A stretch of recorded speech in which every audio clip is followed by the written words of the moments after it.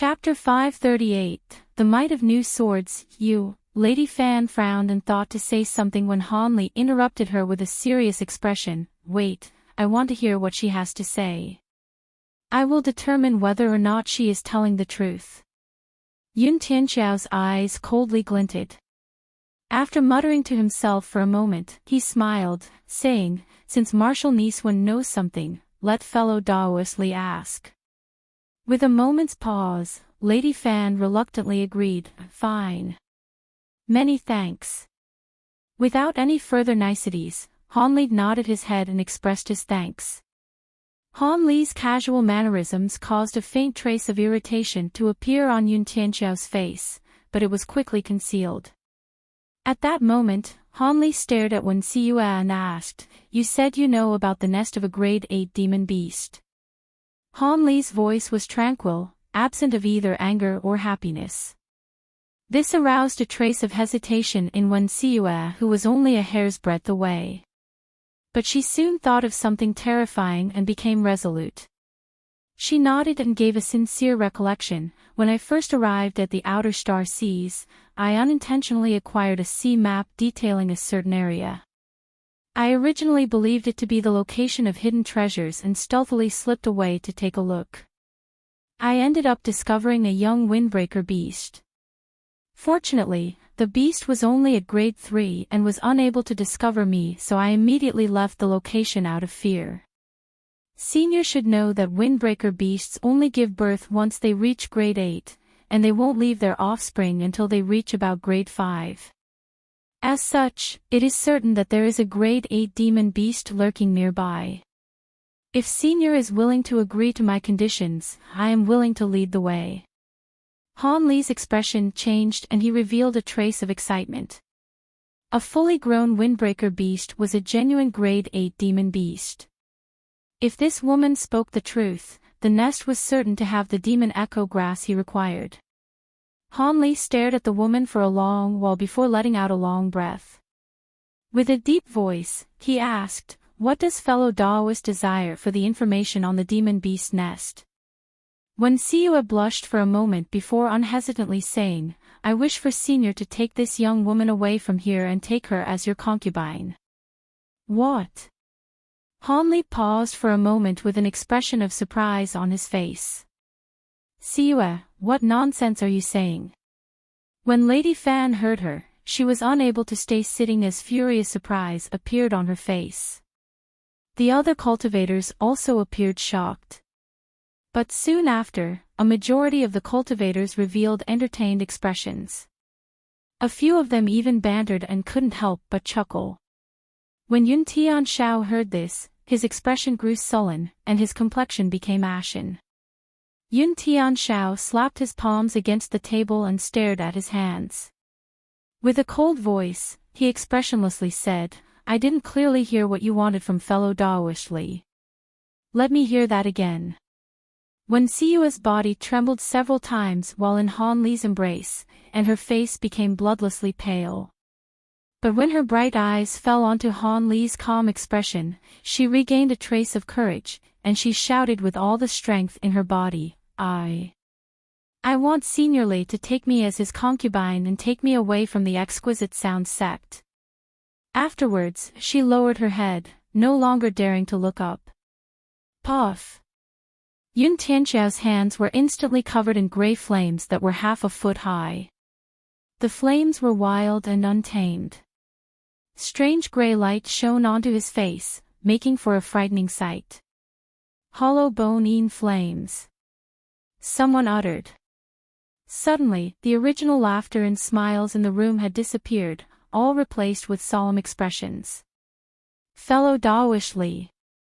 It seems that girl's cultivation has gone awry, and her mind became addled.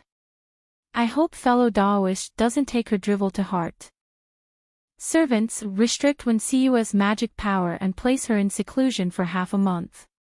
Yun Tianxiao coldly ordered without the slightest emotion. Just as those orders were spoken, 2 azure-robed, late Foundation establishment cultivators walked in and headed straight towards Han Li. With an ashen complexion, Wen Siyue looked into Han Li's eyes with a pleading expression and a delicate, heart-wrenching gaze. Han Li couldn't help but frown. Wait. Without waiting for Yun Tianxiao to speak, Lady Fan perturbedly said, What? Does fellow Daoist Li plan on taking in the woman? Without faltering, Han Li indifferently said, Perhaps. However, I rather want to know the information on the demon beast. I hope Brother Yun and Madam won't be impatient. How about you wait until after hearing my response? When Yun Tianxiao heard this, his expression fluctuated as he muttered to himself for a short moment. He then waved his hands and extinguished the flames. As Yun Tianxiao emotionlessly stared at Han Li, he uttered, Servants, step down. I will listen to what he has to say. He decided to give Han Li face as he was a fellow core formation cultivator. After all, there would soon be a great event where he would require the power of all the core formation cultivators present. Thus, he was unwilling to casually offend anybody. Fellow Daoist Wen took the initiative to willingly become my concubine, but I don't care about that in the slightest. However, I am quite determined to win over her information on the demon beast. Wouldn't it be better if I were to exchange these materials for this woman's freedom? What do you think, Brother Yun? Han Li pushed out the pile of precious materials towards Yun Tianxiao and unblinkingly gazed at him with a mysterious smile. You will use these to exchange for her. Yun Tianxiao spoke with an ice-cold tone, but his eyes revealed a trace of confusion. The pile before him contained precious materials from grade 6 and 7 demon beasts. It was worth several tens of thousands of spirit stones at the very least, and he was more than willing to accept it in exchange for a foundation establishment cultivator. Even if the woman was an enchanting beauty, it was quite an astonishing affair. Could it be that the information of a grade 8 demon beast was that important to him? Should he use this opportunity to settle the situation, or should he use force to further pressure him? After some further thought, Yun Tianxiao quickly came to a conclusion and his expression relaxed. Just as he thought to say something, Lady Fan leaned her seductive body against him and whispered something into his ear. In an instant, Yun Tianxiao's expression changed to reveal hesitation. After a moment of silence, he righteously said, Fellow Daoist Li, I cannot let you take this girl away, no matter how much you pay.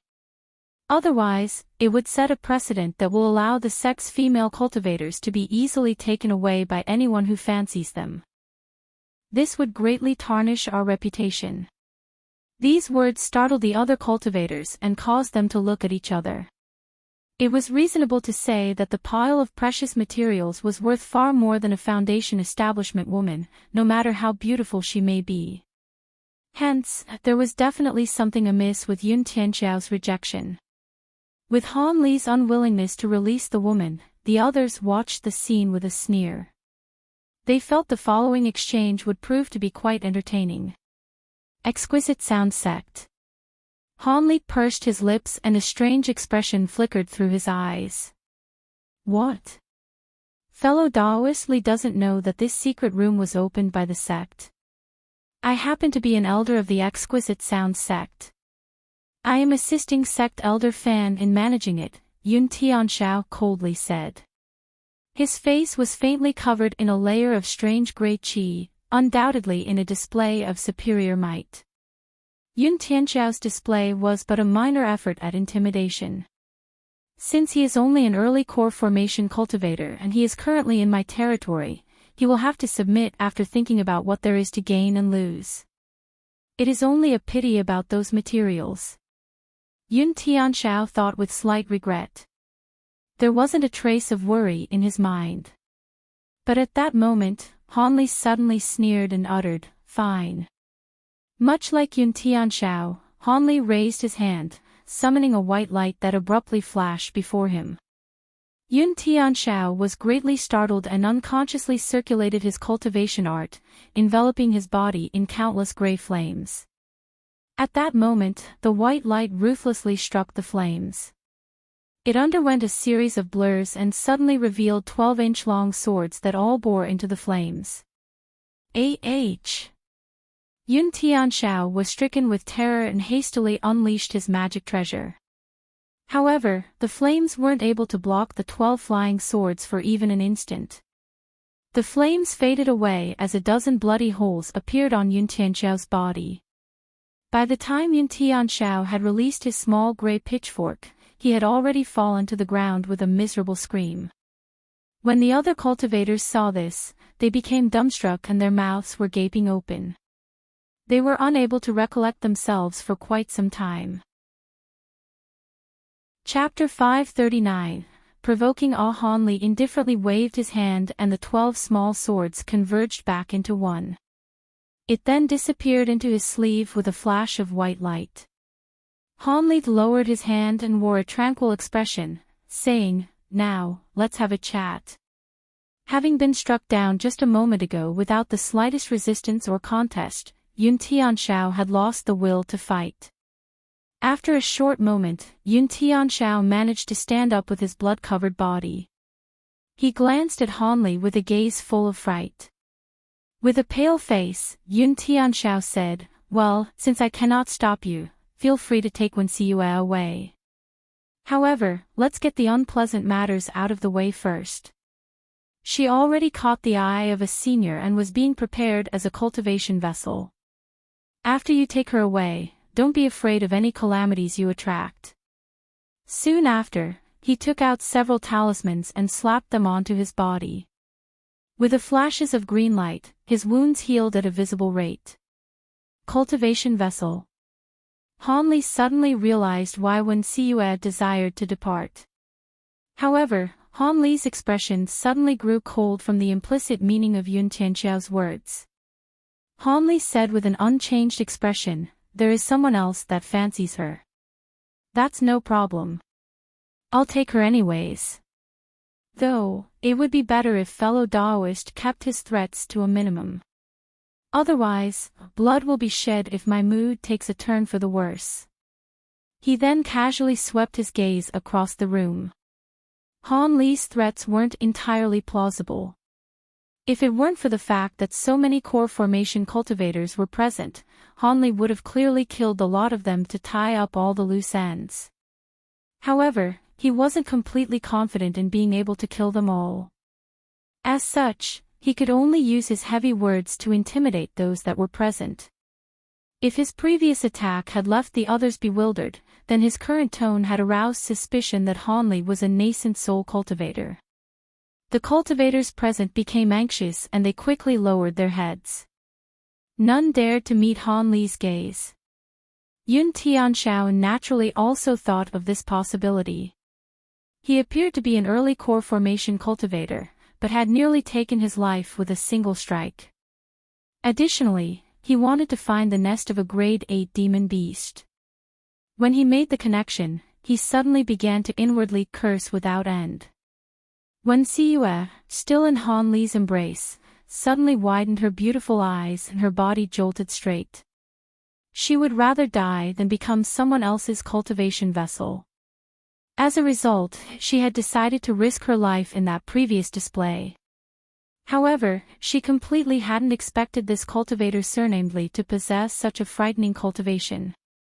He was able to suppress all the cultivators present by himself and in a single terrifying move, he gravely injured Yun Tianxiao and left Lady Fan with a face full of terror.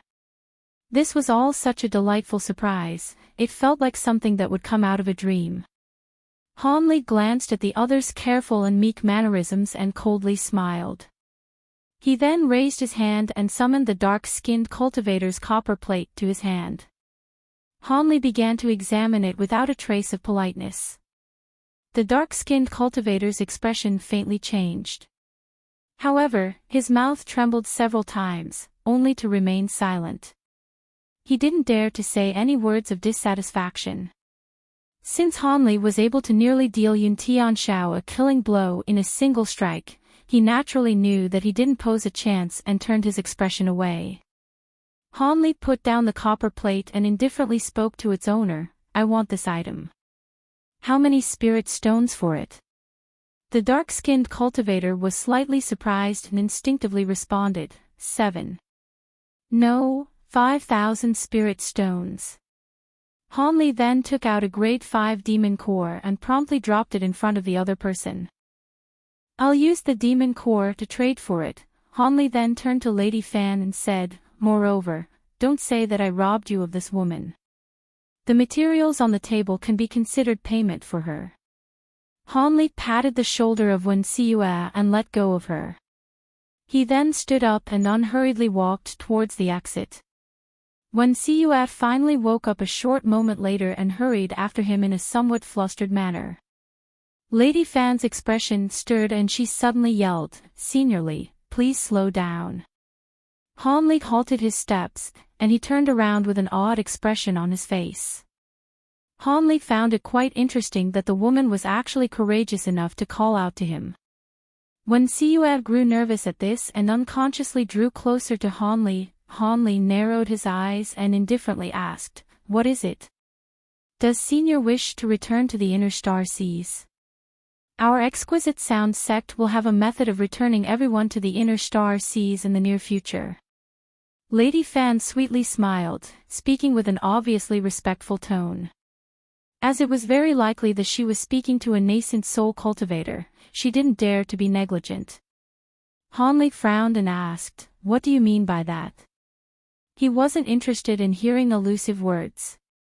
Seeing that Han Li was still patient, she didn't dare to put up any pretenses and hastily said, "Our exquisite sound sect is currently preparing a transportation formation to return to the inner star seas. We are currently lacking a few crucial materials. As the formation cannot be completed without them, we hosted this trade meeting in the hopes of acquiring everyone's assistance. So long as you assist in the creation of the transportation formation, our exquisite sound sect will send you back to the inner star seas free of charge." Lady Fan's words caused the other core formation cultivators to become restless. A majority of them revealed pleasant surprise. The outer star seas had already become the dominion of demon beasts. They couldn't stay here for much longer. As such, they had naturally thought of returning. However, there were no transportation formations, and it would take more than 600 years to return at the speed of their flight, not to mention the many dangers they would encounter along the way. They remained here only out of an inability to leave. The white-haired old woman's expression stirred and she coldly asked, "Even with the transportation formation, won't we need displacement talismans? Don't tell us that the exquisite sound sect has already grasped how to refine them. Senior, please don't be worried. Although our exquisite sound sect cannot refine these talismans, we acquired quite a few of them before the beast torrent. We currently have more than enough to send everyone back to the scattered star seas. The most important material for the formation is Phantasm Stone. It is a truly rare. Although we found a deposit of this stone during our search for it over these past few years, it happens to be located near the resting area of a group of high-grade demon beasts. A majority of them are at grade 5 and 6, and they are great in number. It isn't something that can be done with a small number of cultivators. Moreover, if any of them are allowed to escape, they will alert higher-grade demon beasts, resulting in disaster. Thus, our sect requires everyone's strength." Lady Fan spoke with a righteous expression. After hearing this, the others wore a pensive expression. Cleanly exterminating a group of demon beasts wasn't something that could be easily agreed to. They had to carefully think about it. The dark-skinned cultivator muttered to himself for a moment before slowly asking, "Why didn't you ask a nascent soul cultivator for assistance instead of core formation cultivators? The certainty of success would have been higher. Do you fellow Taoists think that I didn't try?" However, most of those venerable seniors had completely vanished after the beast torrent. I was only able to get into contact with Senior Swift Crane. With that person joining us, we would have been able to deal with the grade 7 demon beasts. He was the one who fancied Xiyue to be his cultivation vessel. Lady Fan bitterly smiled and glanced in Han Li's direction. When the other cultivators heard this, they looked at each other in dismay. When Han Li heard this, he rubbed his chin and muttered to himself for a moment. He then promptly said, I have no interest in this endeavor. Deal with it yourselves. With that said, he ignored them and headed out. Wen Siyue didn't dare to fall behind and quickly followed after him. Nobody dared to block Han Li. They could only gaze after him as he left. Lady Fan wore an expression of unconcealed disappointment. As for Yun Tianxiao, he finally began to speak once more. Since fellow Daoist Li is unwilling to assist us, we won't force any of you either. We will now introduce some information on the demon beasts nearby the Phantasm Stone. Please come to your own decisions after the details have been explained. Here, as if he hadn't been heavily injured, Yun Tianxiao began to ceaselessly speak. Senior, do you truly not wish to return to the inner star seas? Wen Siyue muttered from behind Han Li. Without turning his head around, Han Li aloofly replied, Why? Do you want to return? I also don't wish to, it's just, Wen Siyue's voice grew soft until she ceased speaking. At that moment, Han Li had already brought her past the stone wall. Since his objective had already been accomplished, he naturally had no interest in staying here any longer. Han Li brought Wen Siyue outside of the concealed city, much to the astonishment of the old gatekeeper. He then wrapped the woman in his light and took off into the skies.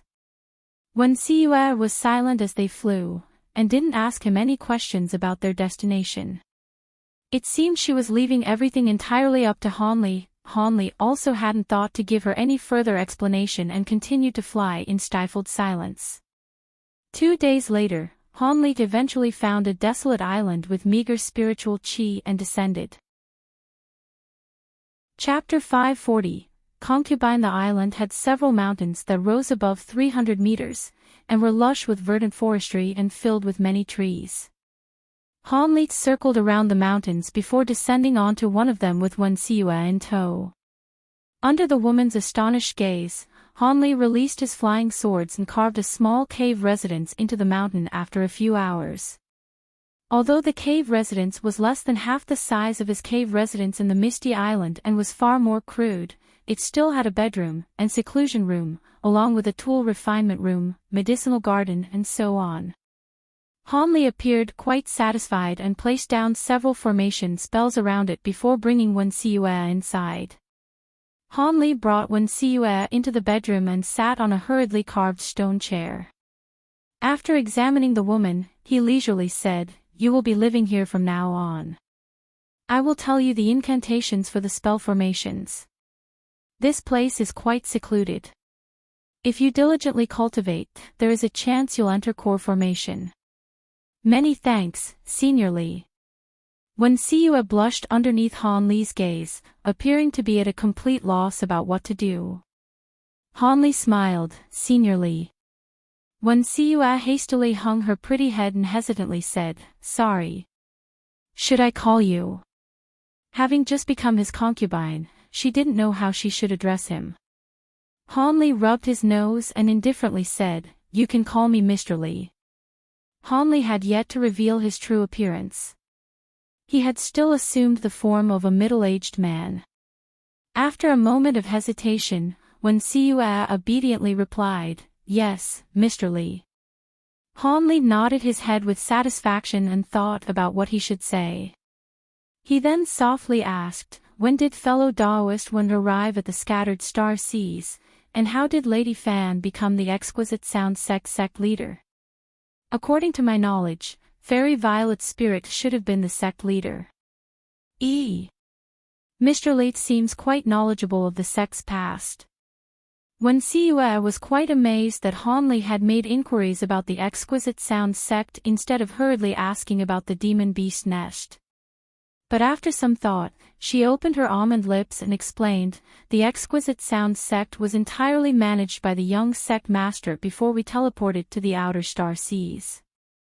But while she was out at Heaven Void Hall, a startling change occurred when we returned to the sect. The envoy of the left disappeared without a trace and all of the power in the sect fell into the hands of an outsider and the envoy of the right, Lady Fan. I later discovered that this cultivator was a Devil Dao cultivator and that the exquisite sound sect had already become a vassal of the Devil Dao. In order to establish herself as sect master, Lady Fan immediately gathered together a large number of disciples and sent us through Heavenly Star City's transportation formation. At the time, I had been coerced into traveling along. Since then, our sect has handled this hidden city. The disloyal female disciples have been mysteriously disappearing over the past few years, and those that have been given away were never seen again. Were it not for Mr. Late saving my life earlier, I fear I would have become a cultivation vessel. Wen Siyue dimly said. Han Li's expression stirred. Hiding his intentions, he asked, "What did your sect master Fan do in the outer star seas? It can't be that she only managed the hidden city. I am not too sure about this." However, Lady Fan and that Devil Dao cultivator surnamed Yun were gathering all sorts of information with the assistance of the hidden city as if they were looking for something. When Siyue spoke with uncertainty and an expression of doubt appeared on her face. When Han Li heard this, he ceased asking questions and started to mull over what she had said. It seemed a violent usurpation had occurred while he and Fairy Violet Spirit were trapped in Heaven Void Hole. After a moment of silence, her beautiful face wore a complicated expression and she gently shook her head. After a strange emotion flickered within her eyes, she serenely said, "Many thanks for Mr. Li's kindness. But since I've already decided to become your concubine, I don't have any thoughts of reneging on it. Senior, please be at ease. Siyue will keep her promise without complaint." Han Li clearly understood the woman's apprehension, and he couldn't help but mysterious smile, saying, "I don't know what fellow Daoist one intends, but my words hold firm. If fellow Daoist truly wishes to settle the matter and become my wife, I won't further decline. When that happens, fellow Daoist one had better not regret it." He was certain that Wen Siyue didn't want to become anybody's concubine. The conditions raised in the hidden city were most likely raised out of helplessness. Although being a concubine was far better than being a cultivation vessel, there weren't any foundation establishment woman that would be willing to become someone else's concubine. This only happened in desperate circumstances or under coercion. Although Han Li felt quite tempted by Wen Siyue's exceptional beauty, he clearly understood that he was at a crucial point in his cultivation. He couldn't afford to keep a foundation establishment woman by his side. It would be far better to let her go free and drop the subject. Doubts began to surface after Han Li explained his words. Hesitation appeared on her face. A trace of amusement appeared within his eyes. Han Li softly said, "What? Don't tell me that fellow Daoist still wishes to become my concubine." "No."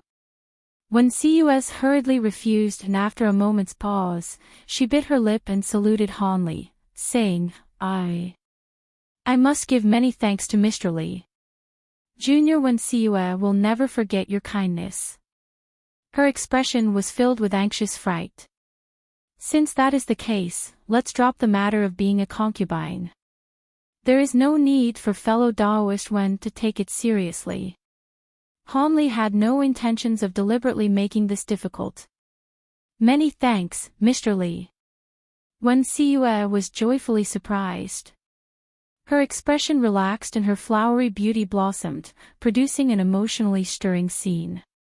Upon seeing this, Han Li felt a ripple of emotion, but he quickly buried this emotion at the bottom of his heart.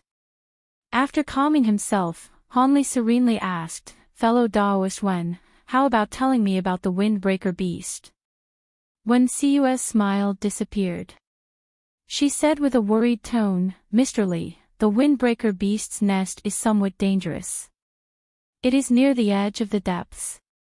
Please clearly consider it for a moment before heading out to the nest." The edge of the depths. Han Li frowned. It seemed this would prove quite troublesome. The current depths were beyond dangerous. Chapter 541, 6 arms and 3 heads. After asking a few more questions about the windbreaker's nest, Hanli casually handed a bottle of medicine pills over to Wen Xiue. Wen Xiue was immediately grateful and promptly entered seclusion to refine their medicinal power. Hanli then sealed himself off inside of another room and began studying the copper plate. He carefully examined the item as he sat down cross-legged. Only one side of the copper plate was inscribed with characters, the other was engraved with a bizarre depiction of a rather formidable-looking monster. The monster had 3 heads with vicious eyes along with 6 arms raised towards the sky.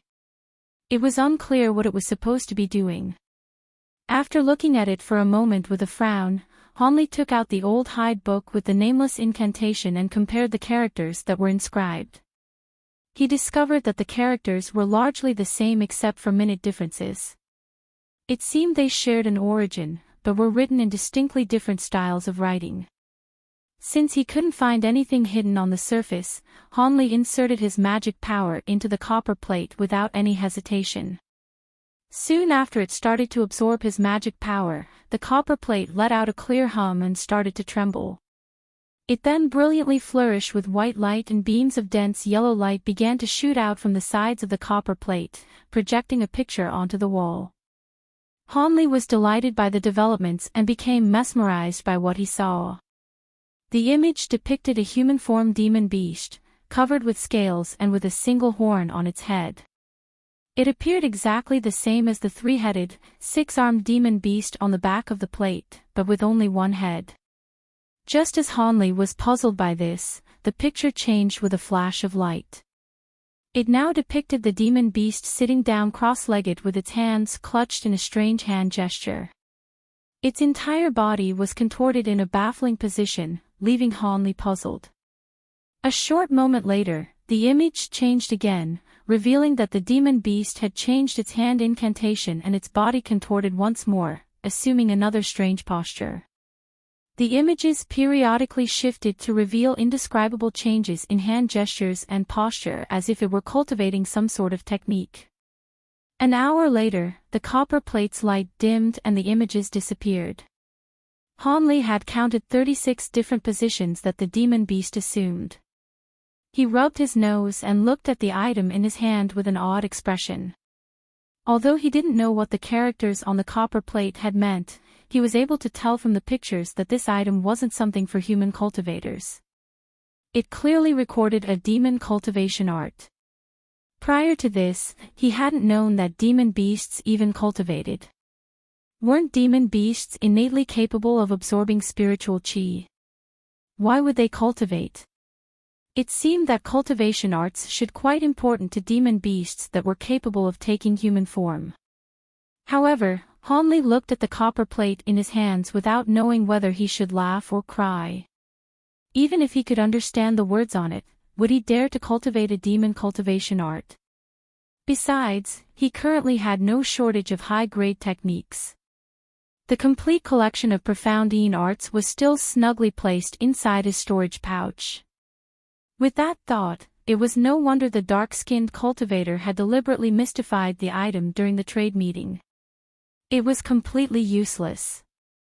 Hanli felt like a fool and grew gloomy. Since the inscription on the copper plate was a cultivation art specifically for demons, he wouldn't be able to decipher them no matter how many human jade slips he looked through. It seemed the contents of the old hide book were the same. Hanli let out a long breath and placed the 2 items into his storage pouch with a wretched expression before leaving the stone room. Hanli felt somewhat disappointed after having his expectations dashed. However, his mood quickly adjusted as he made preparations to head to the wondrous depths. Acquiring the high-grade demon echo grass was currently his top priority. It was directly able to help him reach an entirely higher level on his path to immortality. After he consumed the rainbow beads, he could feel his cultivation aptitude continue to change for the better over the years. Although he couldn't compare to those with heavenly spiritual roots or other outstanding geniuses, he was now able to absorb and refine spiritual qi at the level of cultivators with 3-element spiritual roots. The Heaven Mend pill truly deserved its reputation. Han Li's chance at condensing a nascent soul was now a sliver higher. When Han Li left the room, when Siyue was still in seclusion, he reckoned that she would need another 3 months in order to refine all of the medicine. Han Li didn't bother her. After some further thought, he left behind several magic tools along with the control incantations for the cave residence's spell formations before departing from the island. Han Li looked around while in the sky and determined his direction before flying off towards the wondrous depths. Along the way, Han Li came across several demon beasts and ruthlessly exterminated them. As for any humans he saw, he ignored them and continued on his way. Han Li eventually arrived at the vicinity of the wondrous depths after traveling for a month. At that time, he started to conceal his aura and began to hide his tracks. As these seas are under the dominion of higher-grade demon beasts, Han Li naturally had to be extremely careful. He didn't dare to rely on his luck. As expected, Han Li came across many demon beasts along the way, but with his remarkable concealment techniques, he was able to avoid their attention. Several days later, Han Li stopped in the air and stared at a small island in the distance with a solemn expression. The island was the grade 8 demon beast nest that Wen Siyue had spoken of. Han Li didn't dare to boldly rush into it. If the ancient windbreaker beast was present on the island, he would be certain to die. For this same reason, he only swept his eyes over the island, not daring to release his spiritual sense. Han Li spotted a reef emerging from the ocean far from the island and placed a small formation on it. He then sat on it and quietly meditated as he kept watch on the island. He wouldn't easily take action until he could predict the grade 8 demon beast's movements. Unfortunately, the rainbow skirt grass had no effect on demon beasts that were grade 8 and higher. Otherwise, he would have already used the grass to lure the ancient windbreaker beast away, instead of choosing to bitterly stand watch here. Day after day passed with Han Li gazing at the island from the reef. Several months eventually went by without Han Li spotting any signs of demon beast movements. He eventually grew dreary from the waiting. Could it be that the developing demon beast isn't on the island right now and the windbreaker beast abandoned its nest? Han Li suspiciously thought. Yet another month passed with no developments. Helpless, Han Li finally came to the decision to enter the island and investigate. He wasn't about to waste several years on the reef. Early in the morning of the next day, just as sunlight began to illuminate the sky, Han Li restrained all of the spiritual qi in his body and stealthily flew onto the island. He had already observed the small island for several months and knew its terrain like the back of his hand. He flew halfway up the mountain and spotted a few boulders concealing a pitch-black cave, just as Wen Siyue had described. Han Li narrowed his eyes. After placing several auxiliary magic techniques on his body and releasing his disguise, his body disappeared without a trace. Han Li then carefully entered the cave and slowly released his spiritual sense, occasionally probing his surroundings.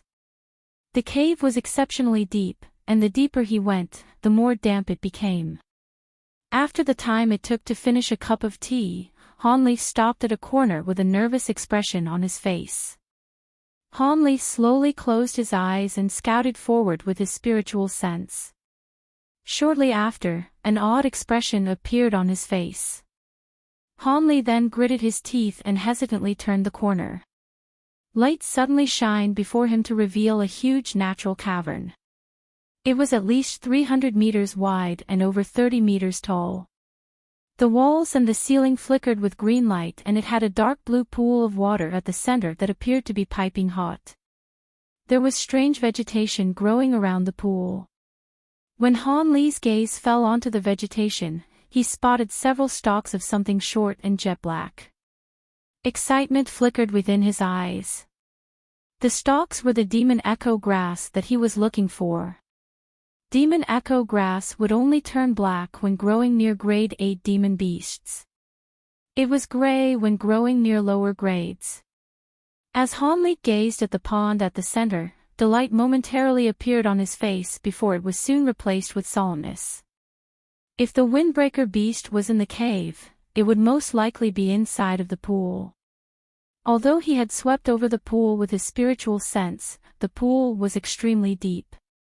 He had only inspected a small portion of it. Hanli licked his lips and steeled his heart. His body blurred before reappearing at the side of the pool. He gently clapped his storage pouch and took out a jade box. He then quickly reached toward the ground with his free hand. Chapter 542, Grade 9 Demon Cultivator. He quickly harvested the demon echo grass and placed it into the jade box, dirt and all. Click. Hanli smoothly closed the lid of the jade box with a trace of joy. It was beyond his expectations, how simple it had been to acquire the demon echo grass. However, he couldn't stay there any longer. Hanli immediately turned around and was about to set off when he heard a calm voice from behind him. You stayed nearby for so long just to get those plants. Human cultivators are truly baffling. These words were spoken by a strange male voice. Hanli's expression greatly changed and his face became extremely unsightly. He soon forced himself to calm down and turned around in a blur. He caught sight of an azure-robed figure that was looking at him with obvious curiosity. Upon clearly seeing the figure's appearance, Hanli grimaced. The demon cultivator had a silver scarf around the top of his head, azure robes on his body, and rough shoes on his feet. Apart from his sharp, pointy nose and narrow, green eyes, all other aspects were indistinguishable from a human. Hanli frantically examined the man several times. With this demon beast's nearly perfect human form, could it be a legendary grade 9 or 10 demon beast?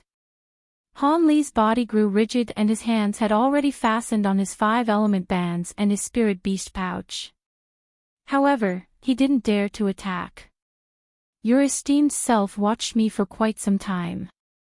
Hanli could hear that his voice had become unpleasantly hoarse. When the demon cultivator heard this, his expression stirred. He then smiled, revealing his pure white teeth and narrowing his eyes, saying, "That's right, I knew you were there from the day you arrived. I merely thought you were a human cultivator passing by and hadn't paid you any attention. But who would have thought that before the day passed, you would sit on the coral reef nearby? I, Feng, have grown quite curious indeed." Not knowing whether or not it was a trick of the mind, Hanli felt that the man's teeth were somewhat sharp and faintly glinted with a chilling light. Hanli's heart dropped even further as he thought, his surname is Feng. Then he must be the fully grown windbreaker beast one. Hanli forced a smile and asked, "Since that was the case, why didn't you attack me?" The windbreaker beast weirdly smiled and said, "I actually wished to come see you sooner, but I've only recently reached the second stage of my metamorphosis. While stabilizing it, it was difficult for me to go outside. As it just so happened, I actually finished stabilizing my form just now and was going to leave, but I hadn't expected that fellow Daoist would run into my lair of your own accord. That was quite surprising. Second stage metamorphosis. Could it be that you have entered grade 9? Hanli's face grew pale and his hands had unknowingly become lined with cold sweat. The fully matured windbreaker demon cultivator blinked and casually replied, "Grade 9. That's just how you humans differentiate us demons. Regardless, I reached the second grade of the metamorphosis stage, which would be the equivalent of what you call grade 9 demon beasts." Hanli grew silent when he heard the demon's calm recognition. After a short moment, the corner of his mouth twitched into a bitter smile. Were it a grade 8 demon beast, he figured he would still have a chance at escape. But in the face of a grade 9 demon cultivator, he had no hopes of breaking free. It seemed his death would be the result of something entirely unavoidable. With that thought, Hanli said nothing further and suddenly opened his mouth, spitting out over 10 streaks of azure light that circled around him. He then raised his hand, intending on opening his spirit beast pouches. But in that instant, the demon cultivator moved. He blurred before Hanli's eyes and snatched the spirit beast bag out of his hand. Chapter 543, Jade Fire Wine. Fellow Daoist, please sit. The demon cultivator boldly took a seat and beckoned to Hanli. Hanli took a seat across from the demon cultivator and remained silent. The demon cultivator narrowed his eyes and gently said, "It seems I've embarrassed myself. I still haven't asked for your esteemed name." "My name is Feng Shi." After a moment of hesitation, Hanli slowly said, "My surname is Li." "He, so it's fellow Daoist Li. You must feel somewhat confused." "In truth, if any other cultivator had appeared before me, I would have definitely slain them despite not being from the local sea race. Peaceful coexistence between humans and demons is certainly impossible." Hanli felt his heart tremble and forced a smile, asking, "In that case, does Senior Feng see something different about Junior?" Feng Shi's eyes flickered with green light. He slowly said, "You are only a mid-core formation cultivator, yet you dared to bravely enter so deeply into the seas, relying on that marvelous qi restraint technique of yours." Qi restraint technique. Hanli paused for a moment, suddenly recalling the nameless incantation in the Hyde book. Feng Shi wore an odd expression and said, "That's right, I am somewhat familiar with your qi restraint technique. I saw it from an old friend of mine, but strangely enough, that technique is something that was secretly passed down. How are you, a human cultivator, capable of using it?" Hanli couldn't easily mention the matter of the Hyde book and remained silent for a while, not knowing how to respond. When Feng Shi looked at Hanli's expression, he leaned back into his chair and smiled. He then casually said, "There is no need for fellow Daoists to be worried. My old friend has been dead for many years, and I'm not looking for an explanation. I am merely curious about how a human can use a secret demon race technique. The main reason why I haven't attacked you is actually because you cultivate a pure wood attribute cultivation art. Otherwise, you'd already be dead." Hanli revealed amazement. He was truly shocked to hear that the main reason he wasn't attacked was because of the attribute of his cultivation art. When Feng Shi saw Hanli's shocked expression, he said nothing and waved his arms instead, summoning a simple gold pot with a flash of white light. He then took a jade wine cup and poured a dark green liquid into it. In the blink of an eye, the concentrated smell of alcohol spread throughout the whole. The human form demon beast then took a deep breath and wore an infatuated expression on his face. He flicked the cup with his finger, smoothly sliding the jade cup over to Hanli. Feng Shi stared at Hanli and deeply said, "Fellow Daoist Li, take a taste of my jade fire wine. I made it myself. It is a genuine spirit wine that takes over 100 years to ferment, and provides slight gains towards cultivation. Perhaps fellow Daoist could even use this opportunity to break through his bottleneck." When Hanli heard this, he paused in surprise before staring down at the green liquid in the cup. The demon cultivator was able to tell that his cultivation was stuck at a bottleneck. His abilities are truly remarkable. But Hanli found it dubious that the wine could help him break through his bottleneck. He had consumed no small number of medicine pills for cultivation progression. If he could break through the cultivation bottleneck with medicinal power, he would have already cultivated to the 9th layer of the Azure Essence sword art. Furthermore, as he had no idea about what the other party intended, he didn't dare to casually drink the wine. As these thoughts churned through his mind, Hanli's face revealed hesitation. A cold glint shone within the demon cultivator's eyes. His expression grew sullen upon seeing Hanli's hesitation and he coldly said, "What? Are you scared that I did something to the wine?" The liquid then dropped into his stomach without Hanli even tasting it. "Good. I knew fellow Daoist Li would make the sensible decision. Follow me. I've already prepared a quiet room for you." Feng Shi spoke with a satisfied expression and stood up before walking to the side of the hole. Hanli wordlessly followed after him with a calm expression. As Hanli followed the demon cultivator, he eventually found himself in front of a fire-red stone wall. After some further examination, Han Li astonishingly discovered the sparkling red stone wall was actually a huge slab of cut coral rock. As Han Li pondered about it, Feng Shi lightly pushed the stone wall, revealing a 3-meter-wide hole in a flash of white light. Feng Shi pointed to the hole and tranquilly said, "Refine the wine in this hidden room. According to my estimates, it should only take half a year at most to refine. Fellow Daoists should be able to succeed in that time. When the time arrives, I will release the restriction and allow you to come out." Han Li took a glance before expressionlessly entering the hole.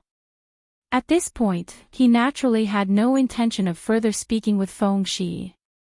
Just after Han Li walked in, the opening behind him disappeared. Feng Shi stood outside the wall without immediately departing. He glanced at the wall with a face bizarrely full of excitement. A short moment later, he disappeared without a trace in a flash of white light. Han Li was currently inspecting the so-called hidden room inside the coral wall. The room couldn't be considered small, at 100 meters wide and over 20 meters tall.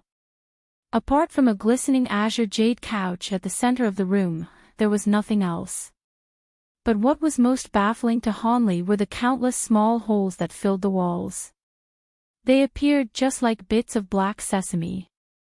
Han Li's face grew gloomy for a moment and he sat down on the jade couch in a cross-legged position.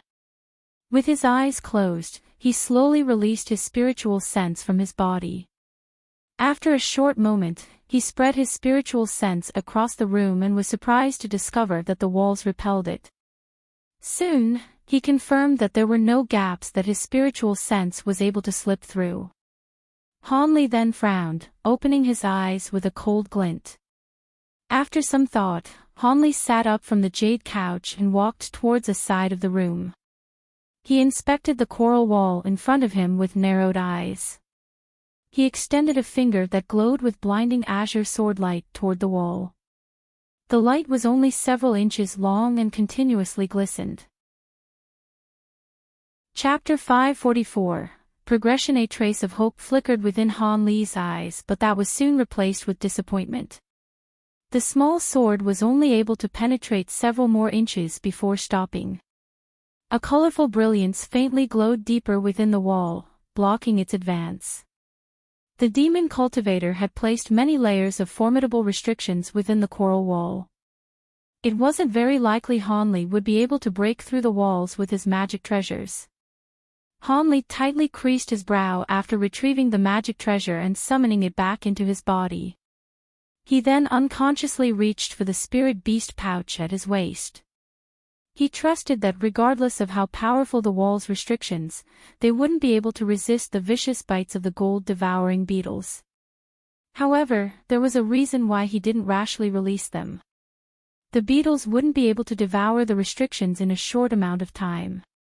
In the time it would take, the demon cultivator Feng Shi would be given plenty of time to perceive their actions.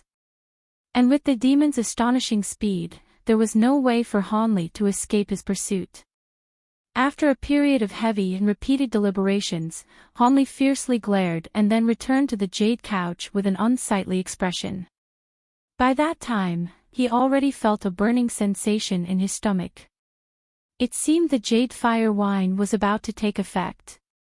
Han Li didn't dare to be negligent of the wine as he was ignorant of what, if any, peculiar aspects it might possess. He could only relinquish his thoughts of escape for the moment and start refining qi. He sat down cross-legged and closed his eyes, peering into his body.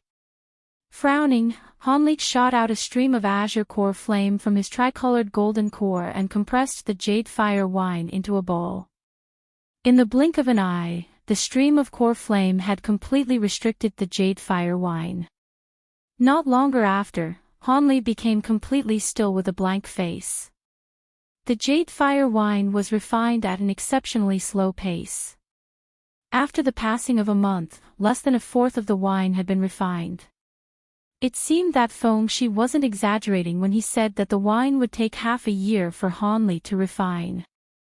However, this extremely slow speed proved to be rather irritable to Han Li. If he truly was unable to enter late core formation, then this windbreaker beast named Feng Shi would take his life without any hesitation. For that reason, he steeled his heart and took the risk of forcing out all of the core flame his golden core could produce. As a result, the azure flame that covered the remaining dark green liquid nearly doubled in thickness. Han Li also spared none of his magic power in his effort to hasten refining the wine. This resulted in Han Li's magic power expenditure nearly doubling. Each time he nearly ran out of magic power, he lamentably took a drop of the myriad-year spirit milk to ensure that his magic power could persist in fueling the wine refinement. After 2 months of this extravagant usage of his core flame, only a third of the wine had yet to be refined. Han Li felt somewhat relieved that the wine would soon be entirely refined. Unfortunately, something unexpected soon occurred. As a result of his intention to strive his hardest in the face of death, Han Li had swallowed the celestial ice pearl on the day he had encountered the demon cultivator. He continued to keep it there in fear of the demon cultivator, and had yet to take this last resort out of his stomach. On a day when Han Li had completely exhausted his magic power and thought to take a drop of the myriad-year spirit milk, the outer layer of the divine devilbane lightning on the celestial ice pearl suddenly grown unsteady.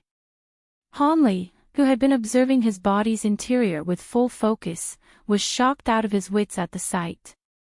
At that moment, his magic power was completely exhausted and he was incapable of taking any emergency measures. With the pearl's exterior wavering before his eyes, he wrapped the remaining jade fire wine around the celestial ice pearl in an act of desperation. Han Li's heart heavily thumped as he watched on with a bloodless complexion. Only the heavens would know what reaction would occur from using the jade fire wine to envelop the celestial ice pearl. As Han Li imagined the pearl erupting, he could feel his body line with ice-cold sweat. Fortunately, whether it was due to sheer luck or due to the celestial ice pearl being stable to begin with, the celestial ice pearl had become tranquil after being enveloped by the wine. Han Li let out a long breath and wiped the cold sweat off his brow. He felt as if he had just escaped certain death. He hurriedly swallowed a drop of myriad-year spirit milk. After his magic power had been replenished, he spat out the pearl and put it away with great trepidation lingering in his heart. Placing that item within his body had truly been playing with fire. After everything was settled, he took another look into his body and flusteredly discovered that he had unknowingly broken through his bottleneck, quietly entering late core formation. Han Li was initially dumbstruck, before being delightfully surprised. To tell the truth, he hadn't felt any peculiar effects from the jade fire wine. Han Li was absolutely bewildered at having broken through the bottleneck without even completely refining the wine. With his increased cultivation, Han Li decided to test it out by skillfully controlling 24 bamboo clouds warm swords simultaneously, discovering that his true strength had suddenly increased. Although Han Li was rapt with joy, he had no intention of squandering the remaining jade fire wine, and sincerely spent the next 2 months refining what was left over, consolidating his cultivation in the process. Afterwards, he started to rack his mind for what the grade 9 windbreaker beast intended for him. As the half-year point gradually grew closer, his face grew increasingly sullen with worry occasionally appearing in his eyes. Several days after the half-year point had passed, the coral wall promptly opened. Feng Shi's indifferent voice then entered the room. "Fellow Daoist Li, come out. The time has arrived. Did your cultivation progress?" Sitting down on the jade couch, Han Li expressionlessly opened his eyes and wordlessly walked out of the room. Feng Shi was waiting for him outside with narrowed eyes. The demon cultivator examined Han Li after he left the room. A short moment later, Feng Shi rubbed his palms together and heartily laughed. "Good, good. Congratulations on fellow Daoist entering late core formation. It seems my jade fire wine didn't go to waste." Feng Shi grew quite happy. With Han Li's successful advancement, he truly could serve his purposes. Han Li's heart stirred upon seeing this. Feng Shi chuckled and spoke to Han Li with a rather amiable tone. fellow Dawishli, follow me. A strange expression suddenly flickered within his eyes and he gave Hanli a beaming smile. Fellow Dawishli, I forgot to tell you. Although the jade fire wine can assist in a human's cultivation, the wine was something that was prepared for the consumption of demon cultivators after all.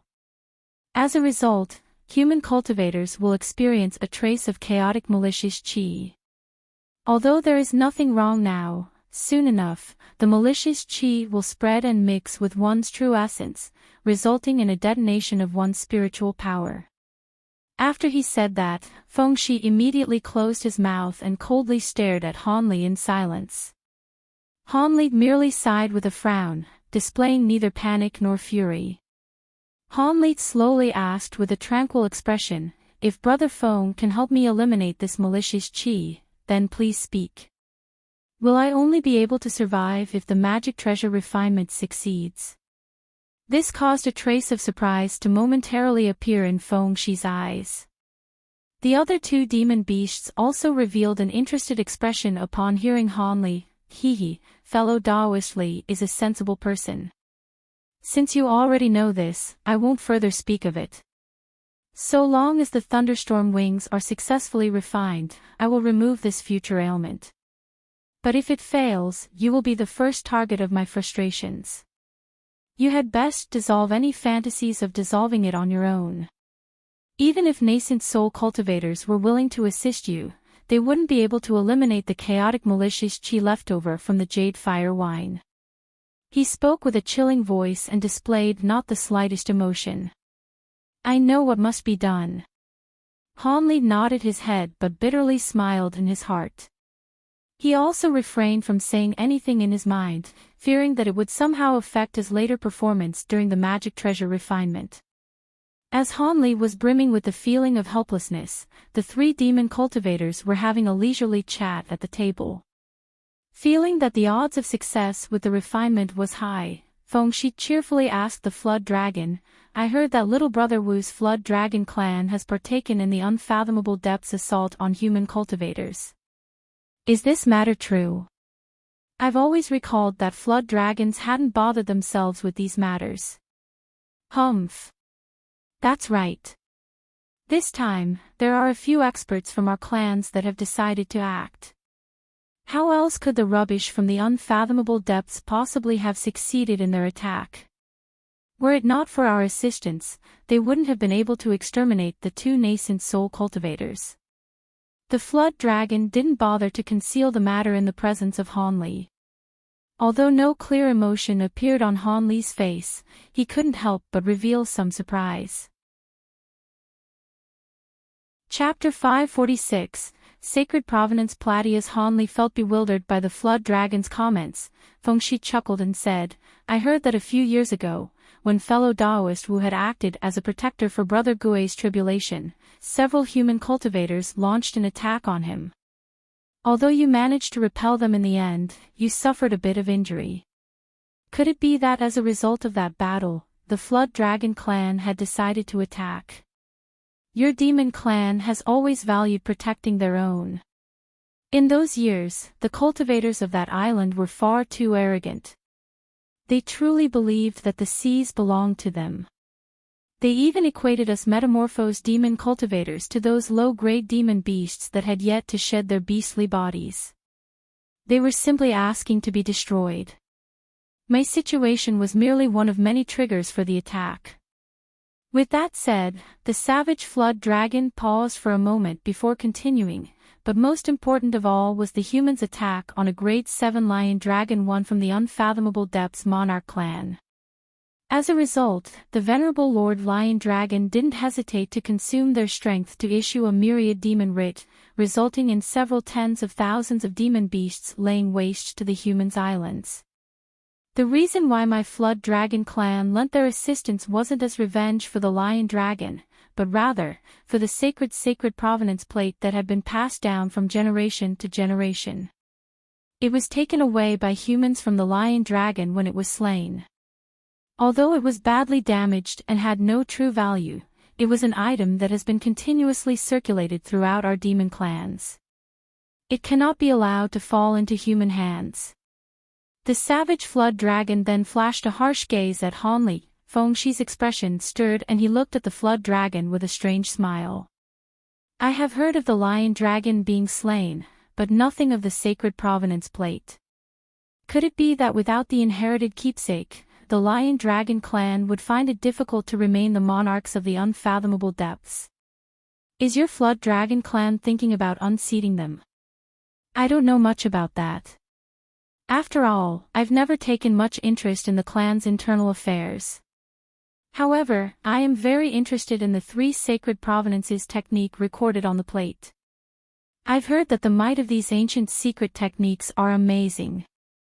Unfortunately, those techniques have long since been damaged by time and are impossible to reconstruct. The flood dragon's face revealed excitement before being replaced with regret. The demon turtle suddenly burst into laughter and said, "Hee hee. Brother Wu is quite greedy. Those secret desolate techniques are just legends from how I see it. I can't believe those techniques to be superior to your clan's dragonification arts." When the flood dragon heard that, a trace of pride appeared on his face. That may be.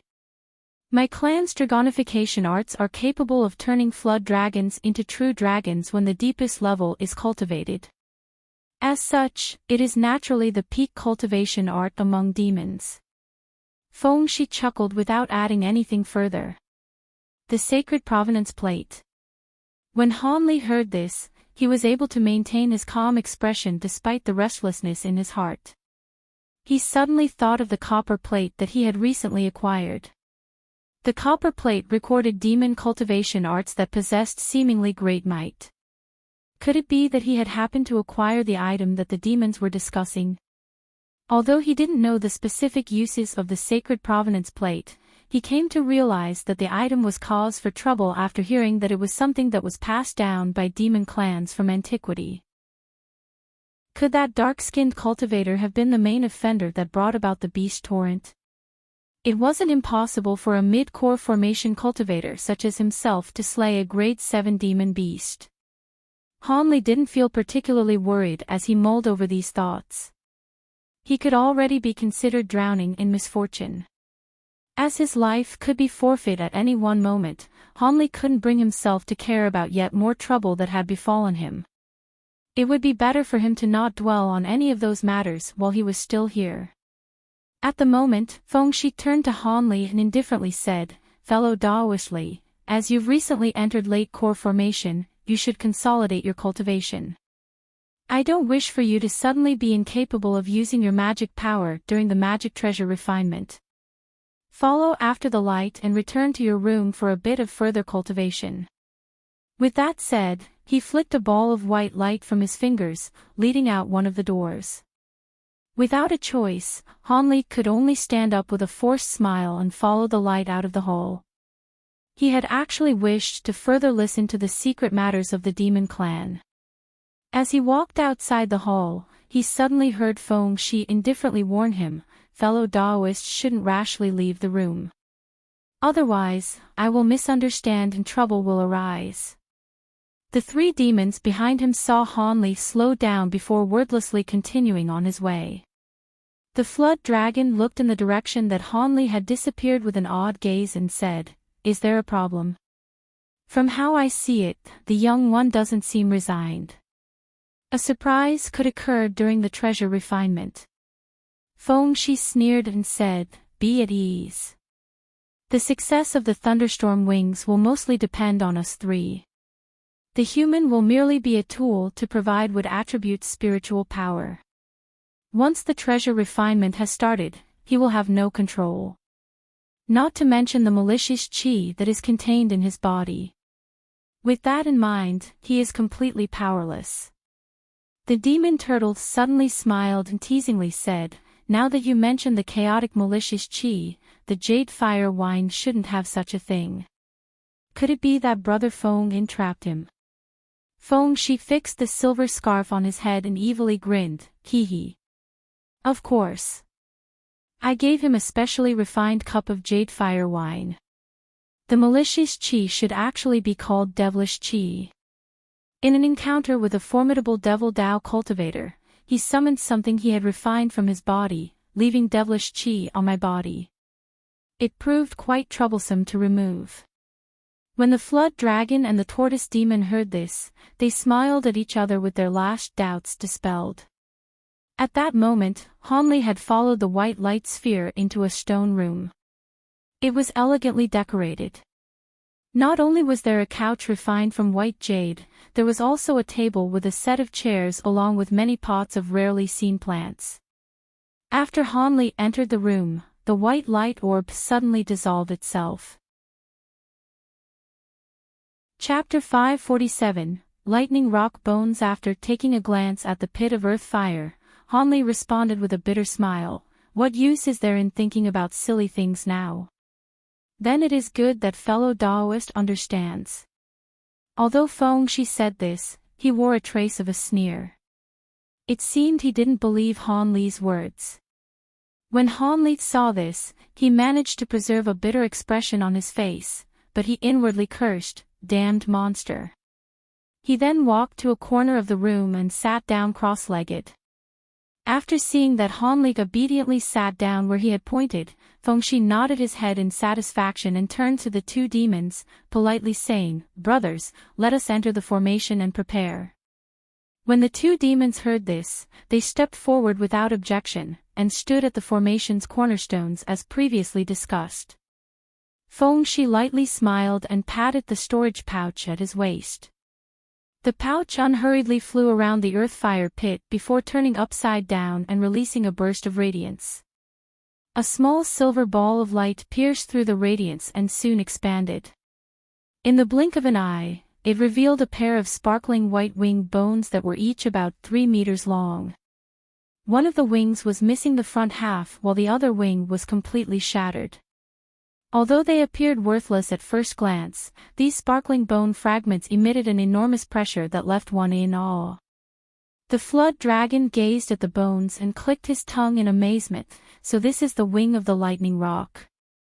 Although it is extremely damaged, it appears completely genuine. It is deserving of its title as a bird of desolate antiquity." Feng Shi stared at the bones with a feverish expression and said, "That is only natural. The lightning rock didn't die in meditation. The reason why its bones were broken should be because someone had trapped it there and ambushed it. Otherwise, with its amazing speed and its peak metamorphosis stage cultivation, it definitely would have been able to flee." At that moment, Han Li was glancing at the lightning rock wing bones in appreciation. The demon tortoise didn't seem to be particularly interested in the bones. After glancing at it for a moment, he said with unusual impatience, "Let us start on refining it. We don't know how many months it will take." Feng Shi paused after hearing this, but he immediately thought of something and broke out into laughter. "Ha! I've forgotten that Brother Gue entered metamorphosis stage less than 100 years ago. He'd naturally feel uneasy towards lightning attribute items. Well then, let us start without delay." The flood dragon didn't raise any opposition to starting. With that said, the demon beasts' bodies gradually released an astonishing demonic qi, each filling the room with white, blue, and yellow radiance. Han Li didn't know whether the formation spell was activated from the demonic qi or some other method, but the formation started to glow and slightly sway before it finally started to revolve. The tens of mid-grade formation stones that surrounded the formation each began to release a blinding gleam. Han Li felt restless as he watched the scene occur. Feng Shi let out a shout and brought his hands together. He parted his hands and shot 2 arm-thick beams of white light down into the formation. With a low hum being released, the ground began to tremble for a moment before the earth fire started to rampage at the center of the room. Fush! A head-sized ball of flame shot out from the pit and directly floated above the wing bone. The flame then ruptured, enveloping the wing bone in scorching scarlet flames. The flood dragon and the demon tortoise exchanged a glance before raising their hands and releasing threads of yellow and blue radiance. The numerous, densely packed threads of radiance penetrated the flames and wrapped around the bones. The bones then began to soften amongst the intertwining lights. A short moment later, the two used those spirit threads to mold the bones into a more complete shape. As Hanli watched this, he felt as if his perspective had been greatly widened. With the other two demons molding the bones, a strange light glinted within Fengshi's eyes and he grasped his hands in an incantation gesture and repeatedly shifted his 10 fingers in a rapid manner. Tens of thumb-sized balls of white light subsequently appeared and accurately fell upon the bone wings. In that instant, deafening rolls of thunder began to sound out from the flames. The mended wing bones had begun to release countless sparks of lightning. The sparks were extremely slender and shined with silver light. They began to quickly strike and merge into the blue and yellow spiritual threads. After the spiritual threads absorbed the lightning, it flourished with silver light, overwhelming the thread's original color in an instant. When Fengshi saw this, he solemnly stomped the ground, sending an incantation seal into the spell formation. With several muffled crackles, the variously colored beams of light began to shoot out from the earth fire pit.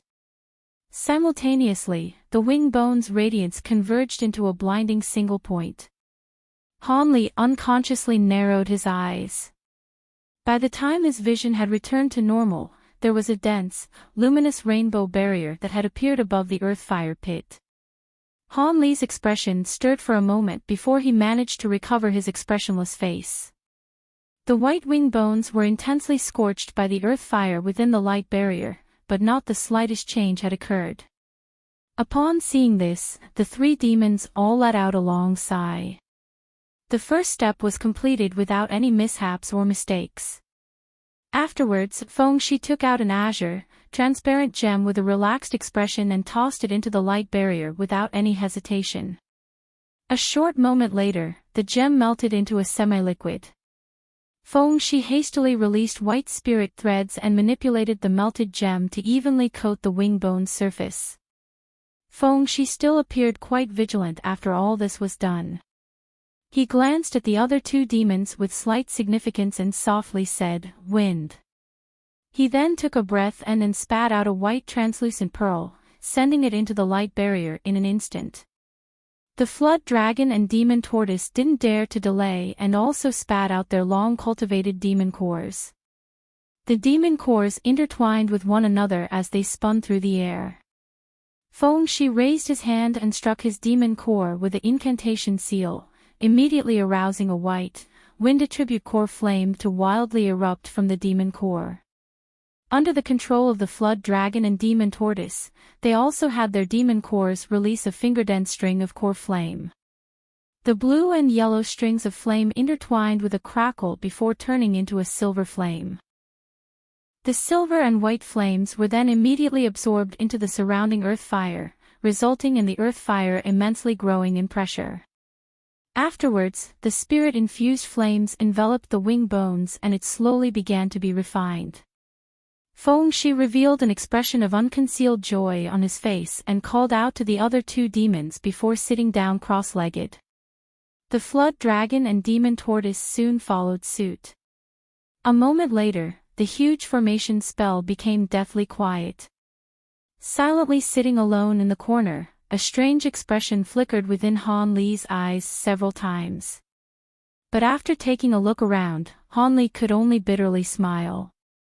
Due to some unknown designs of the formations, at the same time the rainbow barrier had formed above the earth fire pit, an identical formation had appeared around Hanli, trapping him inside. Were it not for the absence of flame inside Hanli's barrier, he would have entirely suspected that he was also a material to be refined. Hanli had grown even more uneasy upon seeing that he was still left alone after so long. But at that moment, a change had suddenly occurred. With a flash of light, the light barrier began to pulsate.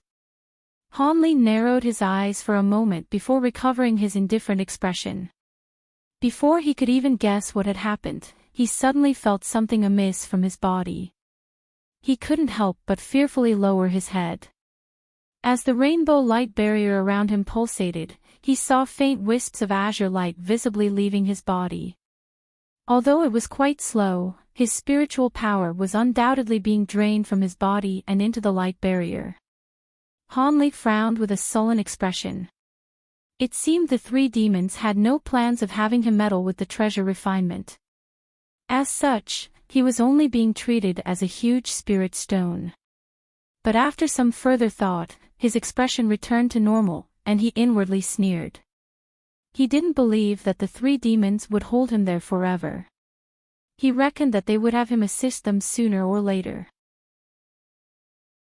Chapter 548, Combining Wind and Lightning. Although Hanli had anticipated that the treasure refinement wouldn't merely take a few days, he was quite shocked to find that the three demon cultivators sat cross-legged in complete stillness for 5 entire months while refining the bizarre material with their core flames.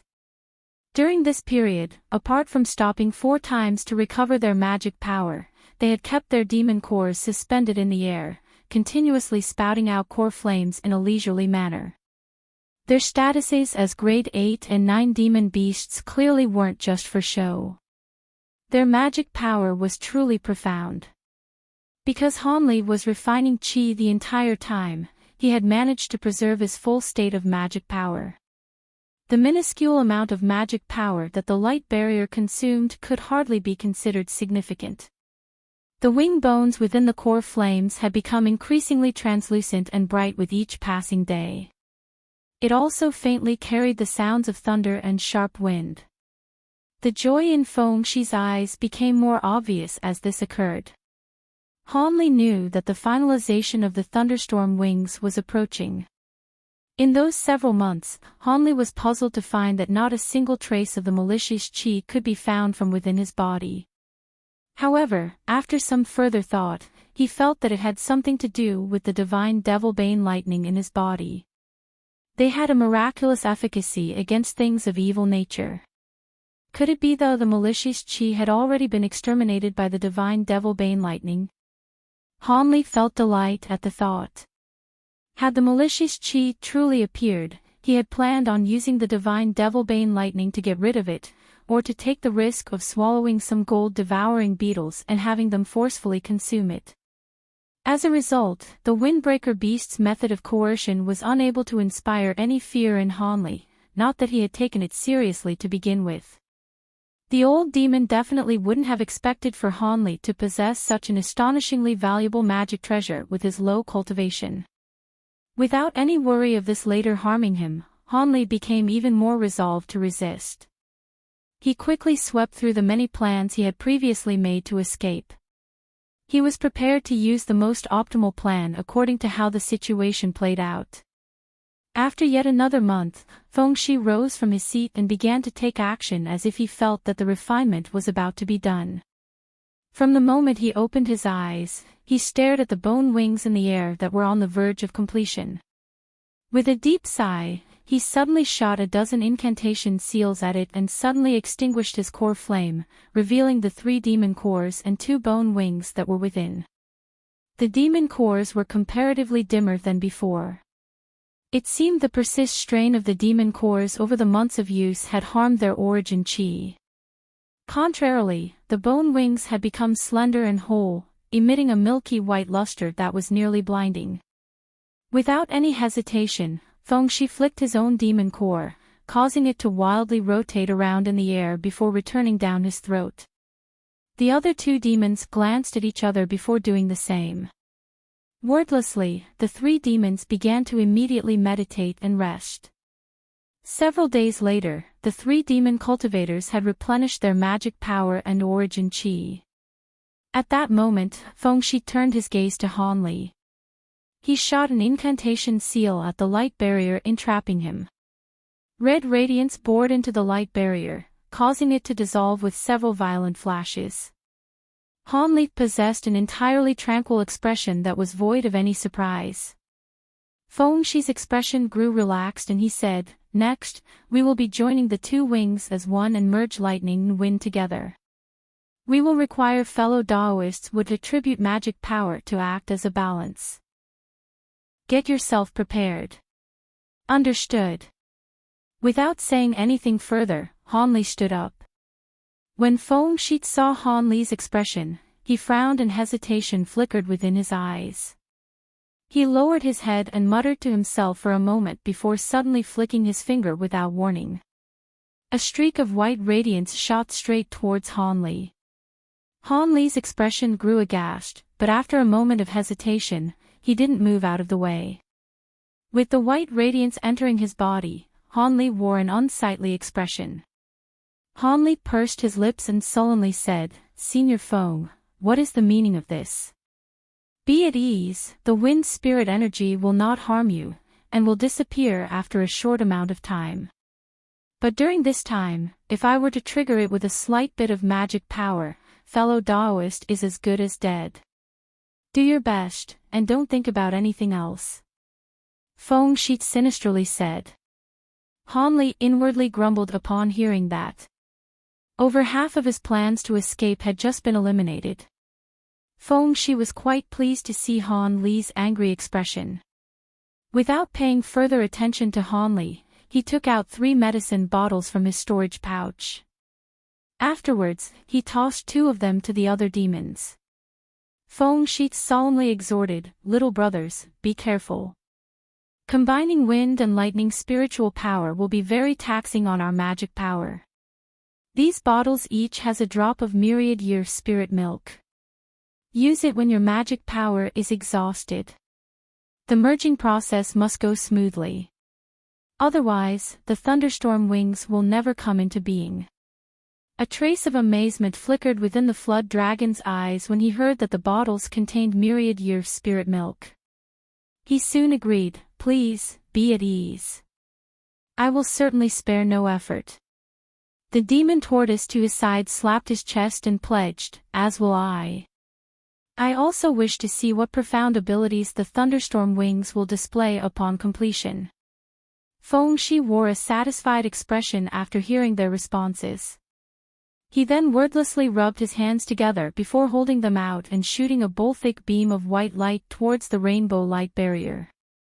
The light barrier trembled and released a low hum for a moment. Afterwards, it flickered and continuously shifted colors until it shined with a blinding white radiance. When the flood dragon and demon tortoise saw this, they rushed to shoot out their own blue and yellow beams of light at the barrier. Halfway to the barrier, the beams of light converged to turn into a white beam of lightning spiritual energy before then striking the barrier. In an instant, the light rumbled and the light barrier underwent another change.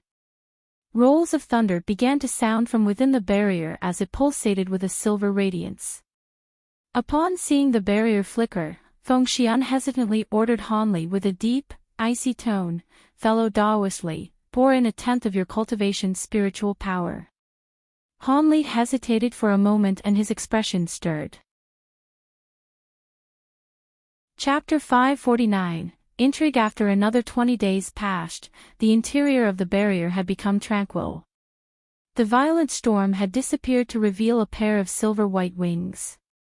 The missing flesh around the lightning rock bones had been replaced with precious materials, and the feathers were replaced with lightning and wind. With this, the pair of wind and lightning wings had taken form. Although the wings currently appeared completed, in truth, the feathers' wind-lightning power had only just taken form and had yet to stabilize. As a result, the clearly exhausted Feng Shi had forced himself to pour even more magic power into the barrier, fearing that their previous efforts would go to waste. Feng Shi felt quite gloomy as he did this. He had originally believed that the 3 drops of spirit milk that he had specially acquired for them would be sufficient. But he didn't expect that their spiritual power would be depleted while just on the verge of the wing's completion. Fortunately, under the current circumstances he could choose to damage his origin chi and forcefully support it until the end. Otherwise, the magic treasure would be lost forever and he would be inflicted with incurable regret. But during that moment, the great 9 demon beast suddenly felt a strange fluctuation of chi inside the room. Although it was very weak and only occurred for a short time, it was extremely pure.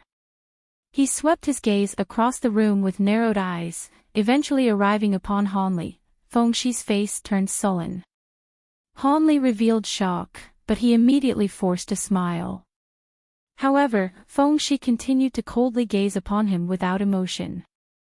"Take it out," the demon cultivator ordered. "What does Senior want?" Han Li's expression grew increasingly strained and artificial as he quietly withdrew his hand from his sleeve. A cold glint flickered from Feng Shi's eyes. He wordlessly pointed at Han Li, shooting a ball of dazzling, pulsing white light towards Han Li. Han Li was initially stunned before he immediately released a miserable scream. He fell to the floor and thrashed about with an agonized expression as his complexion turned purple. "Humph! If you won't listen to words, then listen to force." A hostile gaze flashed across Feng Shi's face as he gazed at the small bottle that fell out of Han Li's sleeve. With a strange expression he grabbed toward the small bottle and had it fly to his hand. Feng Shi glared at Han Li and bluntly said, "Is the flare of wind spirit energy unpleasant? You had consumed quite a bit of spiritual energy recently, but you've recovered quite a bit of it. It seems the bottle should hold some spiritual medicine. Did fellow Daoist Li plan on taking advantage of our deprived state to flee by using his recovered spiritual energy?" After the demon cultivator ceased his technique, Han Li was barely able to stand back up. His face paled as if his scheme had been exposed. Feng Shi glanced at the small bottle. "Why, aren't you clever? Let's see what is in the bottle." "I've never heard of something besides from myriad spirit milk that is able to recover spiritual power in an instant." The flood dragon curiously said, "I've also never heard of such a thing. However, it has come at a useful time." At that moment, the demon tortoise and flood dragon were striking the barrier with incantation seals and accelerating the fusion process between the lightning and wind. Although it seemed that the demon tortoise was doing slightly better than the flood dragon, his magic power was also heavily depleted and he was barely able to persist. Feng Shi opened the bottle with a thumping heart, catching a whiff of pure spirit qi. He glanced at the bottle before bringing it to his nose and taking a sniff. The demon tortoise was unable to keep calm and closely questioned, "What is it?" Feng Shi glared at Han Li and coldly said, "Speak." Han Li crestfallenly hung his head and reluctantly said, "It is a flask of diluted myriad year spirit milk." When the demon tortoise heard him, his spirit trembled with surprised delight. "What? You also have myriad year spirit milk?" As the three demons didn't believe that their magic power could persist until the end, they were greatly overjoyed. "Humph, it's green. It seems you mixed something else within it too. And it has heavy wood spiritual qi." Feng Shi examined the small bottle with suspicion. Han Li bitterly smiled and sincerely answered, "I mixed a few aged spiritual medicines within it. Because I practice a wood attribute cultivation art, wood attribute spiritual qi would naturally be of great benefit to me." Feng Shi frowned and thought to ask more when the demon tortoise loudly yelled, "Brother Feng, quickly pass the spirit milk over and let me drink it. I know that although we will be able to persist with great difficulty, we will overdraft our origin qi and cause our cultivation to decline. I need to replenish my spiritual qi." The demon tortoise feared that Feng Shi wouldn't agree and grew anxious. Feng Shi hesitantly responded, "Of course I know that, but this spirit milk." After a moment of silence, the flood dragon said, "Brother Feng, I can sense the pure spiritual qi from so far away. It is myriad spirit milk without a doubt. Even if the spirit milk was sabotaged, what harm will it do to us? Moreover, I am a venomous flood dragon, a devourer of all poisons. Even if the bottle is poisoned, it will have no effect against me." It appeared they both didn't wish to squander their origin qi. Hee. I had nearly forgotten about Brother Wu's innate poison ability. Since this is the case, let us split the spirit milk into 3. This way, we won't suffer much damage to our true essence after we complete the refinement." Feng Shi silently smiled and stretched his neck back, pouring a third of the spirit milk down his throat. He then tossed the bottle to the venomous flood dragon with a chuckle. As a grade 9 demon beast, He had no fear of any poison, and since the spiritual chi was genuine, he had no thoughts of letting it go. The flood dragon caught the small bottle and drank half of what was left in the bottle before handing it off to the demon tortoise. The demon tortoise then impatiently gulped the rest of the spirit milk and flung the small bottle to the side. Not long after, the three felt some of their magic power recover, and they let out a breath of relief. Feng-shi no longer held any of his original suspicions in mind. At that moment, a cold glint flickered in the flood dragon's eyes as he sent Feng-shi a voice transmission: "When we're done refining the treasure, the human cultivator will no longer have a use. Let me finish him off." The human makes for an irksome presence. When the flood dragon finished speaking, he coldly swept his gaze over Hanli and displayed harsh killing intent. Feng-shi unconsciously turned his gaze to Hanli and indifferently said, "Don't get rid of him for the time being. Although we won't need his wood attribute spiritual chi in the following days, it is better to be careful. You can kill him after the refinement is finished." "Fine, then the human will have a few more days to live." The flood dragon's tone was unsatisfied, but he decided to agree to wait in the end. Hanli had only seen their lips move and was unable to know what they said. However, his body broke into a chill when their hostile gazes fell upon him and he could faintly guess what they were talking about. His face grew unsightly after some thought and he wordlessly sat down cross-legged on the floor. He then slowly closed his eyes as if he were resigned to death. The three demons paused after seeing this, but they paid no more attention to Hanli and completely focused their attention on the spirit wings. In truth, Hanli's heart was heavily thumping at that moment. He was slowly transferring slivers of faint gold lightning from his bamboo cloud's warm swords into his body, controlling it so it wouldn't erupt. Afterwards, layers of divine Devilbane lightning began to densely coil around the ball of wind spirit energy that Feng-shi had planted within him. The wind spirit energy wasn't something that Hanli could refine at his current cultivation, and it wasn't something that the Devilbane lightning could cleanly dissolve. However, he could restrain it for the time being and prevent it from flaring out, drawing from his experience in binding the celestial ice pearl. At that moment, the demon tortoise had recovered a portion of his spiritual power. Just as he effortlessly continued to pour spiritual power into the light barrier, he glanced at the flood dragon and suddenly thought of something. He thought to say something, but his mouth suddenly trembled and his expression twisted. With an odd gaze in his eyes, the demon tortoise ceased sending spiritual power into the light barrier and fell to the ground. His mouth was wide open, but not the slightest sound was produced. An astonishing scene followed.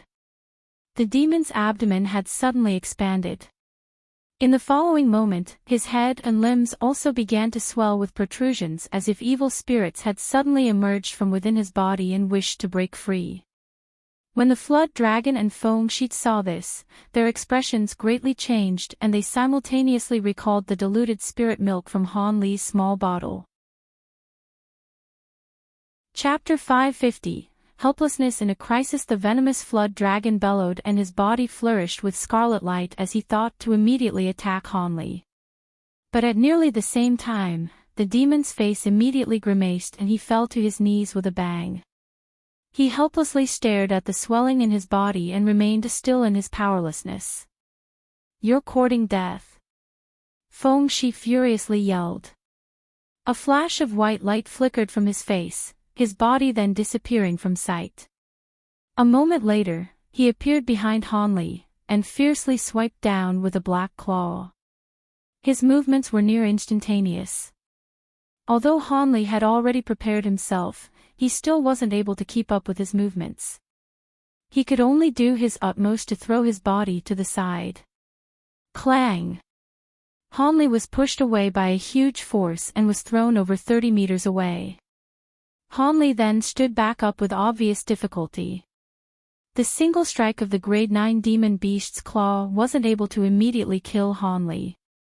The demon cultivator couldn't help but pause, an ominous glint soon flickering across his eyes as he stared at where he had struck Hanli. The tears in his clothes revealed silver-white scales. A majority of them were shattered from the strike, revealing a twinkling, jet-black cloth underneath. Inner armor. Feng Shi was greatly surprised, but he soon scoffed and wordlessly turned into wind once more, disappearing without a trace. The inner armor was clearly an extremely fine treasure for it to be able to withstand one of his strikes. However, the armor wouldn't be able to save his life a second time. Han Li also recognized his previous survival to only be a result of luck. He was sure that strike should have been able to kill him. Manhuzi's royal scale plate was truly an extraordinary treasure to be able to ward off a strike from a grade 9 demon beast. With the precious time the armor had bought, Han Li firmly regained his footing. Golden lightning surged throughout his body without the slightest thought, accompanied by a blinding flourish of azure light that took the form of a huge azure-essence sword shield. He also raised his arms and summoned 24 azure swords from within his body, instantly forming a barrier around him. Just as Han Li finished doing this, Feng Shi's tall stature appeared in front of Han Li yet again. With a sinister glare, he opened his mouth and revealed a blinding white light. Han Li's expression abruptly changed as he inwardly cursed in helplessness.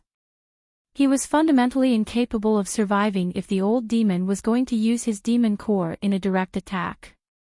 As Han Li felt his heart freeze, Feng Shi suddenly closed his mouth and his body swayed. His face wore an unsightly expression as he lost his footing. Han Li was immediately roused from his shock, noticing that the demon cultivator had started to tremble. Moreover, his abdomen began to show protrusions. Although this old demon had a much deeper cultivation than the other two, the effects of the green liquid had eventually taken hold. Han Li was overjoyed and pointed at him without the slightest hesitation. The 24 bamboo cloudsworm swords surged towards Feng Shi and began to wildly strike at him from every angle. After only a short moment, Han Li's smile grew rigid. Although the windbreaker beast was painfully on his knees and his hands were tightly gripping his abdomen, he had managed to envelop his body in a layer of faint white light. The flying swords alone weren't able to break through the light barrier in even the slightest. Additionally, the demon cultivator was still able to force his head up to fiercely glare at Han Li. Although he couldn't speak, his eyes were full of malice. With a single glance, Han Li felt his heart drop. Pondering for a short moment, Han Li concluded there should be some sort of treasure protecting Feng Shi. Otherwise, he definitely would have been able to slay Han Li with even the slightest control over his magic power. Given his immense hatred for Han Li's heart grew calm at the thought and he quickly formed an incantation gesture with his hands. The flying swords merged together, forming two balls of blinding azure lights. The two balls of light faded away to reveal two azure swords about 10 meters long. They glowed with an imposingly cold light. With a strange expression flickering within his eyes, Han Li silently opened his mouth and spouted a cloud of azure chi onto each sword, causing them to flourish with splendor. With a series of light hums, they then chopped down towards the windbreaker beast. The huge swords fiercely struck the white light with a bang. Azure and white light intertwined, but in the end, the two swords were only able to cut several inches into the white light before they were forcefully repelled. Han Li blankly stared at the scene, but Feng Shi wore a trace of a sneer. Han Li couldn't help but tremble upon seeing his expression. Although Feng Shi was crippled, Han Li had no method of harming him. Apart from the throbbing in Feng Shi's swollen abdomen, there wasn't much of a change to his limbs or head. The demon cultivator seemed to be forcefully suppressing the effects of the green liquid. Han Li's expression changed as he suddenly threw of something. He hastily turned his gaze to the other demons and felt his heart tremble. The flood dragon and demon tortoise still had inflated bodies. However, their heads and limbs had started to shrink. It appeared that their bodies were releasing the spiritual chi without restraint. It was clear that they were suppressing the green liquid, but at a much slower rate than the windbreaker beast due to their lower cultivation. Han Li instantly pointed to the two huge swords, causing them to strike the two demons as streaks of azure light. Since the swords couldn't deal with the Windbreaker beast, it would be better to first deal with the other two demons. Afterwards, Hanli steeled his mind and slapped the spirit beast pouch at his waist. Countless gold-devouring beetles filled the room. With a low-pitched whistle, Hanli directed them towards Fengxi. Fengxi's eyes revealed astonishment upon seeing the beetles appear. In the following moment, the countless beetles enveloped the white light in layers and started gnawing at the white light. At that moment, the two huge swords chopped down upon the demon tortoise and flood dragon. Although their eyes widened, they couldn't move in the slightest. They could only watch as the azure sword struck their body. Two violent clangs were produced from the strike, but not the slightest damage was done. Hanli was left stunned by the result. How could this be? The Windbreaker beast has a treasure protecting his body that is able to block the flying swords. But these demons were able to repel the swords with their bodies alone without receiving even the slightest damage. How could the bodies of these grade 8 demon beasts be so hard? Chapter 551, Devouring the Flood Dragon. Hanli squinted while gazing at the scene through the red mist. The venomous flood dragon scales had been torn away under the onslaught of the gold-devouring beetles. However, the shredded skin and flesh underneath spouted out a seemingly endless mist of bloodlight, melting large quantities of the beetles into a black liquid. Not long after, the many beetles that had surrounded the flood dragon had nearly all perished. As of current, the mutilated body of the venomous flood dragon was oozing green blood from all over. He stared at Hanli with a bone-deep hatred. Hanli's heart trembled. It appeared that the venomous flood dragon's reputation wasn't undeserved. His gold-devouring beetles had already evolved to a point where ordinary magic treasures could hardly pose a threat to them.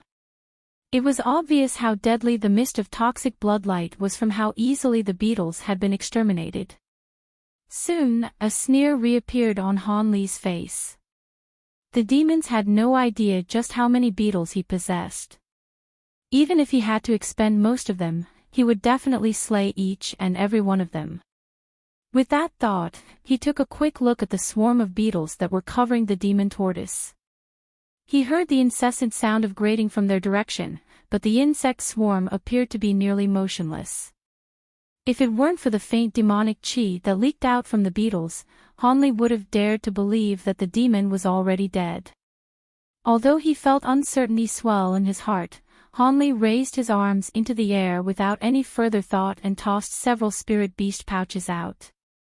Suddenly, a huge hum of insect wings reverberated throughout the room as over 100,000 black-tainted gold-devouring beetles appeared. Upon seeing such a large quantity of beetles, the flood dragon revealed an expression of despair. At that same moment, Fengxi's expression abruptly changed to reveal astonishment. It was said that exotic spirit insects had a far shorter lifespan than common spirit beasts. Although their incubation period was quite short and they laid hundreds of eggs when breeding, they would ordinarily only breed once every 100 years. After hatching and accepting a master, they would need several tens of years of training and nurturing before they could be truly used. Additionally, the greater the power and the higher the grade of the insects, the more time was required. As a result, only a few cultivators were renowned for their insect control techniques in the scattered star seas despite the numerous cultivators that practiced such techniques. They were especially rare to find past core formation stage. Most insect controllers would only possess about 1,000 exotic insects in their lifetime if they were lucky. In most of these cases, they had inherited a majority of their insects from a master in order to acquire such an amount. Additionally, exotic insects were said to be far weaker than spirit beasts.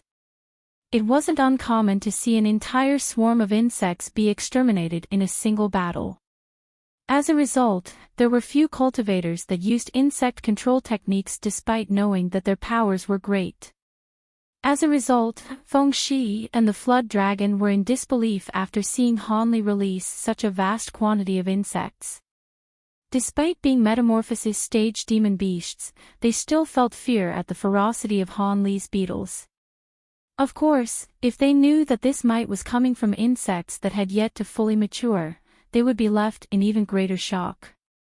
Without paying any further attention to the hate, fury, and fear in the flood dragon's eyes, Hanli quickly uttered an incantation and had the flying insects separate into several groups before sending them off to maul the flood dragon. A mist of bloodlight spurted forth once more from the flood dragon's wounds, and liquefied any gold-devouring beetles that it touched. However, the beetles swarming around the ceiling of the room held no fear. After a short moment, the mist of bloodlight shrank and dimmed, eventually disappearing to reveal the flood dragon's wretched expression. Han Li's eyes brightened as he saw this and had another group of beetles immediately fall upon flood dragon, drowning him once more in a sea of gold, silver, and black. This pattern repeated over and over. The swarm would be melted by the toxic bloodlight only to be replaced by yet another swarm after it faded away.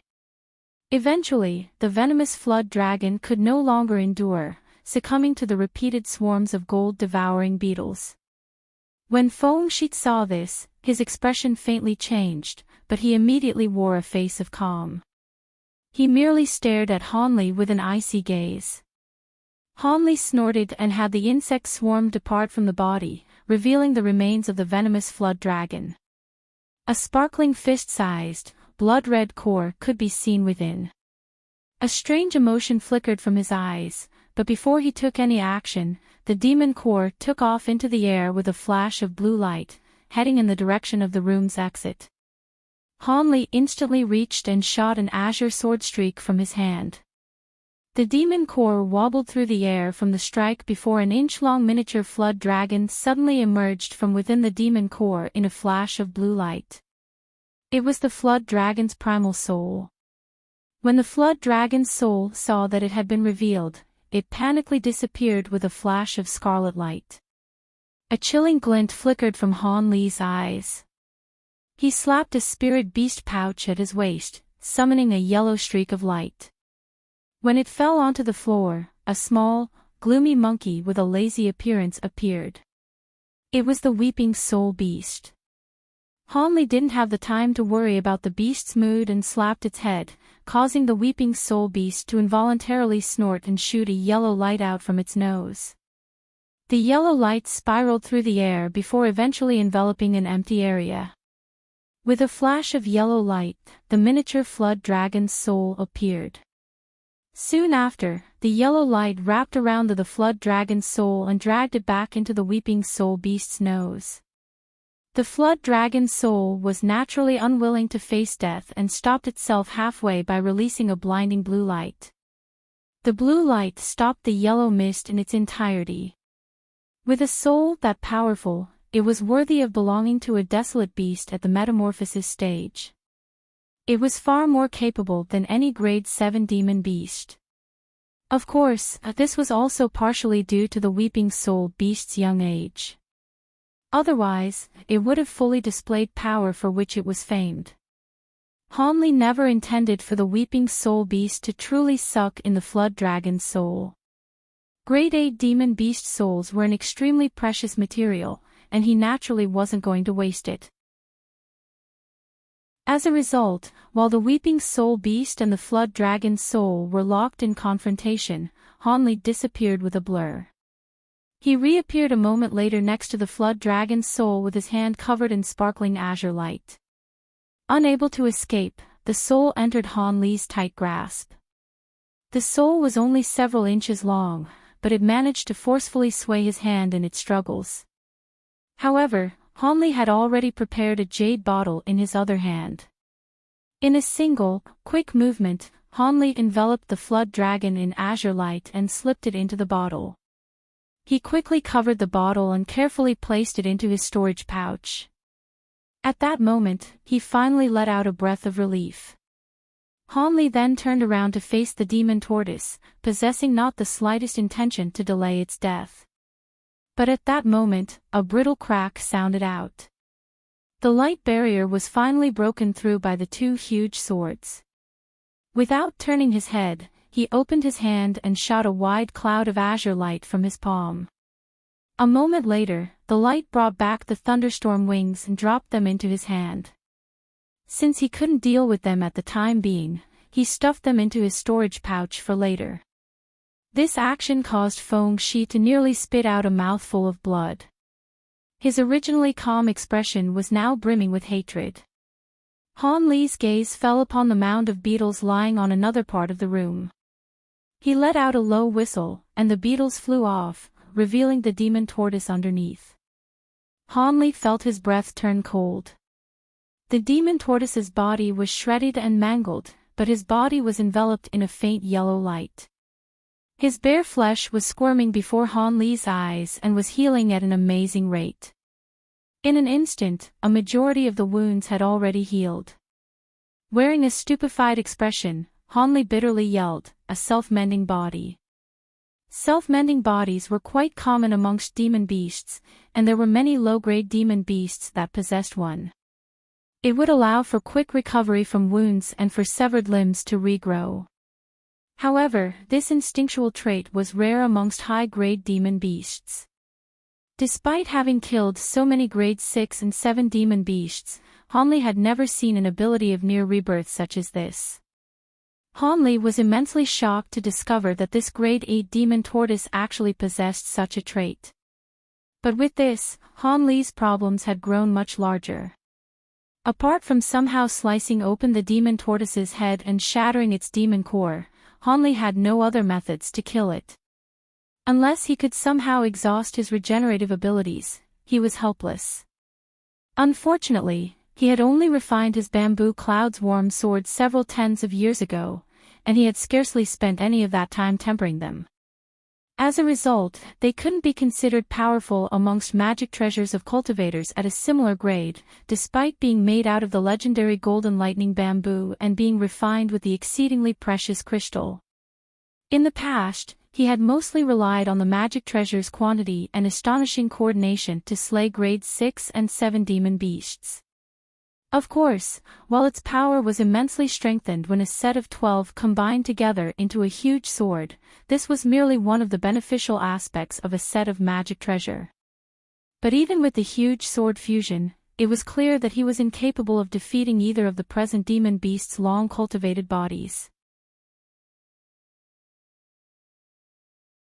Chapter 552. Escaping pursuit. Han Li was extremely vexed when his swords proved completely harmless to the demon cultivators.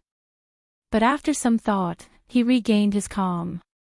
A vast majority of high-grade demon beasts specialized in cultivating their bodies. Their dense flesh and hardened skin could rival the magic treasures of similarly ranked cultivators. Furthermore, demon beasts had lifespans that lasted several times longer than common cultivators, sometimes possessing lifespans that were tens of times longer. As a result, the higher grade the demon beast, and the longer they cultivated, the more astonishingly durable their body would be. Before arriving at nascent soul stage, cultivators relied on their magic treasures and knowledge to slay demon beasts of grade 7 and under. But once demon beasts reached the metamorphosis stage at grade 8, they would often suppress human cultivators of the same rank with their cultivated bodies and expanded intellect. Since flood dragons were a primordial race, their grade 8 demons were comparable in both combat and defensive power to common grade 9 demon beasts.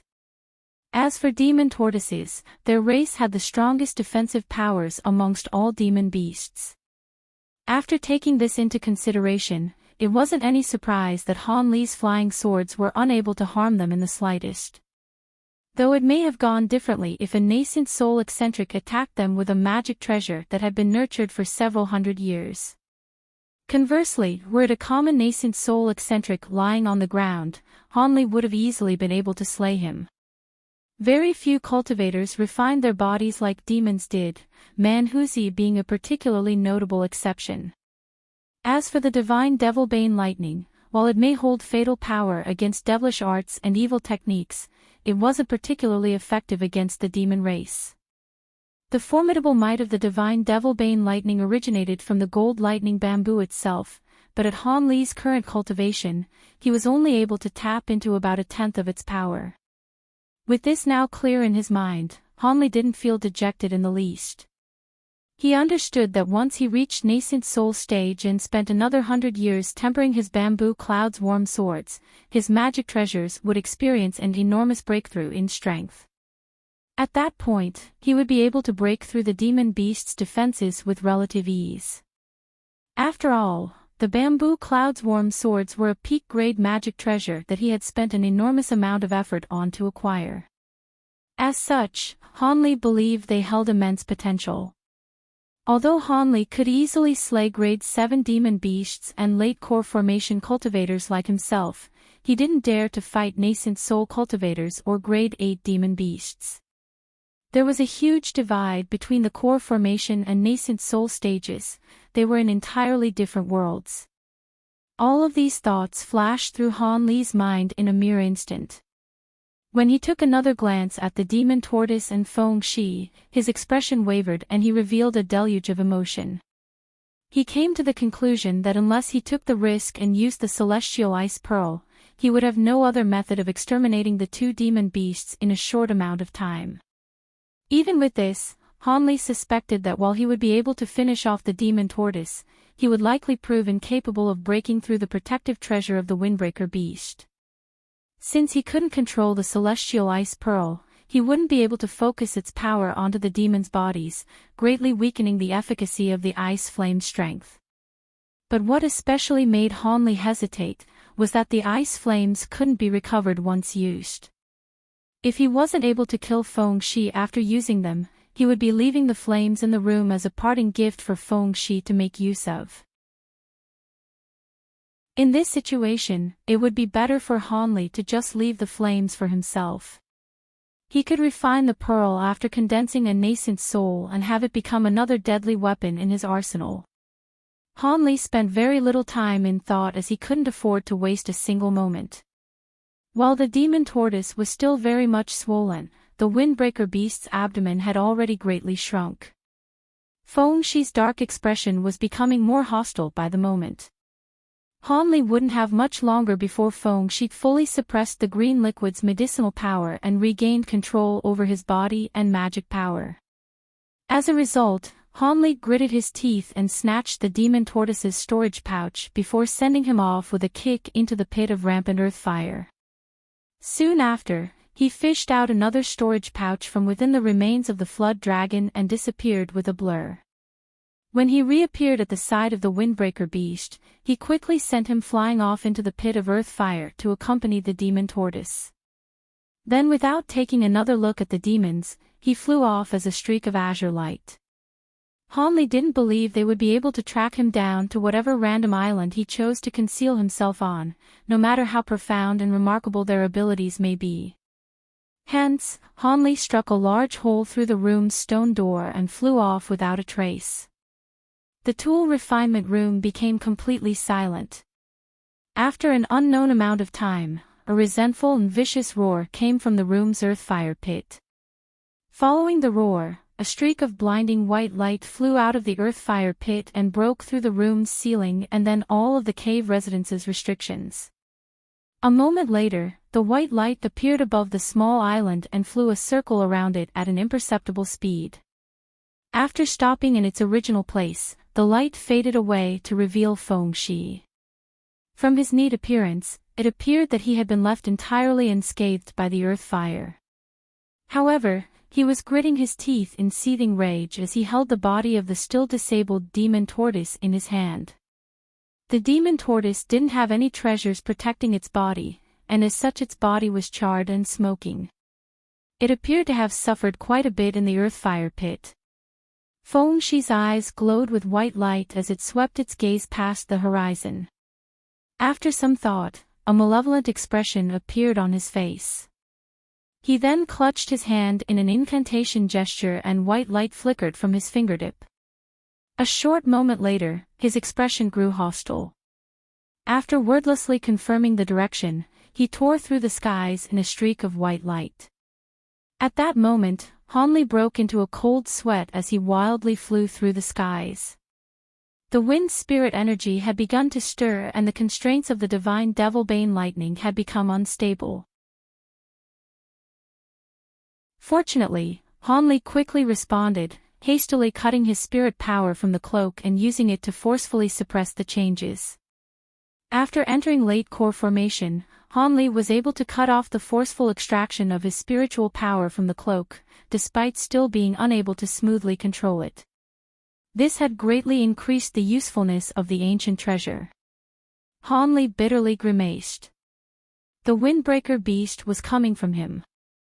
Hanli instinctively changed direction and wildly poured spiritual power into his cloak before swiftly shooting off. He had undoubtedly enraged Fengxi, and if he were caught he would undoubtedly be chopped into pieces and have his soul refined. Much to Hanli's vexation, Fengxi was still able to control the wind spirit energy within his body despite being such a great distance away from him. This was a completely unanticipated variable. He now felt regret at having not released the celestial ice pearl inside the tool refinement room when he had the chance. But there was no point in thinking about that now. Hanli could only wildly escape with the aid of his blood-red cape. As Hanli continued with his escape, the wind spirit energy within his body would flare up once every 4 to 6 hours. Although he managed to suppress it every time within a quarter of an hour, he still had to change the direction of his flight each time to prevent Fengxi from determining his direction. Hanli's speed was far inferior to that of the windbreaker beast, but he always managed to seize the initiative each time and throw him off by a large distance. However, Fengxi was still able to relentlessly chase Hanli down by relying on the reaction of the wind spirit energy. This game of cat and mouse continued for a month as they traveled across a huge expanse of the sea. As the chase continued, Hanli felt increasingly more on edge and gloomy. In order to permanently escape from the windbreaker beast's pursuit, he wanted to refine the wind spirit energy within his body and rid himself of it for good. However, it was proving to be extremely durable. In the month he had been escaping, the wind spirit energy hadn't decreased in the slightest despite all of his efforts to refine it. It seemed it wasn't something a core formation cultivator could get rid of. Helpless, Hanli wholeheartedly continued his efforts to escape. However, Hanli was extremely puzzled as to why the windbreaker beast didn't flare the wind spirit energy more often. Had he done this, the demon would have long since captured him. Of course, Hanli couldn't have known that several thousands of kilometers away, Fengxi constantly wanted to do just that. But much to his vexation, he found himself in the same position in Hanli. Although the demon cultivator didn't know what strange poison had been placed inside the spirit milk, he would periodically have his spiritual power constrained and his body would begin to swell. Each time this happened he had no choice but to stop flying and forcefully suppress it. Although he was sure that he could completely refine this poison after a period of meditation, he couldn't allow Hanli to escape from his pursuit. Moreover, Fengxi didn't have much magic power left, so he had to do his utmost to pursue Hanli before he ran out. As for the demon tortoise, he had long since recovered. But since he was too slow, Fengxi had left him behind and continued on his own. To his great annoyance, he was surprised to see that Hanli was able to travel so quickly. He faintly guessed that Hanli must have possessed a magic treasure capable of such speeds. Chapter 553, Lightning Movement. As day after day continued past of the continued pursuit, the intervals at which the wind spirit energy flared grew increasingly further apart.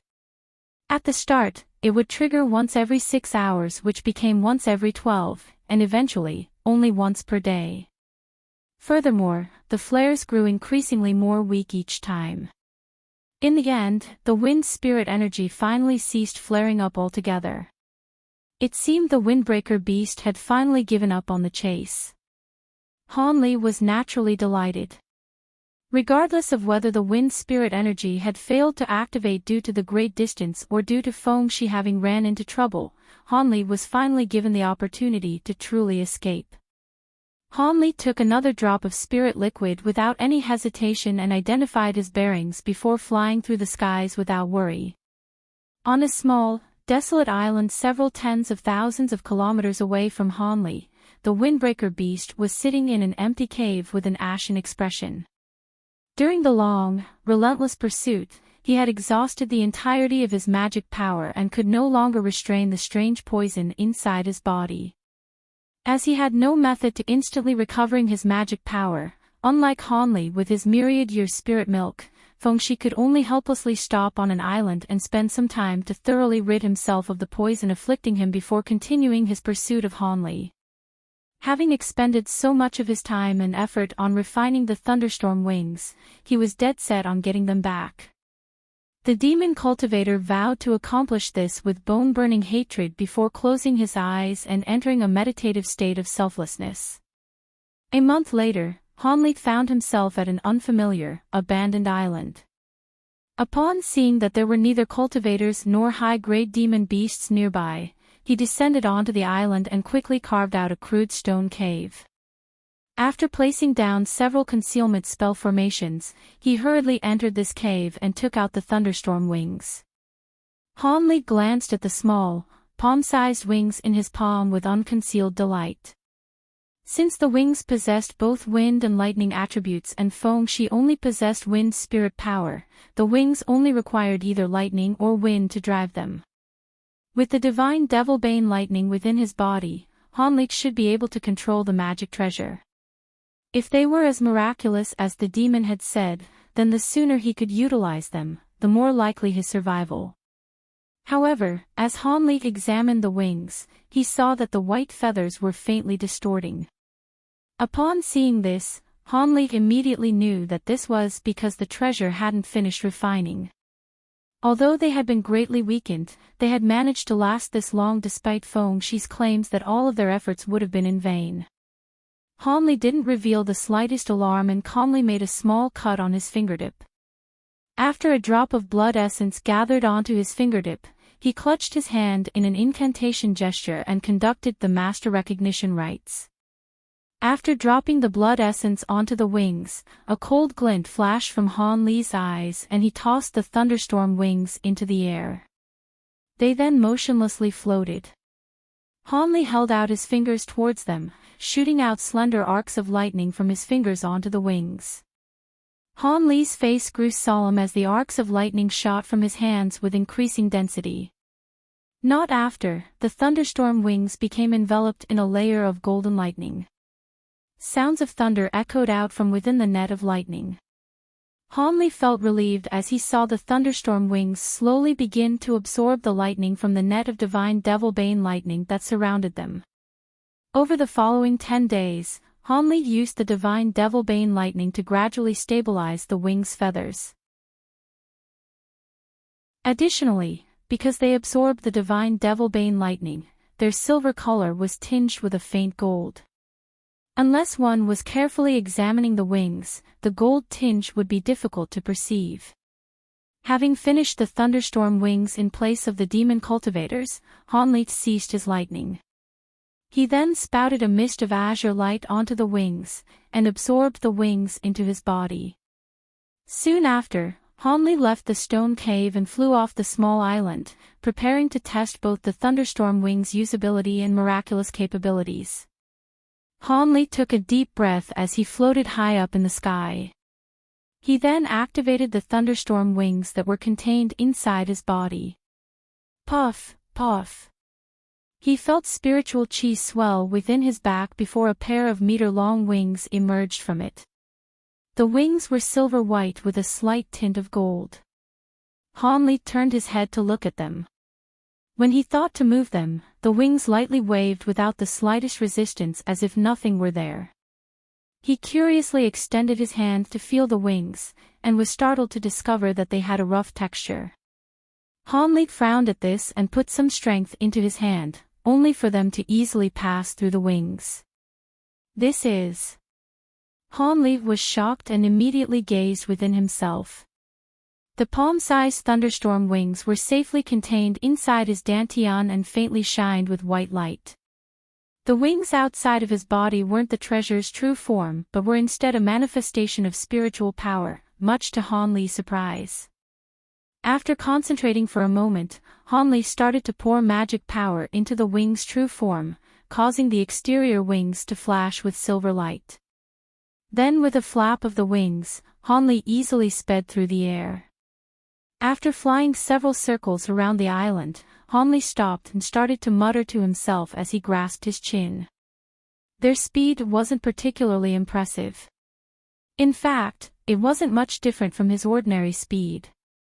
It seemed that he would have to pour either wind or lightning spiritual power into them to see their true capabilities. With that thought, Hanli drove his divine lightning into the wings without hesitation, sending 2 sparks of faint golden lightning into the interior wings. In that same instant, lightning was released from the wings behind him. Hanli hastily turned his head around to see the wings flicker with silver lightning and unconsciously unfolded them. They now released a strange aura. With a mental command, thunder rang as he reappeared 30 meters away in a flash of silver light. Lightning movement. Hanli blankly stared for a moment before being filled with ecstasy. Then with another flap of his wings, he reappeared 100 meters away in the wake of more thunder. In the following moments, Hanli transformed into a bolt of silver lightning, traveling 300 meters away in an instant. His erratic and instantaneous movements were beyond extraordinary. After reappearing in an arc of silver lightning, Hanli joyously caressed the wings and muttered, "Lightning movement is worthy of being called the most profound of all movement techniques. It is incomparable to the common movement techniques of the 5 elements. Perhaps with even more tempering, this magic treasure could become even more incredible." It was no wonder Feng Shi expended so much time and effort in refining them. There are few things in the world that are capable of such speeds. With these wings, there would have been practically no one in this world capable of killing him. Afterwards, the wings dissipated with a pulse of silver light. Hanli didn't plan on staying in the outer star seas for long, as he wanted to return to the inner star seas as soon as possible. Although he might have shaken off Feng Shi for the time being, with his fantastical speeds as a windbreaker beast, he would come chasing down Hanli from the nearby seas soon enough. Hanli had no intention of obediently waiting for the demon to come knocking on his door. As the inner star seas were under the dominion of humans, it was likely that regardless of how mighty of a demon he may be, he wouldn't be able to follow too deeply. After Hanli had returned to the inner star seas and condensed a nascent soul, he would no longer hold any fear of the demon. As for the Heaven Void Cauldron and those nascent soul eccentrics pursuing him, they should have given up by now as it had occurred over 30 years ago. Furthermore, after Hanli became a nascent soul cultivator, he should be able to flee from Zenith-Een and the others without problem, so long as he didn't come across anyone as fearsome as Manhuzi. With that thought, Hanli returned to the island's cave and quickly examined the storage pouches of the demon tortoise and venomous flood dragon. He unexpectedly found many demon beast cores within them along with a few extremely precious materials. 2 particularly valuable material were a fist-sized, jet-black tortoise shell and a batch of over 100 crimson scales. These should be parts that the 2 demons shed during metamorphosis. They were a delightful surprise, and could be refined into armor that was no less powerful than Manhuzi's royal scale plate. However, now was not the time to deal with these items. Instead, he retrieved the formations he had placed on the island and departed in the direction of the last known location of the exquisite sound sex hidden city. He reckoned that the transportation formation should have already been constructed by the time he arrived. Regardless of whether he had to use coercion, bribes, or brute force, he planned to use the transportation formation and arrive at the inner seas. Although Hanli didn't know the current location of where the exquisite sound sex hidden city was, he only had to find out from some well-informed human cultivators. But little did Hanli know, at that very moment, the demon tortoise had arrived at a cave over a kilometer deep in the seas. Here he informed a nearby flood dragon clan elder about the killing of the venomous flood dragon. This particular elder was a mid-stage, grade 9 inferno flood dragon. Chapter 554, rushed to the exquisite sound sect at Han Li's current cultivation. Even without the use of the blood-red cloak or the thunderstorm wings, he was capable of flight at an astonishing speed.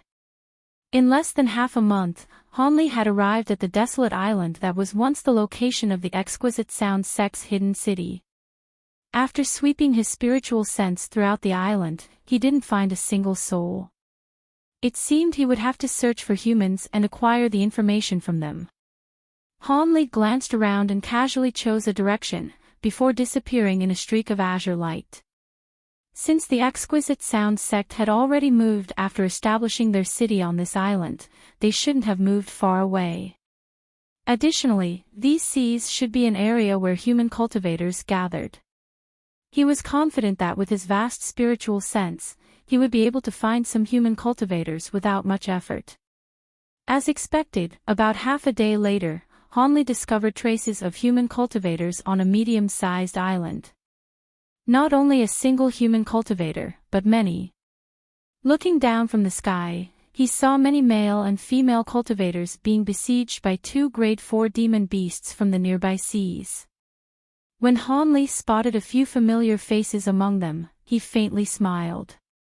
Soon after, Han Li used the appearance exchange art to assume the form of a dark-skinned middle-aged man. He then casually launched 2 azure sword streaks with a wave of his hand. With a flash of light, a hole appeared through the heads of each of the demon beasts as they fell to the ground. This display had alarmed the many cultivators below. They immediately turned their heads towards the sky to discover Han Li. An uproar had risen among the cultivators at the appearance of the newly arrived expert. After consulting among themselves, a large man with an embroidered robe flew towards Han Li. Many thanks for Senior's assistance. Is there anything that us juniors may help you with? Although the large, embroidered-robed man spoke with a respectful tone, a trace of unease could be seen from his face. Just why did this core formation cultivator suddenly appear at this island? Han Li didn't immediately respond upon seeing Yi Jing, the embroidered-robed man that Han Li had teleported with to Profound Depths Island. Han Li narrowed his eyes and swept his gaze past the rest of the cultivators, only to recognize the scar-faced man Su Yun. There were none of the other cultivators that had arrived at Wondrous Depths Island along with him. As for Yi Jing and Su Yun, it seemed they had failed at forming a core, since they were still at late foundation establishment despite the many years that had passed. Yi Jing grew somewhat nervous upon seeing Han Li looming in silence. After a moment of hesitation, he was about to speak when Han Li had cut him off. I am looking for the exquisite sound sect's hidden city. Do you know the next time it will be open and where it will be? With an indifferent expression, Han Li gazed intently at Yi Jing's face. When he heard Han Li's question, Yi Jing's expression relaxed and he tactfully replied, Senior, the exquisite sound sect city will be opening in about a month. The city is set to open at Twin Peaks Island. It is several days west of here. If Senior wishes to go, Junior can bring him there. Han Li shook his head and mildly said, There's no need for that. It'll be fine if you just give me a map. He had no interest in reminiscing about times long past with this person. The man was quite lucky. He managed to survive through the beast torrent, but the others likely didn't share the same fate as him, causing Han Li to feel a slight sadness. Yes.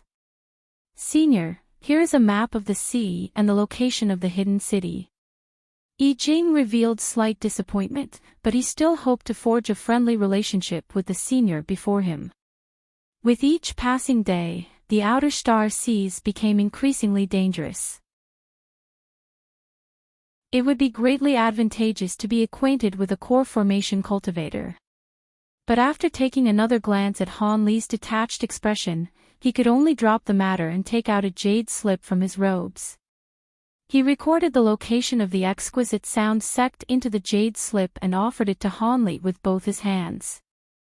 Han Li received it with a nod and took a quick look through it with his spiritual sense. Then without the slightest intent of staying, Han Li rushed through skies in a streak of azure light. The low-grade cultivators that were left behind gazed at him with envy.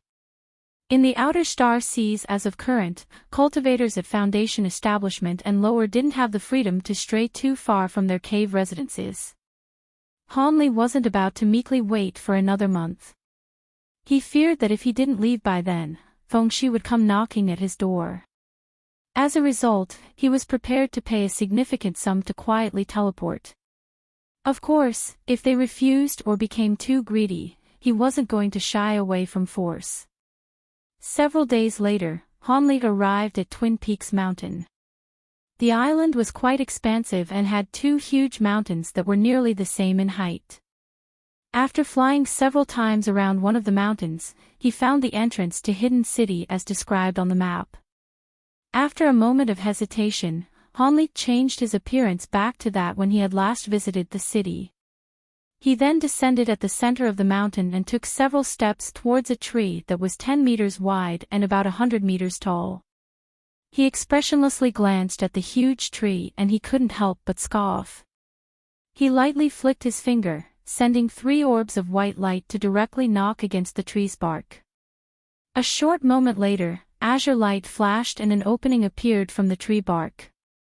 A white-clothed old man at late Foundation establishment walked out. He was the same gatekeeper that was in charge of the city the last time he was here. The old man recognized Hanley at a glance. After all, there were very few core formation cultivators that had attended the meetings of the Hidden City. Additionally, he caught a few rumors in the last opening of the Market City that this single cultivator had managed to suppress over 10 core formation cultivators. It was very likely that this person was a nascent soul cultivator. Upon seeing Hanley, the old man lowered his head and hastily gave him a deep salute, so it was Senior Lee. I hope Senior won't take offense, but may I ask what is your business for coming?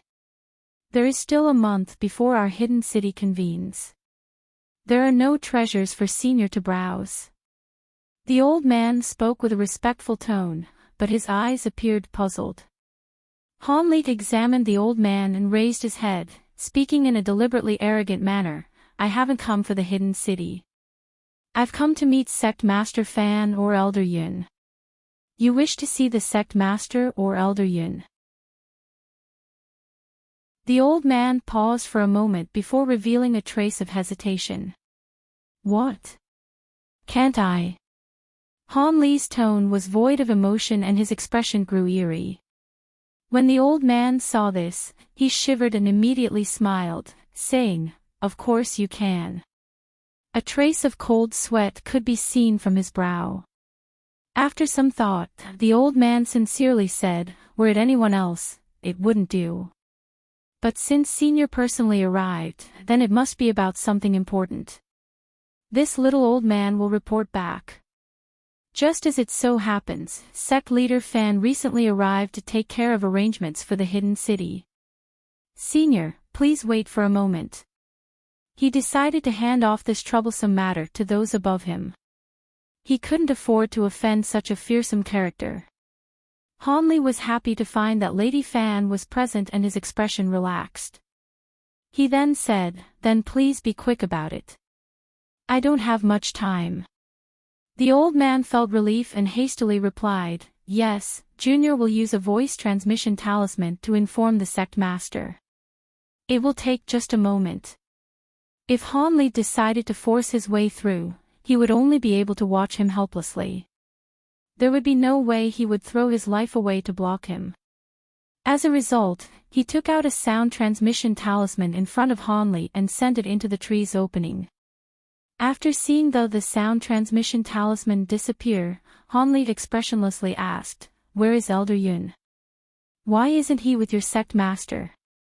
The old man's expression grew unsightly.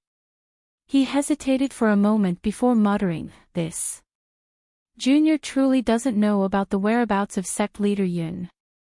Matters regarding this recent Market City were all handled by the Sect Master alone.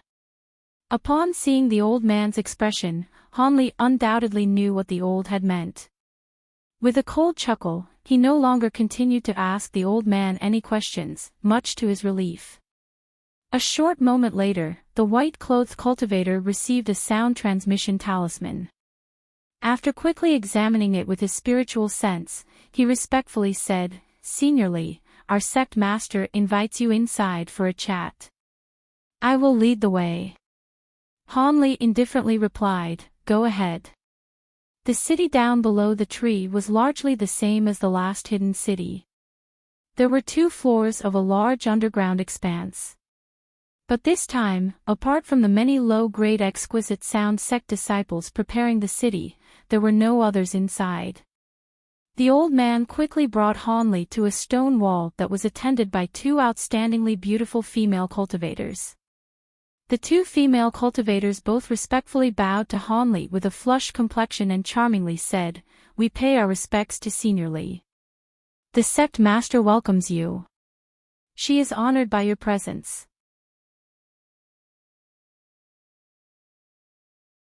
Chapter 555. Exposed. Han Li glanced at the 2 women's expression and stroked his chin in thought. He then wordlessly nodded his head. One of the women reached out to the stone wall with her hand and summoned a stone gate with a flourish of azure light. "This is as far as I can lead, Senior. I will be taking my leave." The old man took the opportunity to hastily withdraw. Han Li didn't mind him in the slightest and walked inside. After passing through a short passageway, Han Li arrived within a large hall.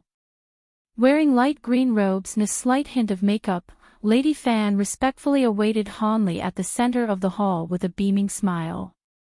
The woman deferentially bowed to Han Li and said, "I hope Senior hasn't taken offense that I didn't personally welcome you."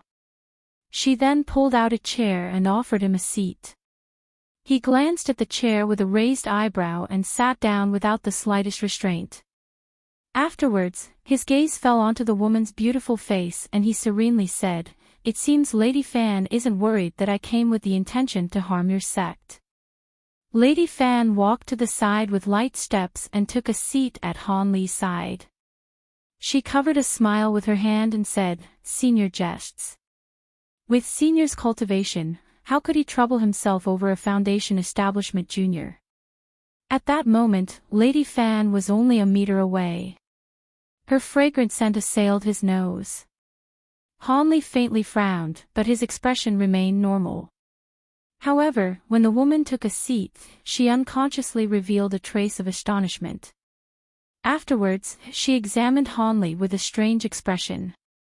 With a cold glint passing through his eyes, Han Li thought to inquire about her actions, but at that moment, a dainty young woman walked over and placed a cup of fragrant tea in front of them before standing behind Lady Fan. Lady Fan appeared indifferent to this, but a scowl momentarily appeared on her face. When Han Li glanced at the 2 women, his mind began to stir. Lady Fan took a sip of the tea in front of her and pursed her lips. She then calmly asked, "Did Senior require something from our sect? We will do our utmost to assist if possible. Since Lady Fan mentions it, I won't drag this on. Did your sect already complete the transportation formation to return to the inner star seas? I wish to use it." Han Li casually spoke of the matter as if he had mentioned a trifling thing. Transportation formation. Lady Fan paused for a moment, and her beautiful eyes blinked for a moment before revealing a mysterious smile. "I'm afraid I must disappoint you. The transportation formation has yet to be completed. However, it is possible that will be completed soon. If you'd wait a while longer." Han Li didn't wait for her to finish and callously interrupted her, "How much longer?" Senior Fan hesitated for a moment before placing the cup back down onto the table. She explained, "It's hard to say.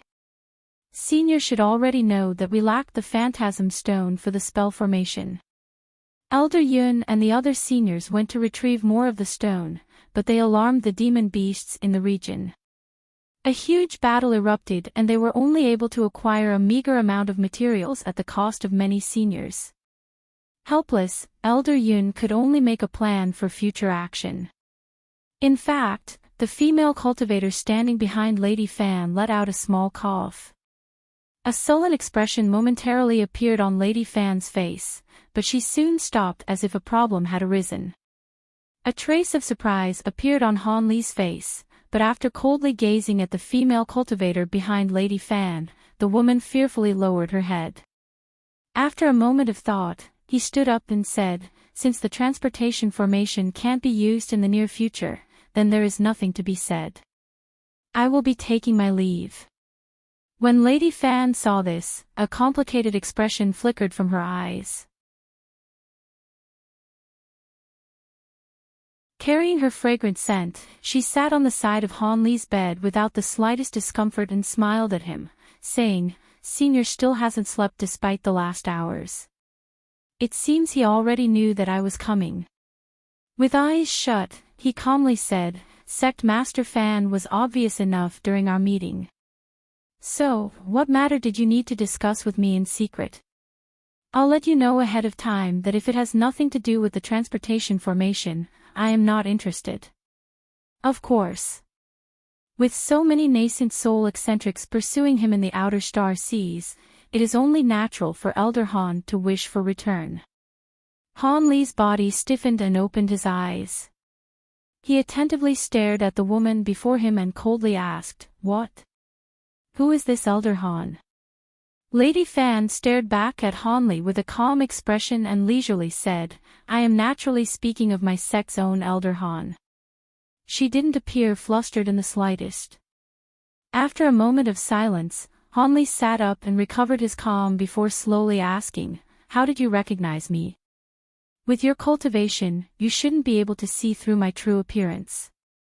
With her slender white hand, she pulled back her hair and replied with a crafty expression, "I didn't see through you. I smelled it." "You smelled it?"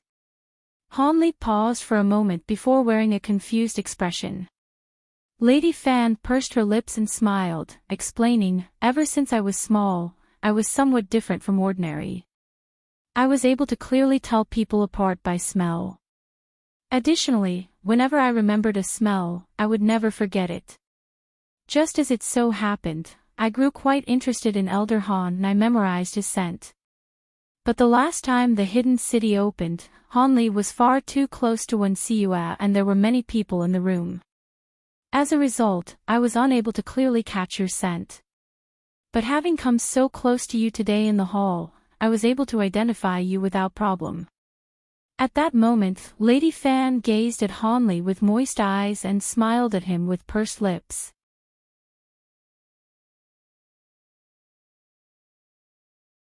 Chapter 556, Request and Exchange. Han Li remained speechless after being told that he was identified by his scent. There were even people that were capable of recognizing others by their scent. There truly were too many bizarre things in this world. He was merely unfortunate enough to be discovered this way. However, he didn't display the slightest panic. So long as experts on the level of Manhuzi and Feng Shi didn't discover him, he had nothing to fear, given his current cultivation and treasures. Besides, this woman's knowledge was beyond his and she had deliberately sought him out in secret. He was convinced she had something in mind. With that thought, Han Li mildly said, "Since Lady Fan has already recognized me, I won't continue to put up the act. However, should I now address you as the envoy of the left, or as sect master?" Lady Fan responded to Han Li's words with a wry smile. "It seems Senior doesn't approve of my current role as sect master. I'm not sure if Senior knows, but if I hadn't followed the orders of the Devil Tao, the Exquisite Sound sect would have been eliminated from the scattered star seas. I admit I did long for the position of sect master, but my actions were a result of helplessness." Han Li stretched his body and wore a lazy expression. Lady Fan need not speak further of the matter. "I have no interest in who is the sect master of the Exquisite Sound sect. My status as an elder was only in name after all. However, it seems that Lady Fan knows a few things about me. Could you tell me about this? I've grown quite curious." With luminous eyes, Lady Fan smiled and said, "Although Senior Han's name can't be said to be known to everyone, it's quite the topic of interest among high-grade cultivators at the very least. A single core formation cultivator snatched the heaven-void cauldron under the presence of many nascent soul eccentrics, and then fled, disappearing without a trace. Hanley coldly smiled and directly addressed the woman. "That's right, Lady Fan, envoy of the left. I assume almost everyone who knows of this wants me dead, but I also assume there are a few that have the vain dream of acquiring the treasure for themselves. Lady Fan, do you also hold those sentiments?" The beautiful woman shook her head and said, "Senior jests. If I were a core formation cultivator, I might hold a few vain delusions, but ever since I failed in forming my core, I've already given up on ascending to the next stage of cultivation. That kind of treasure isn't something that I could ever hope of obtaining." This little woman possessed no intention of foolishly bringing trouble upon herself. Having examined her as she spoke, Hanley felt that her words were sincere. However, he wasn't going to easily trust someone's words and remained vigilant. He then calmly continued his questioning. "Apart from the heaven-void cauldron, is there anything else that you've heard?" Previously, he hadn't dared to make contact with high-grade cultivators, resulting in a great lack of information. Since he had the opportunity to clear up some doubts, he may as well bluntly ask more questions. It seems that Senior has also heard quite a bit. There are quite a few rumors relating to Senior. It was said that Senior Han had spent many years in the nearby seas exterminating many cultivators as the insect devil. Junior cannot bring herself to believe this rumor. Since Senior had acquired the heaven-void cauldron, how could Senior possibly act in such an inflammatory manner and still have concealed himself? I imagine that if it weren't for the beast tide, the close friends and kin of the insect devil's victims along with the various dubious insiders would have formed a hunting party specifically to chase you down. The woman mysteriously smiled as she gazed at Hanley and covered her mouth as she chuckled. Hanley calmly nodded his head and remained silent. This caused Lady Fan to become somewhat apprehensive.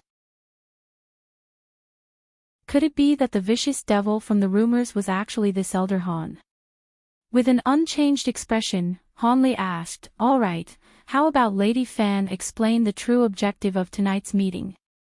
After a moment of hesitation, Lady Fan gritted her teeth and revealed an expression of deep resentment. "Since Elder Han has mentioned it, truthfully, I wish to request for Senior's assistance in helping me eliminate the vile schemer, Yun Tianshao. With the abilities Senior displayed that day, it should be a matter of great ease." Hanley paused for a moment. Then without revealing the slightest surprise, he calmly asked, "Yun Tianshao. Is he not your supporter?" Wearing an unsightly expression, Lady Fan resentfully said, "Senior, there is no need to mock me. Senior Han should have seen some of the details from today's matters in the hall. I've more or less become a puppet in the Exquisite Sound sect. Were it not for the secret bewitchment techniques I possess as well as my faithful subordinates, I fear I wouldn't even be the sect master, puppet I may be."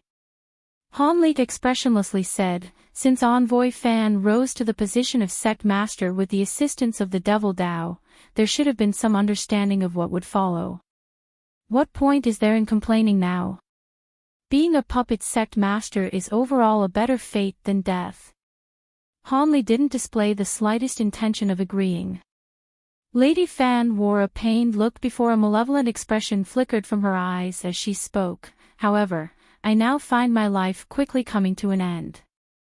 Not long ago, one of my trusted disciples mysteriously disappeared along with a jade slip containing the secret techniques of the Exquisite Sound sect. It most likely has fallen into the hands of Yun Tianshao. After he has his personal female disciple successfully cultivate a few of the techniques, does Senior Han believe I'll still be kept alive? So long as Senior assists me in eliminating the treacherous bastard, I am willing to give most of the long-accumulated resources of the sect to Senior Han. You may also do as you wish with the sect's maidens."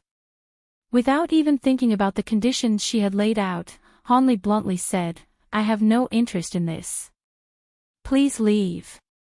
Hanley didn't doubt her words. She had pretended to not know Han Li and secretly arranged an attempt to kill Yun Tianxiao. However, Han Li was unwilling to waste any time. There was someone actively hunting for him who was perfectly capable of killing him. If the entirety of the exquisite sound sect had been offered to him after he managed to save himself, perhaps there would have been something to consider. Lady Fan became perplexed upon seeing this. However, her continued pleading fell onto deaf ears. As a result, she muttered to herself for a moment with a fluctuating expression.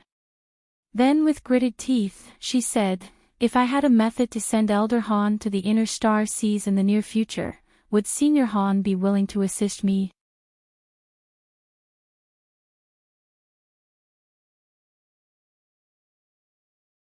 Chapter 557, Securing the Transportation Formation. 2 days later, an azure streak of light flew towards a small, nameless island to the west of Twin Peaks Island.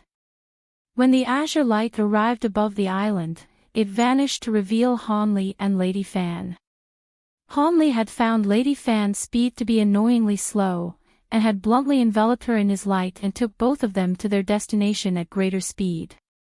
Han Li looked at the island beneath him as he stood in the air, before indifferently asking, "The transportation formation is on this island?" Lady Fan solemnly said, "That's right. There are 8 exquisite sound sect disciples guarding the transportation formation. Apart from 2 of my own subordinates, the rest are Devil Dao subordinates that Yun Tianxiao brought with him. Those 6 are all at Foundation establishment and will not obey my orders." "Got it. Call your subordinates over. I'll deal with the others." Malicious intent was clearly displayed his face. "Yes. Senior, it will take just a moment." Lady Fan followed his orders without hesitation and extended her hand with a sound transmission talisman between her fingers. The talisman trembled for a moment before sending off a streak of fire to the island. Han Li saw the sound transmission talisman circle around the hill on the island and enter what appeared to be solid dirt. Then, the light disappeared with a flash as if it had entered a restriction. A moment later, 3 people flew out from the earth, 2 alluring women and an old man. When they spotted Han Li and Lady Fan, they immediately flew towards them in a streak of light. The 2 female cultivators deeply saluted and greeted Lady Fan upon seeing her. Then, they curiously glanced at Han Li. Once they perceived that Han Li was a core formation cultivator, they were startled and immediately grew somber. As for the blue-clothed old man that had accompanied the 2, he arrogantly cupped his fist to Lady Fan and then glanced at Han Li with a trace of confusion. The old man had thought to ask some questions, but didn't receive the chance to speak. Han Li had already identified him as an enemy and gazed at him with a trace of killing intent. He then wordlessly flicked his finger at the old man, shooting a streak of azure sword light at him at lightning speed. Ah! The old man was immediately overwhelmed with fear, but the sword light was truly too fast. He could only briefly yell before a finger-thick hole appeared in his head. The 2 female disciples paled with fright as they watched the old man's corpse drop from the sky. But upon seeing Lady Fan's cold indifference, the 2 came to a realization and silently glanced at one another. "Are all the others down below?" Lady Fan asked the 2 women with a cold tone. One of the women tactfully replied without delay, "Yes. The other 5 are down below at the spell formation. Disciple will lead the way for Sect Master and Senior." "Yes, show Senior lead the way. We cannot allow any of them to escape." An eerie expression appeared on Lady Fan's beautiful face. Now sure that Lady Fan had found someone to deal with Yun Tianxiao's men, the 2 women didn't show any further hesitation and brought Han Li and Lady Fan down to the hill. One of the women took out a sparkling red command medallion and held it below her before shouting, "Open." Red light then flew out of the talisman and struck the hill, revealing a 15-meter-wide, yellow stone gate within the ripples of red light. The female cultivator then smiled at Han Li and said with a pleasant voice, "Here it is." However, the 5 within are all at mid-foundation establishment. Senior, please be careful. I understand, Hanli expressionlessly said. He then raised his hand and loudly shattered the stone gate with a beam of azure light. With an unchanged expression, Hanli directly flew inside. The 2 female cultivators couldn't help but glance at each other out of worry. However, Lady Fan held complete confidence in Hanli and called for them to follow her inside. After Hanli passed through the stone gate, he found himself in a wide passageway about 12 meters long. However, he unconsciously narrowed his eyes as he saw 2 cultivators enter the passageway. Without taking the time to examine their appearances, he opened his mouth and spat out 2 small, translucent swords that glowed with azure light.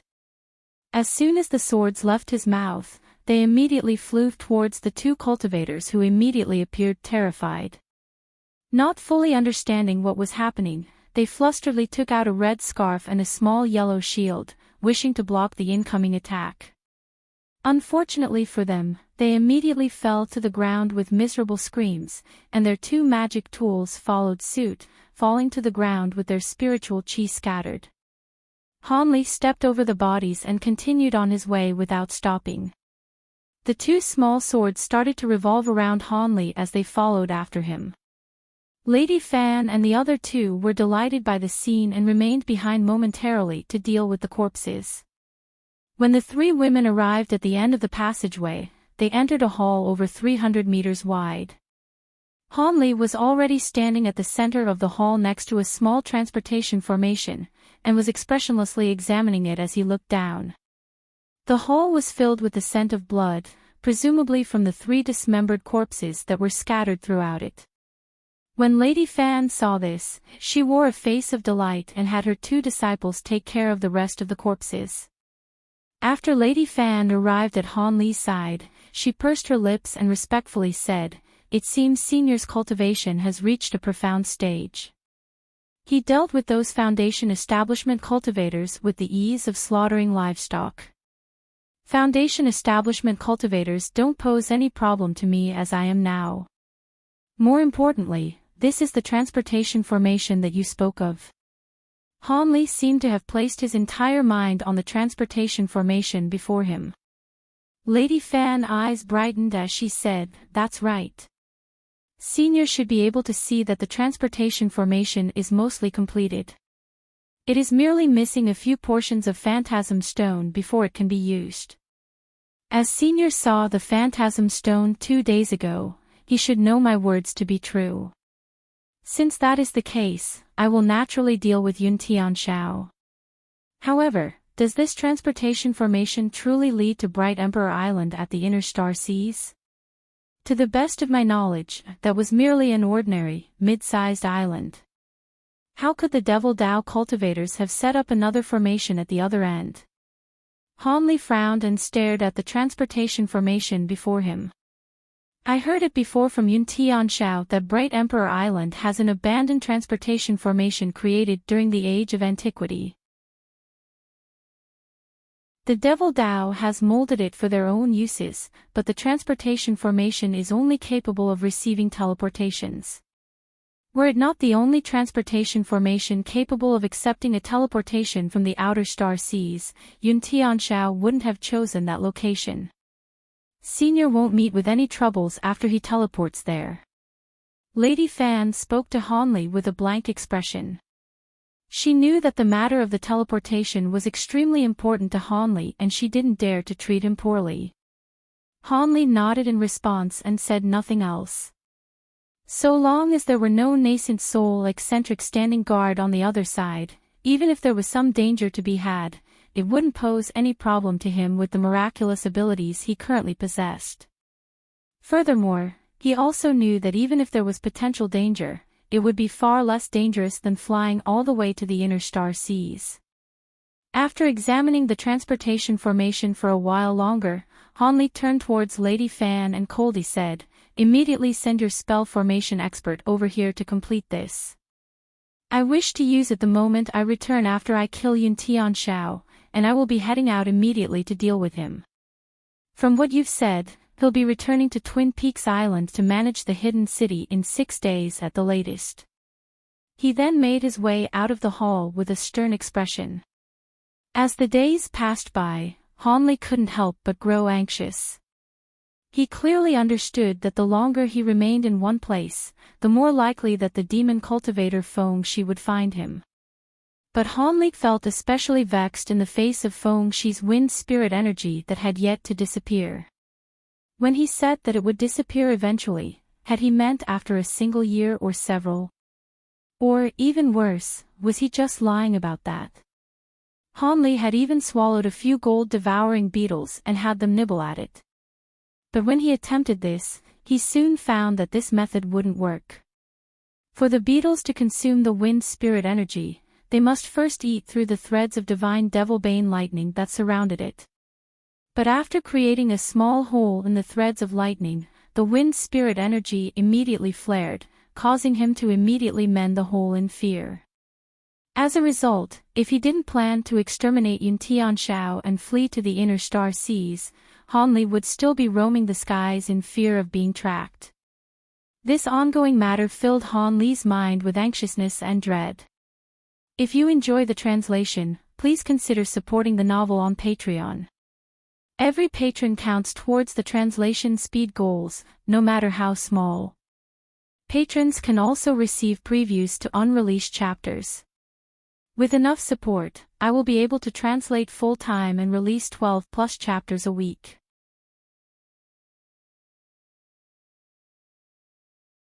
Chapter 558, Enticement. After returning to Twin Peaks Mountain, Hanley assisted Lady Fan in exterminating the remaining cultivators that were loyal to Yun Tianxiao.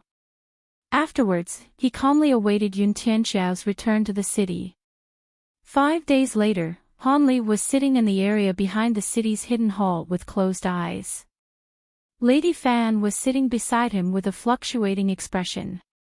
At that moment, a streak of fire flew through the door and Lady Fan's eyes brightened as it flew into her open hand. The fire released a woman's flustered voice, "Sect Master, it's terrible." Elder Yun brought Daoist Master Swift Crane with him. They've already arrived at the entrance of the city. Sect Master, please make preparations. What? The old monster Swift Cane arrived with him. Lady Fan crushed the sound transmission talisman in astonishment and wore an extremely unsightly expression. The Jade Cloud Sect's Swift Crane. Hanley opened his eyes with a startled expression, but soon regained his calm. If it isn't that old Daoist, then who else could it be? It is too late to stop our plan since Yun Tianxiao's subordinates have already been cleanly exterminated. He will notice something is amiss in the city after being there for just a moment. Lady Fan's expression grew pale, but when she saw Hanley's calm expression, she felt slightly hopeful. When Hanley saw her silently staring at him, he couldn't help but roll his eyes at her and sourly said, "What is Lady Fan looking at me for? Don't tell me that you expect me to stake it all in a battle against a nascent soul cultivator?" Even though he said this, Hanley didn't feel particularly flustered in the slightest. Since a threat on the level of Manhuzi and Wan Tianming hadn't arrived, he could make himself scarce without much of a problem. He was confident that he could escape from the hands of an early nascent soul cultivator with ease, especially with the miraculous abilities of his newly acquired thunderstorm wings. Of course, if it were possible, he still wanted to return to the inner star seas with the transportation formation. As a result, Hanley was thinking of an alternative plan despite his previous words. But when Lady Fan heard Hanley, her expression turned pale and she blankly stood in place. She was at a complete loss about what to do. A short moment later, a cold glint flickered within Hanley's eyes. He licked his lips and asked with a serious tone, "Does that Swift Crane have a close relationship with Yun Tianxiao? If I were to suddenly kill Yun Tianxiao, would he take revenge on me?" Lady Fan was startled when she heard Hanley, but hastily replied with delighted surprise, "Relationship? Yun Tianxiao merely used our exquisite sound sect to form a loose connection with the old Taoist by giving our disciples over to him as cultivation vessels. He doesn't care about the matters of our exquisite sound sect. However, you must kill Yun Tianxiao before he can cry for help. Otherwise, the old Taoist might truly intervene out of obligation. That's fine, Han Li then calmly ordered. Drag that Yun Tianxiao into one of the neighboring rooms alone. I will kill him there in an instant. He won't have the time to call for help from Swift Crane. So long as you are in charge of the sect, the old Taoist won't be able to say anything. Afterwards, win over his favor by using some good conditions. Displaying staunch decisiveness, Lady Fan gritted her teeth and agreed, yes. Since matters have reached this point, we can only do our utmost. Senior must exert his complete strength and kill Yun Tianxiao as quickly as possible. Please wait in the room farthest away from here for the time being. I will bring him over. When Han Li saw this, he immediately walked to the hall side door that led to a hallway with many variously sized rooms. When he arrived at the door, Han Li thought of something and suddenly stopped. He turned around with a gloomy expression and icily said, Sect Master Fan. After I kill Yun Tianxiao, don't get any ideas of revealing my identity to curry favor with old Taoist Swift Crane. With my current abilities, I can easily escape from Swift Crane's grasp despite not being able to fight against him. If that happens, Lady Fan should know what would happen to her. These words are only a warning to help you avoid doing something that wouldn't benefit either of us during a moment of panic. When Lady Fan heard him, she was startled for a moment. Her expression shifted several times before settling on a bitter smile. Senior jests, I would never do such a wretched thing. Also, I am fully aware that Senior Han is far from a common core formation cultivator. Please be at ease, Senior. So long as you eliminate Yun Tianxiao, I will definitely follow through with our agreement. Han Li took a deep glance at the woman before heading off to the farthest room in the hallway without further hesitation. Apart from the somewhat smaller size, it was overall the same as the other rooms in the hallway. Han Li blurred and reappeared on a sandwood chair within the room. Afterwards, he closed his eyes and thoroughly restrained his qi, preventing himself from being discovered by either Swift Crane or Yun Tianxiao. With his late core formation cultivation, Han Li was confident that he could conceal himself from the spiritual sense of early nascent soul cultivators, but in the end, this was still only a guess. He could only try his hardest despite the slight doubts that he held in his heart. In the main hall, Lady Fan was greatly on edge. While she had spoken to Han Li as if she was completely confident in him, the woman was also completely unsure as to whether Han Li could kill Yun Tianxiao in an instant. Although Han Li had nearly killed Yun Tianxiao at the previous trade meeting with but a raise of his hand, that was likely due to catching Yun Tianxiao off guard.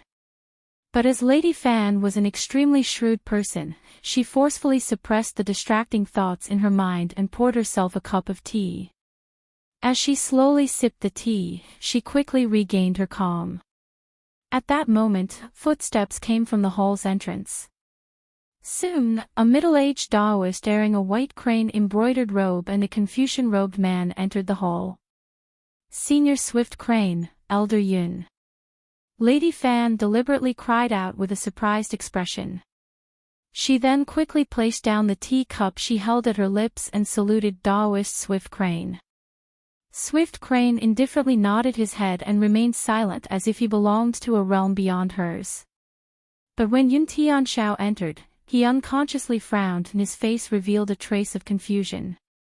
Yun Tianxiao returned her salute and angrily said, "Why isn't Yun Qin attending to the sect master? Is she slacking off? I will have to properly discipline her." Yun Qin. She. Lady Fan revealed hesitation and glanced at Swift Crane. Yun Tianxiao paused for a moment before speaking with an expression of annoyance. "Sect master, Senior Swift Crane cannot be considered an outsider. Go ahead and speak. Lady Fan wore a similarly displeased expression and responded, since that is the case, then I will say it. Yun Qin is attending to a vagrant cultivator who is in possession of some phantasm stone and wishes to sell it. Yun Qin was steadfast in wanting to personally deal with the person, so I had no choice but to remain here. Yun Tianxiao was about to say something to Swift Crane, but when he heard the words of phantasm stone, his body trembled and he revealed delight. What? Phantasm stone. Likewise, Swift Crane's eyes grew bright upon hearing these words and his eyes narrowed. Appearing as if she were wronged, she coldly spoke with a grimace, humph. Elder Yun's close disciple insisted on handling the matter alone, refusing to allow this sect master to participate. Yun Tianxiao dryly coughed and said, Yun Qin had truly overstepped herself. However, I'm sure this wasn't done deliberately. Sect Mater, where are they? I don't feel entirely at ease. He then turned to Swift Crane and respectfully said, Senior Swift Crane, please wait for a moment. There is something that I must deal with first. How about we continue our discussion later? Swift Crane smiled and casually said, since fellow Daoist Yun has some matters to attend to, I'll just sit here for the time being. Yun Tianxiao immediately revealed delight and turned towards Lady Fan. Lady Fan reluctantly said, Follow me, Elder Yun. I'll bring you there. She slowly walked to the side door as if she was unwilling. With his mind feverishly occupied by thoughts of the phantasm stone, all of his suspicions of Lady Fan's actions had been wiped clean and he hastily followed after her. Swift Crane casually glanced at the two from behind before finding a chair and aloofly took a seat. Yun Tianxiao excitedly followed Lady Fan to the room at the very end of the hallway where the door was tightly closed. It's right here. Have a good chat. In any case, this sect master is simply incapable of interfering with this deal. Lady Fan snorted and walked back to the hall with dissatisfaction. When Yun Tianxiao saw this, a cold smile momentarily appeared on his face. He then opened the door without any hesitation and directly entered the room.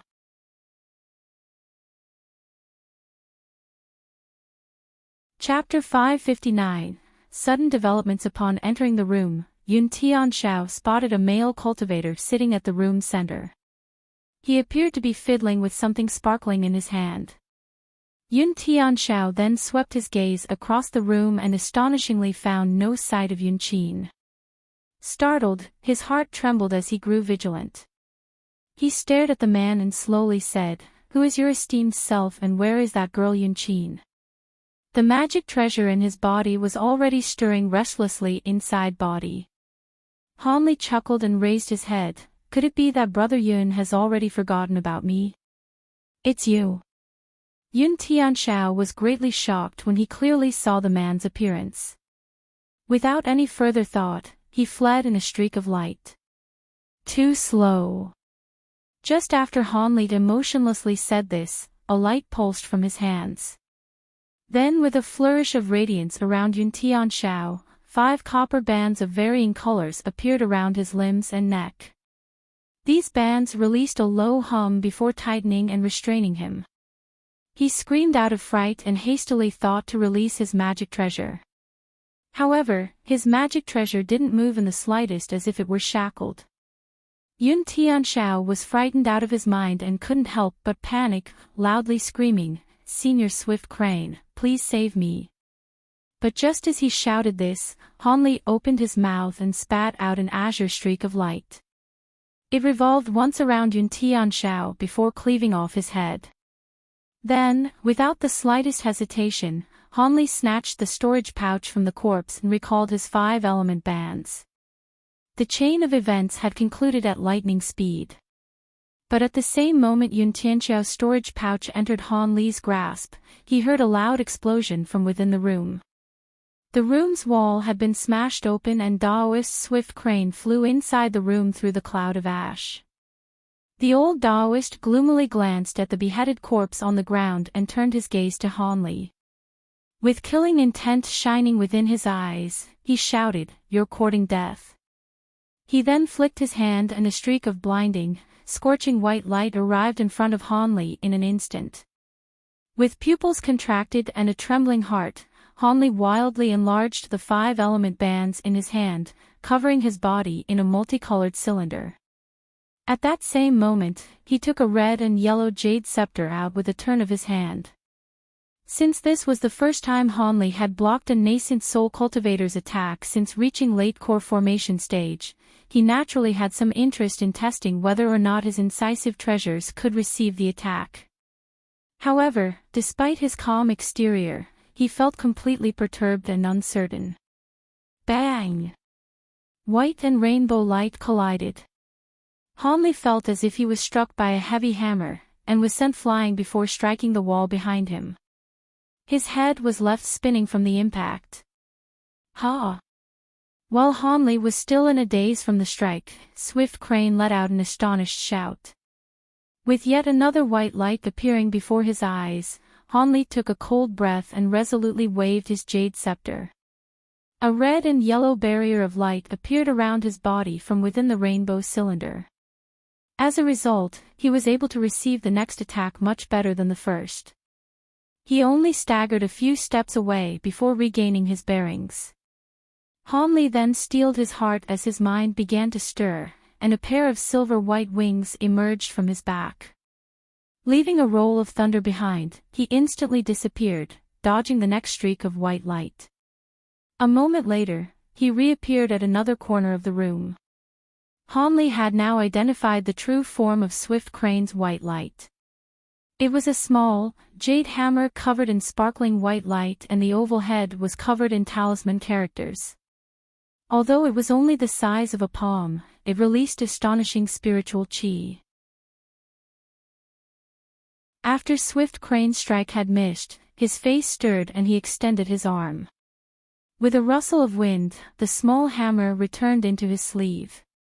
A trace of astonishment flickered from Swift Crane's eyes as he said, "I didn't expect that a core formation cultivator would be in possession of so many ancient treasures. What is your name?" Hanli pursed his lips and was about to say something when the door of the room suddenly opened as Lady Fan excitedly entered the room. Lady Fan gave Swift Crane a formal bow and spoke to him with an exceptionally respectful tone, "Senior Swift Crane. This is Senior Li, who I specially invited in order to deal with the traitor Yun Tianxiao. I hope Senior will be at ease.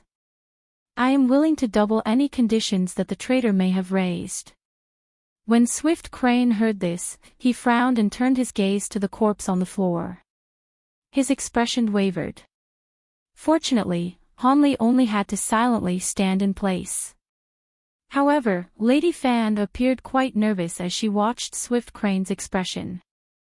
Swift Crane eventually relaxed and said, "All right, since this is an internal matter of the Exquisite Sound sect, this old Taoist won't meddle. But don't forget what you just said, Lady Fan."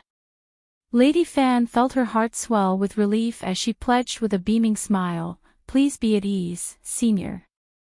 I won't dare to break my word." The old Taoist nodded his head and glanced at Hanli with suspicion.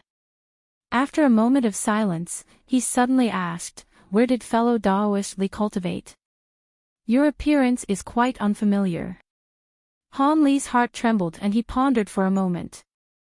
When he opened his mouth to dispel Swift Crane's suspicions, he was only able to utter, "Junior," before his face pulsed with azure light and underwent a massive change. The wind spirit energy within his body had suddenly flared. From its violent eruption, it was clear that Feng Shi was close by. With fury and alarm, Hanli suppressed it with the entirety of his magic power. After forcefully suppressing the wind spirit energy, he felt cold sweat lining his body. Hanli let out a breath of relief after saving himself from the crisis, but when he turned his gaze to Swift Crane, he saw a trace of astonishment. It then turned into a strange expression of delight. Hanli suddenly thought of something and grasped his face. He instantly paled. The flare of wind spirit energy had caused him to revert back to his original appearance. A malevolent expression appeared on Daoist Swift Crane's face as he shouted, "Hanli." Hanli let out a stream of curses in his heart.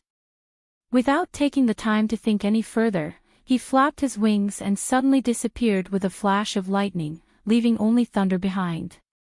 At that same moment, the old man flung his sleeve and disappeared in a streak of light. The only one left inside the room was Lady Fan, who was left in a bewildered daze. A flicker of silver light appeared above Twin Peaks Island, accompanied by the sudden appearance of Hanli. In the following moment, a streak of white light violently flew up from the island and quickly pursued him. Hanli's expression sank and he immediately imbued the thunderstorm wings within his body with divine devil-bane lightning. An instant later, he reappeared 100 meters away. These flashes continued, each time with thunder left in his wake. In the blink of an eye, Hanli had already been reduced to a small, black dot on the horizon. When Swift Crane saw this, he couldn't believe what he was seeing. He then came to the conclusion that the wings were certain to be a treasure from the Heaven Void Cauldron, and his heart grew wildly fervent. With a shout, he transformed into a streak of blinding radiance and set off in hot pursuit of Hanli, tearing through the skies with booms left in his wake. In an instant, the black and white dots could no longer be seen from the island. In the lead, Hanli was slowly increasing the distance between him and Daoist Swift Crane with the incredible speed of the thunderstorm wings. It wouldn't take Hanli much longer until he shook off the Daoist Swift Crane with his current speed. But at that moment, the wind spirit energy flared once more within his body and continued to flare in regular intervals. Hanli was forced to periodically stop and use his magic power to suppress the backlash of the wind spirit energy. However, this delay had given Swift Crane the opportunity to latch his spiritual sense onto Hanli, allowing him to ceaselessly pursue him. However, this wasn't Hanli's biggest worry. The flares of wind spirit energy were growing increasingly violent, displaying just how close Feng-Shi was to him. Helpless and on the edge of despair, Hanli steeled his resolve and rushed towards the small island with the transportation formation. He hoped Lady Fan had truly given the order to complete the transportation formation and that they had managed to complete it by the time he arrived. So long as he was able to reach the island, he would have the opportunity to escape pursuit from Swift Crane and Feng-Shi. Although the thunderstorm wings were astonishingly fast, it consumed a significant amount of divine devil-bane lightning. As a result, after he gained enough distance from Swift Crane, he swapped the wings for his blood-red cloak.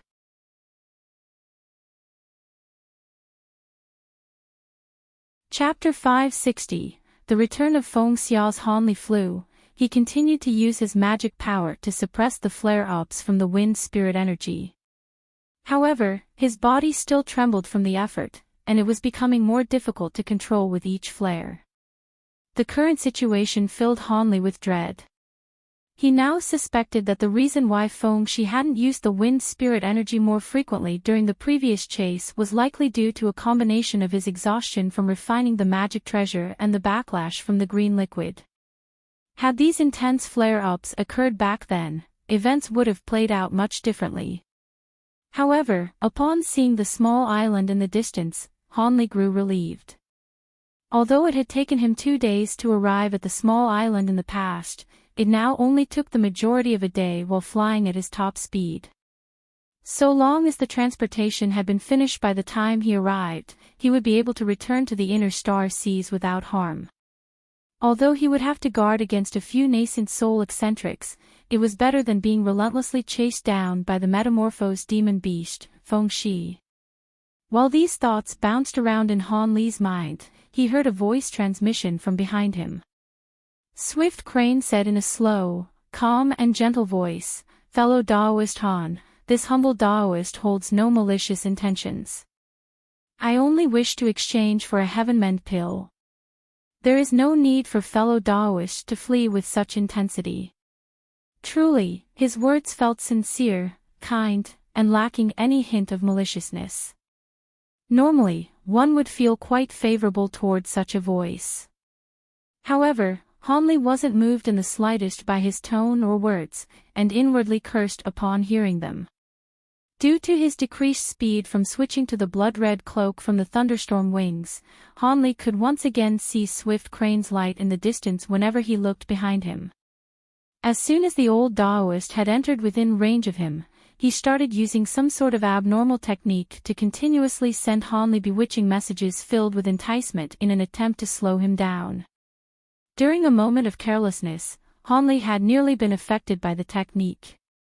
Fortunately, the Great Development technique had automatically activated and protected him, promptly clearing his mind.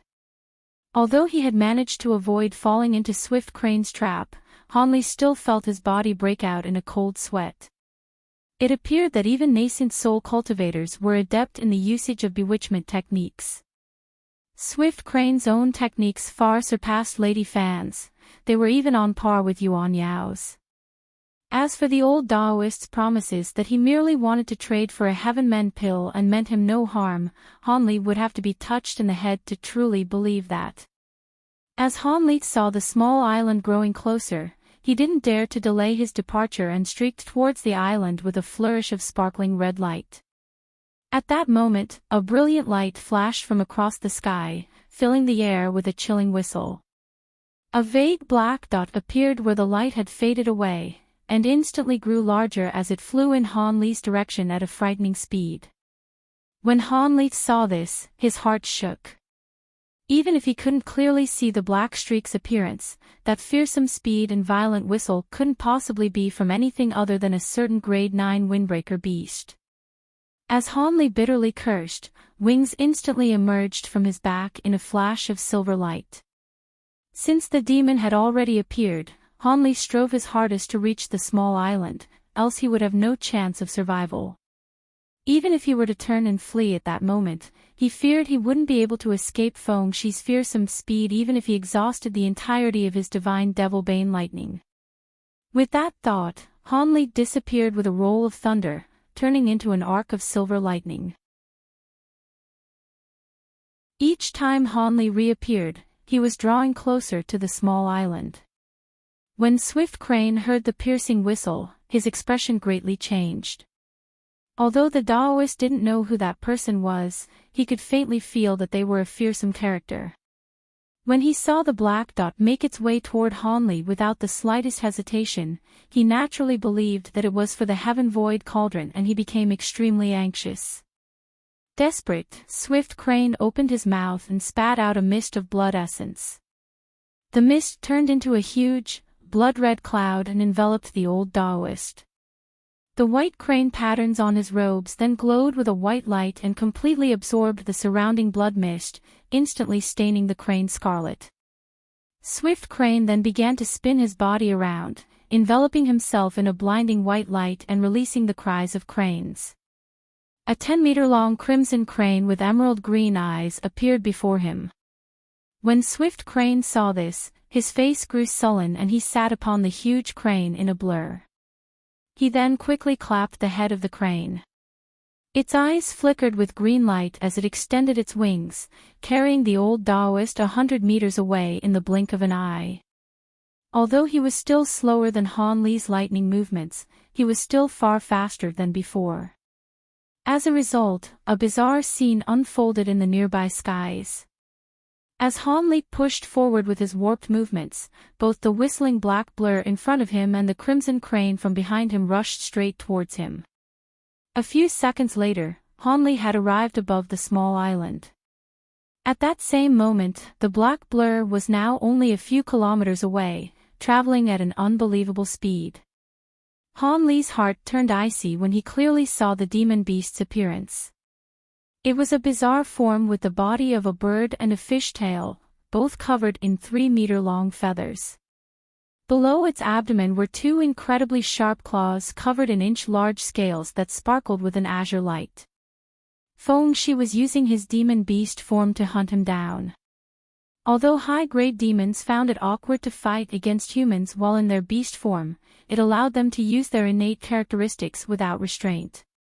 In this case, it allowed a windbreaker beast to display their innately extraordinary speed. After taking a cold breath of air, Hanli didn't dare to further delay and disappeared in a flash of silver light.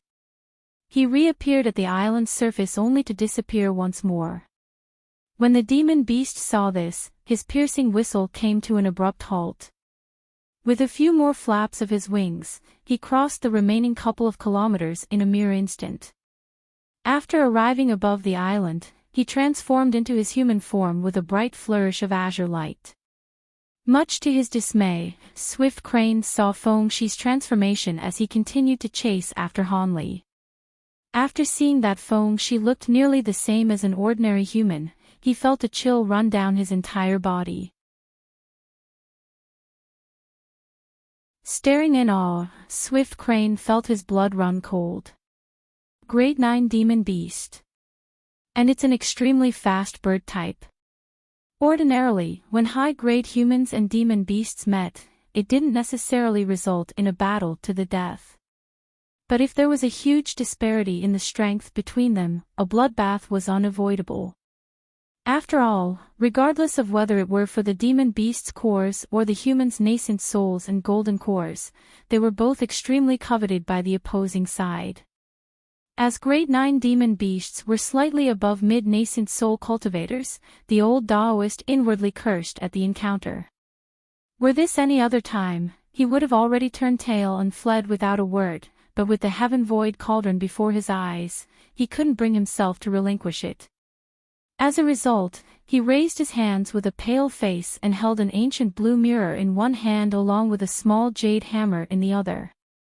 With the two ancient treasures in hand, the old Daoist's courage was strengthened and he gloomily stared at the demon beast. When Fengshi saw Hanli's wings and his adept usage of them, he was initially amazed before subsequently becoming filled with an immense, bitter regret. Even if he managed to kill Hanli and refine the thunderstorm wings, he would only be able to draw out 70% of the magic treasure's might at most, since it had already recognized another master, further stoking the flames of hatred towards Hanli. As a result, even though Fengshi had seen Swift Crane, he had completely ignored the old Daoist. His mind was completely focused on Hanli. He faced in Daoist and coldly shouted, F***ck off, before blurring in the direction of the island. Daoist Swift Crane was stunned for a moment before gritting his teeth and flying in pursuit. The Heaven Void Cauldron was the top-ranked secret treasure in the scattered star seas, and even if he had to risk his life, he had to acquire it. At that moment, Hanli quickly changed his face while he was flying through a passage after breaking through the stone gate. After several more flickers of lightning, he appeared before the transportation formation where several exquisite sound sect cultivators were currently bantering with each other. When they saw Hanli appear, they instantly found their throats choked from the shock. Hanli appeared at the side of the transportation formation before wildly roaring at the disciples, "Is the transportation formation finished?" One of the disciples recognized Hanli and respectfully replied, "Oh. Yes, Senior Lee. The transportation formation has been finished. However, we've yet to test it." "We were." But before she could finish speaking, his body blurred and he appeared inside the transportation formation. At nearly the same moment, a hole was suddenly ruptured from the ceiling and the demon cultivator Fengshi dropped down in a streak of azure light. Hanli's face instantly drained of blood.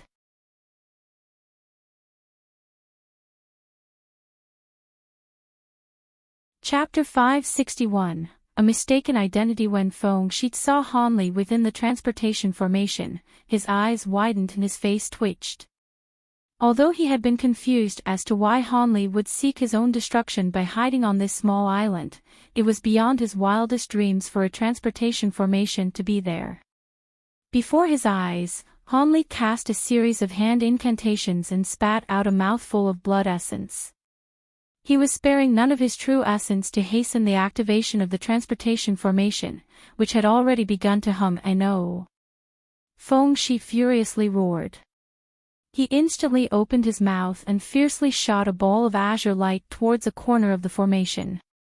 If the formation was broken before the activation completed, Hanli was as good as his.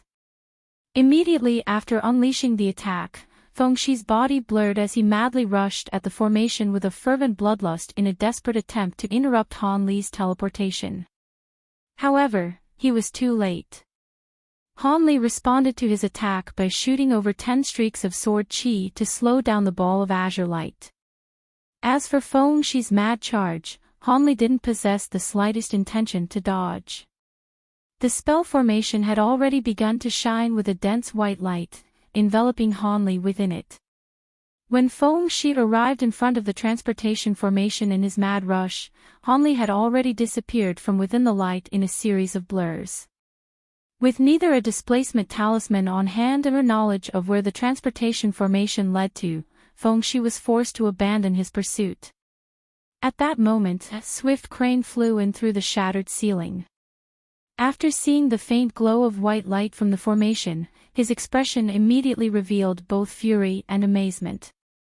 Unfortunately for Swift Crane, his sudden appearance had made him the new target of Fengshi's gaze. Killing intent began to emanate from his blood-red eyes. All the humans here will die. Brimming with rage after Han Li escaped right before his eyes, Fengshi brutally shouted. His entire body blazed with an azure light, and instantly turned into a streak of azure light, pouncing towards Swift Crane in a display of overbearing ferocity. Swift Crane's expression massively changed at the sudden change of events, and he instinctively threw out his ancient mirror and jade hammer in panic. Beams of different colors burst forth from the cave and intertwined as they shone down upon the previously tranquil island. A month later, the human cultivators in the nearby seas heard that the nascent soul cultivator Daoist Master Swift Crane fleshly body had been exterminated by a grade 9 demon beast. In order to survive, he had to exhaust the entirety of his body to transport his nascent soul back to his cave residence. For a while after this event, human cultivators were left trembling in fear at the demon beast's viciousness. However, none of them could have expected that such a momentous event was only the beginning. Several months later, the flood dragons of the depths suddenly dispatched large quantities of high-grade members to scour the seas, hunting all human cultivators at core formation and beyond. Although this only lasted for a few short years, the devastation it caused among high-grade cultivators was comparable to the beast torrent. There were even 2 nascent soul eccentrics that had met their end after being surrounded by several grade 9 demon beasts. From that moment on, whenever word of any flood dragons appeared in the nearby seas, no humans dared to rashly leave their cave residences. This continued for over 10 years before the lingering fear finally started to fade. However, the few cultivators that had been fortunate enough to escape from the demon beast's hands were bewildered to discover that all of them were searching for a core formation cultivator surnamed Li. Anyone remained silent in the face of Flood Dragon's interrogation about him would find themselves immediately attacked. As a result, many cultivators came to believe that the massive wave of attacks from the Flood Dragons was likely a result of this cultivator Li. Just what had this person done to enrage the Flood Dragons to this degree? When word of this spread, it became common to hear people cursing this unknown cultivator for having invited this calamity upon all of them. It reached the point where everyone wanted to find this cultivator Li and capture him, delivering him to the Flood Dragons as an apology and to appease their rage. However, everyone was bewildered to discover that there was no one by the name of Li among the higher-grade cultivators. So even if they wanted to apprehend him for his offenses, they were incapable of even trying. In a flash of white light, the now infamous Han Li appeared in an unfamiliar place with a greater displacement medallion in hand. As a result of his careful nature, Han Li had already prepared for the possibility of meeting enemies upon arrival and had preemptively changed his appearance to that of an unfamiliar man. Before he had even managed to recover from the dizziness caused by the teleportation, Han Li heard a lazy voice from his side. "It seems that your esteemed self has a penchant for punctuality as well. You and I were the first to arrive, and are stuck waiting on the others." Upon hearing this, Han Li inwardly trembled and grunted in response before moving off of the formation and standing off to the side. Not far from the transportation formation, there was a black-clothed man wearing a hood that grinned upon seeing Hanley, revealing his gleaming white teeth. However, when Hanley clearly saw this person's appearance, he immediately felt his stomach lurch. The man appeared truly frightening with a face so shriveled he looked like a skeleton. Additionally, his eyes twinkled with a faint blue light. Despite his shock, Hanley didn't dare to scorn him, because he could tell at a glance that this skeletal-looking man was a mid-core formation cultivator. He could already be considered a rarely seen high-grade cultivator among the scattered star seas. At the same time that Hanley saw his face, the skeletal man realized Hanley was a late-core formation cultivator. Astonishment clear in his eyes, his tone became much more respectful as he continued, "The others should be arriving soon, so please feel free to take a short rest, brother. We can look forward to all of the rewards we will reap from the upcoming operation, hee." Hanley was at a loss about what to do, but under such vague circumstances he could only nod his head and maintain his stiff expression to avoid making any mistakes. He felt his heart slightly relax after examining his surroundings, and discovering that they matched the description of Bright Emperor Island that Lady Fan had given him. When the exquisite sound sect disciple had said that the transportation formation was untested, Hanley had felt slightly uneasy. In the end his luck held out and he had truly returned to the inner star seas after all these years. He was currently in a cave over 60 meters wide, and apart from the ancient transportation formation that he had appeared from, Hanley saw 2 additional transportation formations in the cave. While Hanley chatted with the skeletal man, another transportation formation flickered with yellow light, faintly revealing a tall silhouette. The black-robed man's eyes immediately brightened and he hurriedly walked over. Hanley took the opportunity to quietly shoot 2 small streaks of azure light from his legs into the transportation formation below him, creating a crack in it that would be difficult to spot. As a result of this small crack, the ancient transportation formation was disabled and he no longer had to fear any pursuit from either Swift Crane or Feng Shi. It appeared that Hanley's covert sabotage had gone unnoticed by both the black-clothed man and the cultivator that had just arrived. While the two of them were lively bantering with each other, Hanley inspected the new arrival and discovered it was a large man with a fiendish appearance. When Hanley saw them speaking with each, he silently walked down from the transportation formation and headed towards the cave opening. However, he had only walked a few steps before he heard the black-robed man say with an astonished tone, "Brother, not everyone has arrived yet. I was told that there would be 5 people simultaneously taking action, and the rest of our orders and members have yet to arrive. It would be best for us to wait in the cave for the time being. Otherwise, it will be hard to explain. Now that I think about it, fellow Daoist's appearance is quite unfamiliar. Is there any chance that this is the first time that brother has participated in an operation like this?"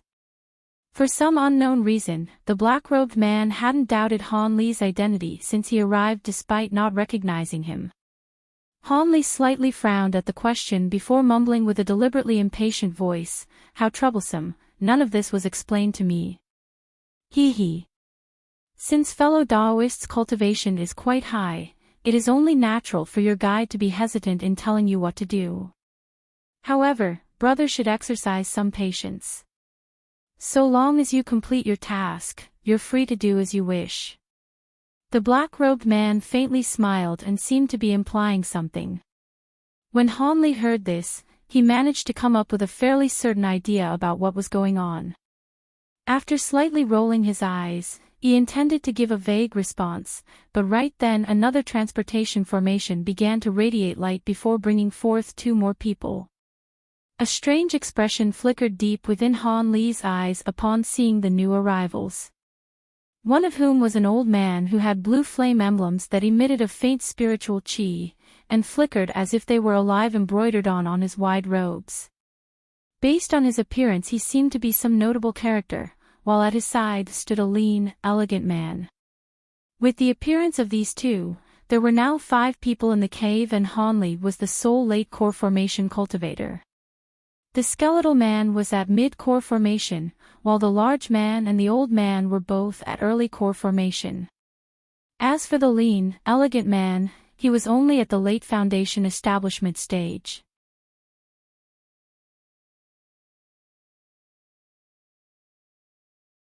Chapter 562, Yuan Yao and the Azure Yang sect. Just like the skeletal man and the fiendish man, the new arrivals didn't ask any questions about Han Li's identity either.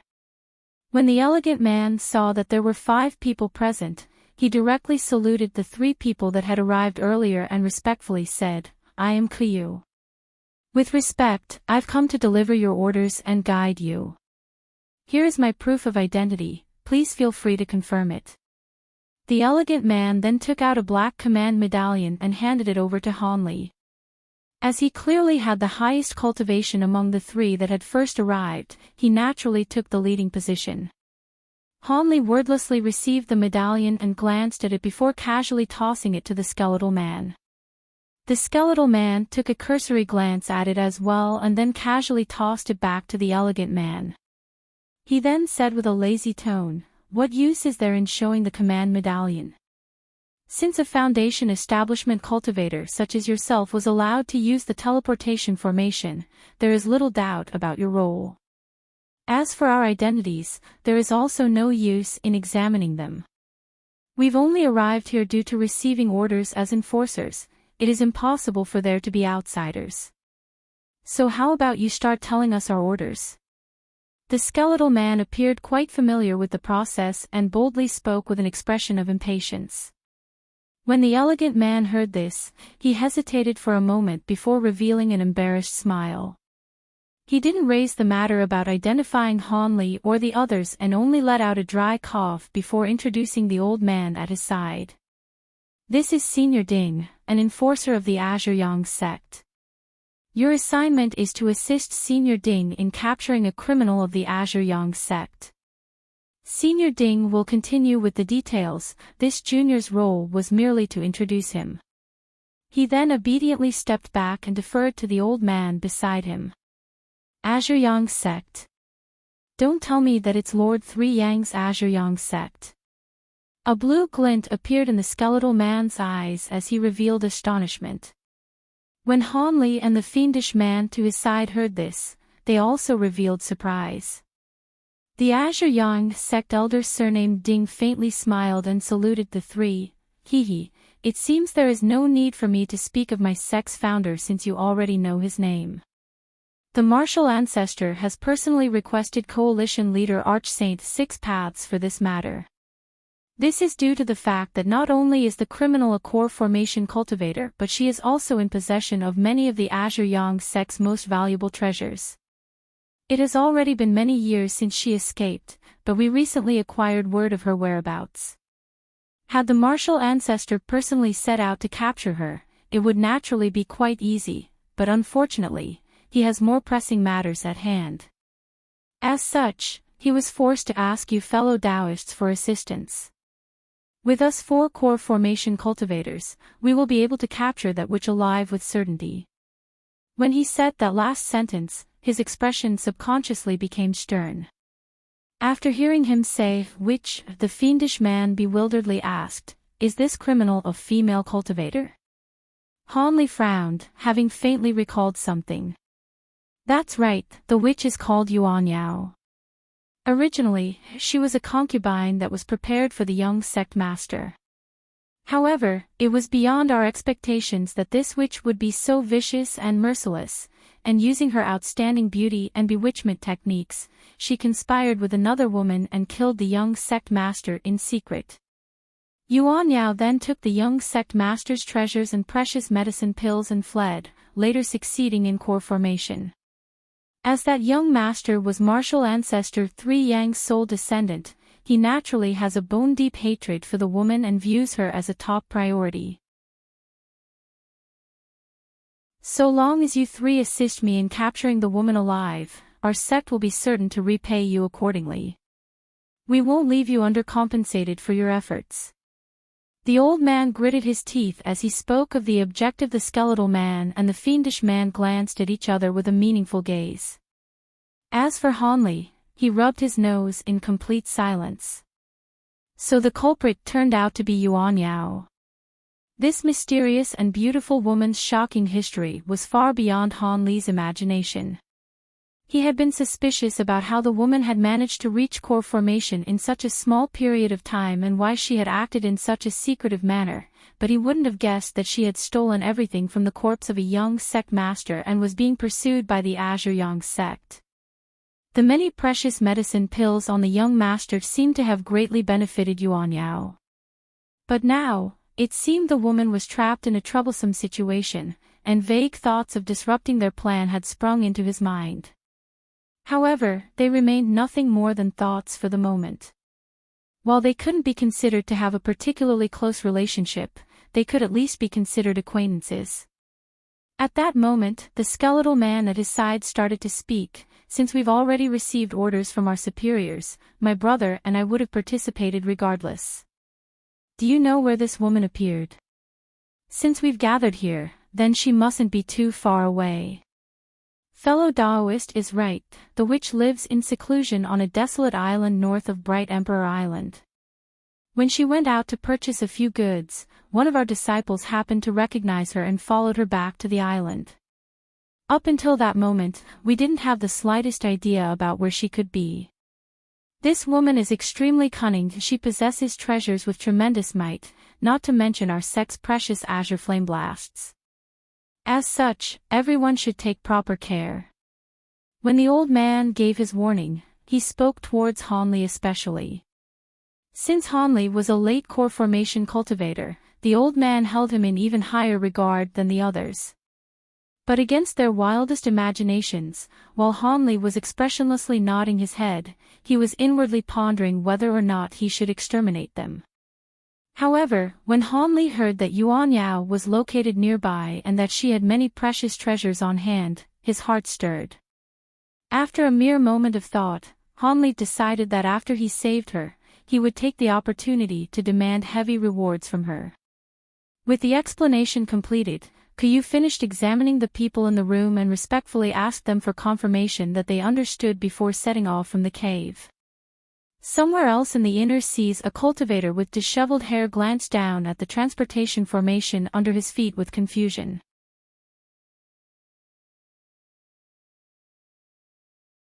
It is no wonder why the woman was able to conceal herself here for so many years.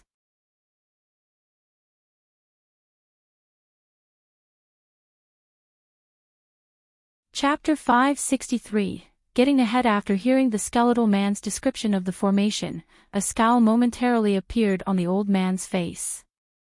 Humph. That woman stole all of the young master's technique records during that day, so it isn't strange for her to be able to do this. After I break through the spell formations, I will have to trouble you fellow Taoists to assist me. Relax, even if the woman possesses exceptional powers, it is still impossible for her to escape. The skeletal man smiled and spoke with a careless expression. The old man agreed and clutched his hands in an incantation gesture as a blinding yellow radiance suddenly erupted from his hands. Break! As the old man shouted, the yellow radiance left his hands and struck the mountains down below. The blast produced a rumble that echoed throughout the air. The scene of the mountain began to ripple in a manner similar to a large rock suddenly dropping into a serene pond. With a ripple of white light, the scene underwent a massive change, revealing beautiful, verdant mountain along with massive fluctuations of spiritual qi. This is... The skeletal and fiendish man gazed at the scene in astonishment and couldn't help becoming dazed with their mouths gaping open. Old Man Ding swept his gaze past the two and proudly said, "Hee, this is my sect's secret spirit constraining formation. It is one of the only spell formations in the world capable of concealing spiritual qi. That witch's cultivation is insufficient and she was only capable of concealing a portion of the spiritual qi. If our own martial ancestor were to personally place down this formation, it would be easy for him to prevent it from leaking even a trace of spiritual qi." Han Li was astonished by this as well, and his heart stirred after hearing the old man's explanation. If he could acquire the method for creating the spirit-constraining formation, his cave residencies in the future would be far safer. Following the disappearance of the illusion formation, a stone gate was revealed by a pulse of green light at the center of the mountain. It seemed to indicate the location of Yuan Yao's cave residence. Let's begin our attack. A malicious glint appeared in the old man's eyes. The skeletal man nodded and shot out a strange black edge from his mouth. The weapon was rather odd, appearing to be half saber and half sword. As for the fierce man, he let out a roar and hurled a halberd with an ominous, cold aura towards the mountain. Han Li was shocked to see such a massive weapon being used as a magic treasure. Such a weapon was a rare sight indeed amongst cultivators. The old man had personally spat a white flying sword out of his mouth with a shout. But when he saw that Han Li had yet to take action, he couldn't help but be puzzled and ask, "Fellow Daoist, why haven't you?" Han Li faintly smiled and was about to casually make up an excuse when the mountain door suddenly opened, and a green light burst out from within. When the old man saw this, he wasn't able to say anything further. All the other cultivators' attention had been captured by the sudden change. The green light revolved in front of the gate once before fading away to reveal a black-robed woman who possessed striking beauty and skin as fair as snow. The woman smiled with luminous, moist eyes, and her every movement seemed to contain a trace of charm. This was obviously Yuan Yao, who had parted ways with Han Li after leaving Heaven Void Hole. He hadn't seen the woman for many years, but not only did her appearance remain the same, her charm seemed to possess an even deeper degree of allure. When the woman swept her gaze across the people there, her expression immediately changed upon seeing the Azure Yang sex elder. A layer of frost suddenly seemed to cover her face. Knowing that her charm techniques would be of no use to the cultivators before her, Yuan Yao's expression quickly grew unsightly. She turned her gaze away from the old man as if in contempt and icily said, "Why have you fellow Taoists arrived at this little woman's residence?" When old man Ding saw this, he grew furious in his heart, but as he was a gloomy and shrewd sort, none of it was revealed on his face. Instead, he sinisterly smiled and said, there is no point in feigning ignorance. You killed my sect's young master and took his treasures. Do you still believe you can escape? Yuan Yao didn't bother to respond to the old man, choosing to examine the other cultivators instead. As a result, she felt her heart sink. The old man and the fiendish man were only early core formation cultivators such as herself. However, the skeletal black-robed man and the azure-robed man with the unremarkable appearance would be quite difficult to deal with. Their cultivations were at mid and late core formation, respectively. Despite the astonishing power of the several magic treasures in her possession and the few secret techniques that she had cultivated over the years, if those four were to join hands, the results would be far from good. The skeletal man and the fiendish man were clearly shocked, and they saw Yuan Yao's beauty, and gave each other a mutual glance of regret. If the woman hadn't offended the Azure Yang sect's venerable Devil 3 Yang, she would have definitely been an ideal Dao companion. It was truly a pity. As she confronted the dire circumstances before her, her expression remained steady as she bitterly laughed and waved her empty hand. A white light started to revolve around her hand, and when she stroked it, it started to brightly shine and release a large expanse of green and yellow mist. In a mere second, the mist covered the entire mountain. When the old man saw this, he shouted, and the flying sword in front of him hastily chopped towards Yuan Yao. However, Yuan Yao merely laughed and silently disappeared into the mist with a blur. The old man frowned when he saw this. Then, with an expression of disdain, he clutched his hands in an incantation gesture and pointed at his flying sword. "Humph! You dare to display a trifling illusion formation in front of me."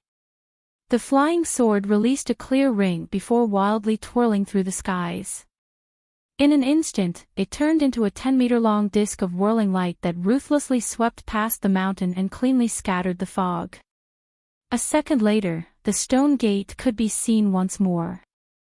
When the fiendish man saw this, he pointed to his own magic treasure without the slightest hesitation and caused the halberd to swell in size several times before fiercely chopping at the stone gate. Flashes of yellow and green light erupted each time the halberd struck the gate. To Han Li's side, the skeletal man was about to send his own strange blade to attack when he suddenly shouted in shock, "Not good." The witch ran from the back of the mountain. "Quickly, chase after her." He then turned into a streak of black light and quickly flew around the mountain. When Han Li heard this, a strange expression flickered within his eyes, but he stood in place without moving. It appeared the fiendish man was extremely confident in the skeletal man's words.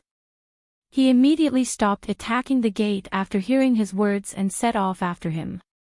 When the old man saw this, he wore a doubtful expression and hesitantly asked Han Li, "Fellow Daoist, did he speak truly?" This old man didn't sense anything. When Han Li heard him, his face remained unchanged but an odd expression flickered within his eyes as he calmly said, "That fellow Daoist spoke truthfully, she did flee from an exit on the other side of the mountain. Those two fellow Daoists have already barred her way and are in the middle of a battle with her." Han Li's arms were held behind his back as he gazed into the distance. The old man joyfully said, "That is great. If we arrive to assist them, we will certainly be able to capture that witch." Han Li turned towards the old man and gazed at him with a peculiar expression as he leisurely said, "Yes, if we were to head out, that woman would be easily captured. But before that, there is something I'd like to borrow from you."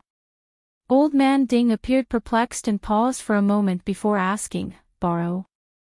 What does fellow Daoist wish to borrow from me?" "Nothing important. Just your head." Han Li rubbed his nose with a smirk. Then before the old man could respond, he spat a streak of bright azure light from his mouth.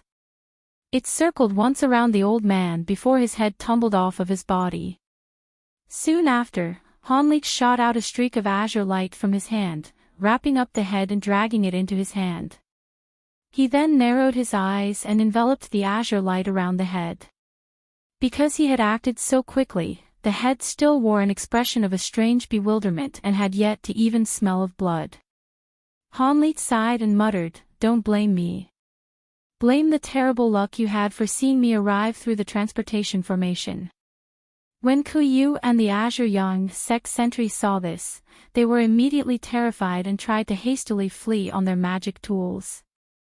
Unfortunately for them, a casual wave of Han Li's arm released two streaks of sword light that immediately penetrated their chests.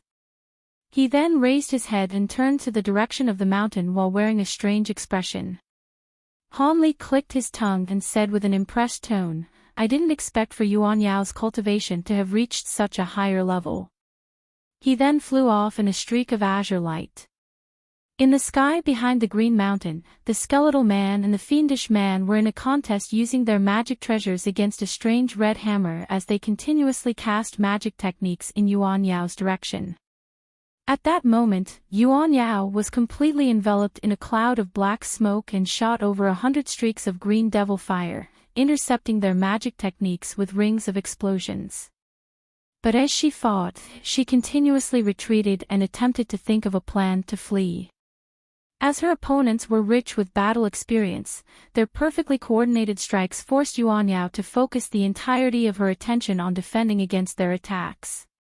When the fiendish man and the skeletal man saw Han Li flying over, they were overjoyed. When Han Li arrived near the battle and his light faded away, the fiendish man appeared discontent and hastily called out to Han Li, "Fellow Daoist, quickly help. If we attack together, the woman will be captured without fail." "Wait, where is fellow Daoist Ding?" This was a matter of his own sect, how could he possibly delay? "You don't need to wait for him. Fellow Daoist Ding is right here." Han Li then expressionlessly reached behind him and tossed the old man's head to the fiendish man.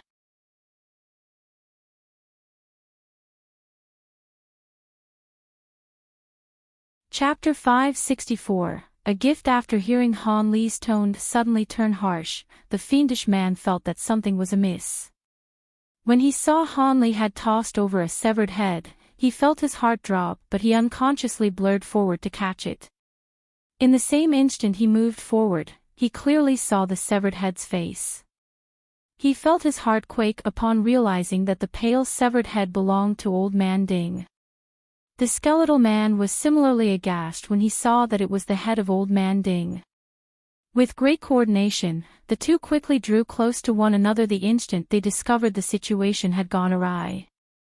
They then commanded their magic treasures to return to them before staring at Han Li with vigilant expressions. Although Han Li was a late core formation cultivator, if the two of them joined hands, they could possibly rival him. As a result, they didn't appear to possess the slightest fear. Not far away, Yuan Yao was watching all of this unfold in utter confusion. Despite not using the opportunity to escape, she still maintained the devilish technique that surrounded her body and had her strange red hammer revolve around her out of caution as she silently observed the strange actions of Han Li and the others. Han Li shot a deep glance at Yuan Yao before turning his gaze back to the skeletal man and the fiendish man. Without offering any further explanation, he waved both his arms with a faint smile and over 20 small azure swords flew out from his sleeves like two schools of fish. Then in a sudden burst of light, the flying swords shot directly at the pair of cultivators. When the skeletal man and the fiendish man saw this, they couldn't believe their eyes and had incredulous expressions on their faces. Ordinary core formation cultivators had to exhaust most of their fortune just to refine a single magic treasure, and now this traitorous ally before them had suddenly took out over 20 flying swords. With this single display, the two immediately knew that Han Li was no ordinary late core formation cultivator, and didn't stand a chance against him. The skeletal man's expression paled and he suddenly yelled, "Scatter! To each his own!" Just as he finished yelling, he transformed into a black streak of light and flew away. Upon hearing this, the fiendish man immediately retrieved his halberd without another word and rushed away in the opposite direction. His speed wasn't much slower than his partner's. He seemed to be exceptionally proficient in running away. When Han Li saw this, his expression sank and he quickly formed an incantation gesture with both his hands before pointing to his flying swords. The swords then glowed with azure light before each sword produced 3 identical sword lights, transforming the original 24 swords into 96 and doubling the strength of each of their auras. Han Li then flung his sleeve and imposingly uttered, "Separate." As soon as the word was uttered, the azure swords split off in 2 groups. Each group of flying swords then united together with a pulse of azure light and formed their own distinct swarms of light before swiftly setting off. Han Li's use of the divine ability Sword Shadow Phantasm technique left the skeletal man and the fiendish man deathly white when they turned their heads around to look. They then began to circulate the entirety of the magic powers in their bodies while fearing for their lives. 1. First introduced in Chapter 217. It is a technique that allows swords to produce an illusory copy of themselves. At his current strength, each of the sword illusions are able to retain 1/3 of the power of the original weapon. Han Li stood still and merely glanced at the two with a trace of pity. The swarms of sword lights traveled at a speed that ordinary cultivators couldn't hope to match. Unless they had heaven-defying treasures similar to Han Li's blood-red cloak or thunderstorm wings, the two of them didn't have the slightest chance of survival. After only a short moment, the swarms of swordlight had traveled several kilometers away and chased down the skeletal man and the fiendish man. They could only helplessly turn around and summon their magic treasures in an attempt to block the sword swarms. But under the overbearing assault of their superior numbers, the swords tore their bodies apart in quick succession, each death accompanied by a miserable scream. Han Li then calmly released the Sword Shadow Phantasm technique, and had the swords fly back with the now ownerless storage pouches.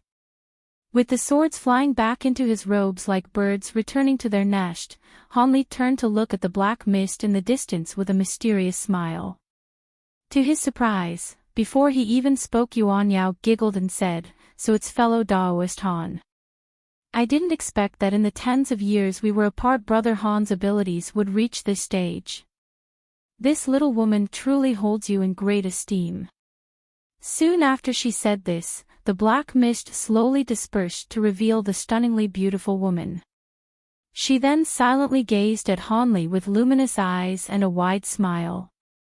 "I didn't expect for fellow Daoist Yuan to recognize me. You gave me quite the fright." Hanli chuckled and then dissolved his appearance exchange arts without hesitation, restoring his original appearance in a flash of white light.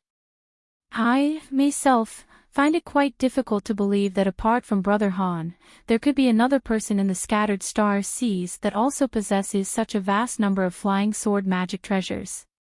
Although she had said those earlier words with a smile, she still let out a breath of relief after seeing Hanli reveal his true appearance. Then after a moment of hesitation, she refrained from asking why Hanli had appeared here. Instead, she approached Hanli and gracefully saluted him, expressing her sincere gratitude. "It is thanks to Brother Han's timely rescue that this little woman was able to escape calamity." She truly understood that if Hanli had meant her harm, she wouldn't have even been given the opportunity to flee given his current cultivation. As such, it would be far better if she could forge a friendly relationship with him. Hanli naturally knew why Yuan Yao had showed him respect with such a strong smile. As such, he chuckled and waved his arm before saying, "I merely happened to encounter this hunting party by chance, and saving you only required very slight effort. Since we last saw each other, it seems fellow Daoist Yuan has made quite a bit of progress with her techniques." Yuan Yao tilted her head and glanced at Hanli before speaking with feigned anger. "Is Brother Han making fun of this little woman? Brother Han has already reached late core formation stage while I am still lingering at early core formation stage. What progress is there to speak of? He. Fellow Daoist Yuan is far too modest. Although I've managed to reach this stage with the assistance of many chance encounters, there are still several matters that I must consult with you about." Yuan Yao was momentarily stunned before concealing a giggle with her hand. He. "Ask as you please, but if Brother Han doesn't find my humble home distasteful, wouldn't it be better to have our chat there?" The woman treated Hanli with obvious intimacy, perhaps due to him having just saved her life. Without putting on any airs, Hanli saluted her and agreed, "Then I will have to trouble you to lead the way." Yuan Yao's complexion flushed and she descended onto the island with a smile on her face as Hanli followed her into her cave residence. Yuan Yao's cave residence couldn't be considered very large, but it was tastefully arranged in an elegant and clean manner.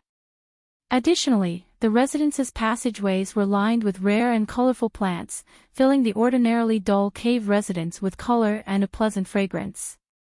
When Hanli saw this, he couldn't help but warmly smile as Yuan Yao led Hanli into a stone hall over 30 meters wide. After Hanli took a seat at the table, she steeped a pot of fragrant tea and happily sat across from Hanli. "Brother Han is quite famous within the scattered star seas. You've acquired quite the reputation.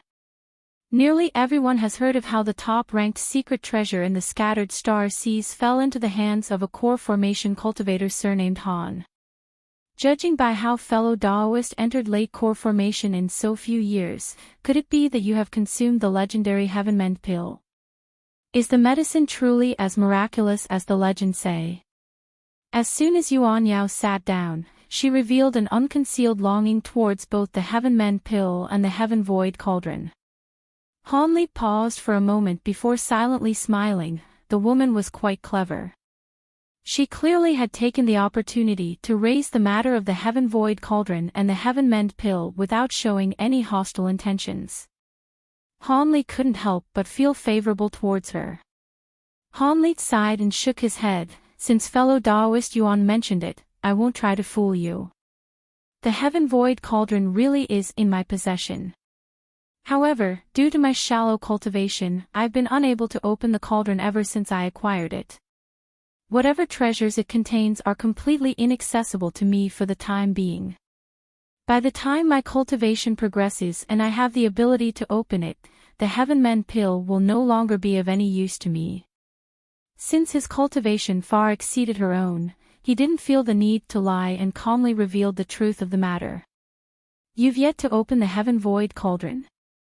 When Yuan Yao heard this, she paused for a moment, before revealing an expression of slight disbelief. Han Li frowned and was disinclined to offer the woman any further explanation. Instead, he coughed several times and decided to clearly strike at the heart of the matter at hand. He stared at Yuan Yao and slowly said, "Would fellow Taoist Yuan happen to have any more myriad spirit milk on her? You should know that with the Heaven Void Cauldron in my possession, trouble has a way of constantly finding me. This along with many other unexpected matters has caused me to consume nearly all the myriad year spirit milk that you gave me. If you have any of it remaining, I am willing to pay a high price for it. You definitely won't suffer a loss."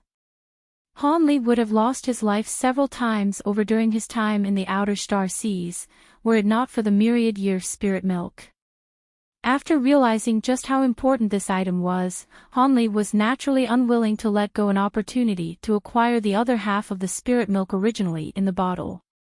With this, he would have yet another life-saving item the next time danger came to seek him out.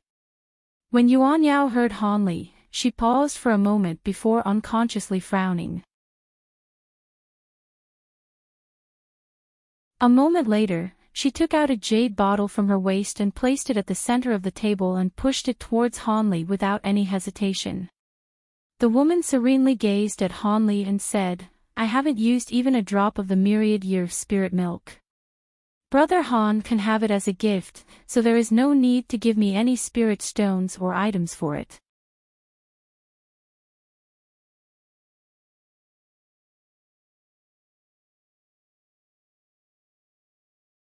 The spirit constraining formation. Not a problem.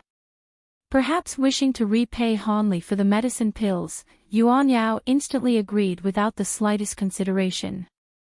She immediately took out a jet-black jade slip and handed it to Han Li. Yuan Yao sweetly smiled in a breathtaking display of her dainty charms. This jade slip contains the formation spell records of the Azure Yang sect. In addition to the spirit constraining formation, there are several other powerful spell formations as well.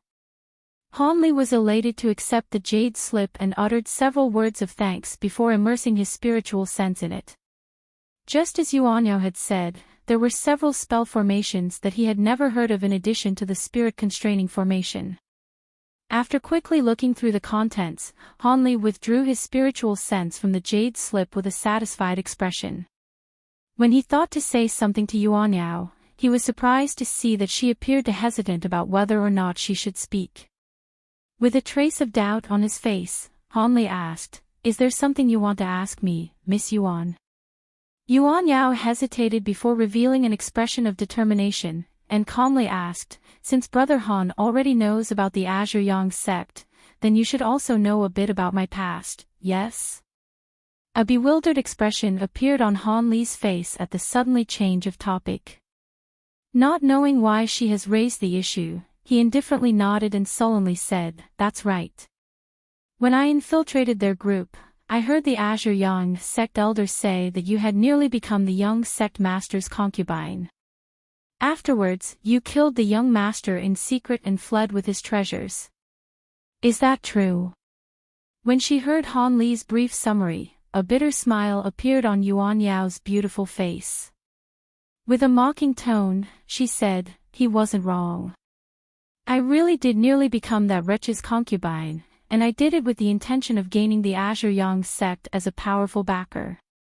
Do you believe that my actions displayed a lack of pride or honor, Brother Han?" Han Li shook his head and emotionlessly said, "Not in the slightest. That's just how the cultivation world works.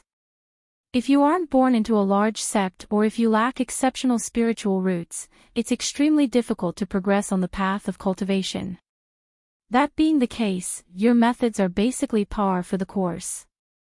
Most beautiful female cultivators are more than willing to become the concubine or servant of high-grade male cultivators in the hopes of acquiring support. There are even a few female cultivators that have given up on cultivation completely and become cultivation furnaces for others, merely looking for a period of luxury free of worry. Han Li's words seemed to make Yuan Yao feel more at ease. She then forced a smile at Han Li and said, "Senior Marshal Sister Yan Li, 1, and I were both born in a small cultivation sect. Not only were our aptitudes only average, but our cultivation techniques were mediocre as well. We both realized if things continued like they were, we wouldn't even catch a glimpse of foundation establishment stage, let alone core formation. As a result, we both agreed to leave our sect and wanted to find an unmarried male cultivator with profound cultivation in hopes of becoming their Tao companion. Unfortunately, we never encountered a suitable high-grade cultivator, not even one at late foundation establishment stage. Instead, our beauty attracted many undesirables like flies to fruit, but since their cultivations weren't superior to our own, we were unwilling to devote our hearts to them. Later on, due to a few unforeseen events, Senior Marshal Sister Yan Li and I parted ways for a time. Several years later, when I reunited with her, I discovered that she had become the cultivation furnace for the Azure Yang sect's young master. I was shocked and furious at the time and wanted to investigate it, but at that moment, the Azure Yang sect's young master suddenly appeared and started to repeatedly say how attracted he was to me and how he wanted me to be his concubine. I accepted his terms on the condition that he release Senior Marshal Sister Yan Li and also wed her as a concubine. But during those years, I was young and short-sighted. Based on the wretch's illustrious identity, deep cultivation, and great riches, I agreed without much consideration despite the protests of my senior marshal sister. At this point Yuan Yao wore a dazed expression as if she were lost in her memories of that year. Han Li slightly furrowed his brow, but knowing that she was about to continue, he silently waited. After Yuan Yao woke from her daze, his voice grew icy as she continued, "On our way back to the Azure Yang sect, Senior Marshal Sister Yan Li found an opportunity to secretly tell me that she had originally been duped by the Azure Yang sect's young master. She had also been promised to be wed as a concubine, but she had instead become the wretch's cultivation furnace several months later and was greatly sapped of her strength. It seemed that most of his cultivation vessels had been cheated in nearly the same way. After they entered the Azure Yang sect, these female cultivators that were promised to be concubines had all become cultivation vessels and were stripped of their freedom. When I heard that, I became fearful and began to consult with Senior Marshal Sister about taking advantage of the wretch when he was unguarded to stealthily dispose of him, but who could have known that this ravenous wretch wished to consummate our marriage before we even managed to return to the sect? Helpless, my senior marshal sister and I could only lay down a trap and take advantage of his moment of weakness. In the end, the plan succeeded. However, my senior marshal sister Yan Li suffered an immense injury and lost her body. All I could do for her was take her primal soul and temporarily house it in a magic tool, but ordinary ghost magic tools cause the soul to decay within only days. Later on, I used all the techniques I could to slow this degradation, but I was never able to stop it. Soon, Senior Marshal Sister Yan Li's primal soul was at risk of losing her intelligence, and being forever incapable of bonding with a body. Having heard this, Han Li's eyes brightened as he recalled the matter of the spirit-nurturing wood. Could it be that you acquired the soul-nurturing wood in order to protect fellow Daoist Yan Li's soul? 1. Yan Li first appeared in chapter 375. She was the dainty woman who accompanied Yuan Yao.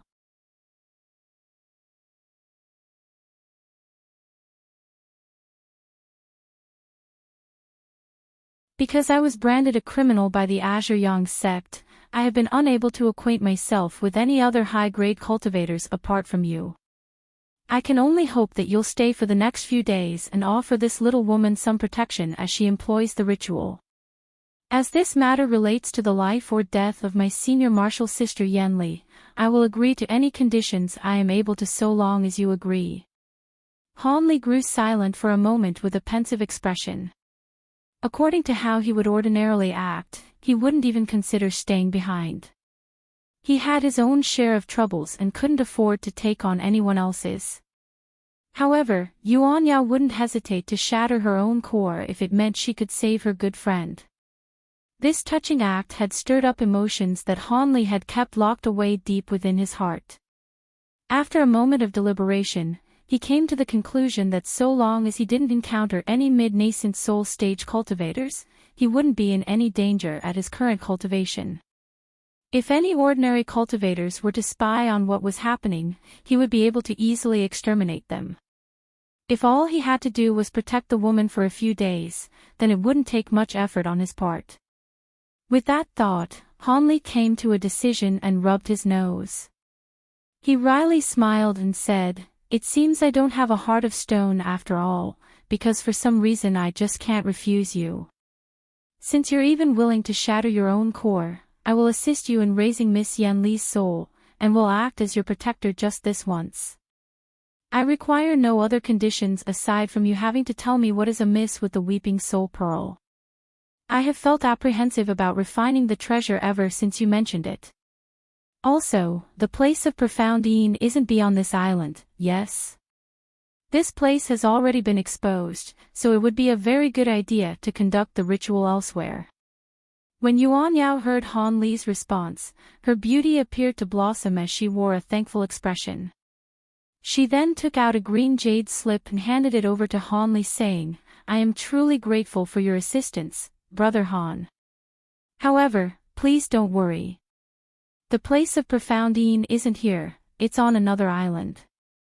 Although it is only several days away, we should be safe from the Azure Yang sect's pursuit for more than enough time for me to conduct the ritual. As for the matter of the Weeping Soul Pearl, it is quite simple. The Azure Yang sect young master's Weeping Soul Beast wasn't completely refined. As such, the Weeping Soul Pearl used to control it is flawed. After refining it, one would periodically experience headaches.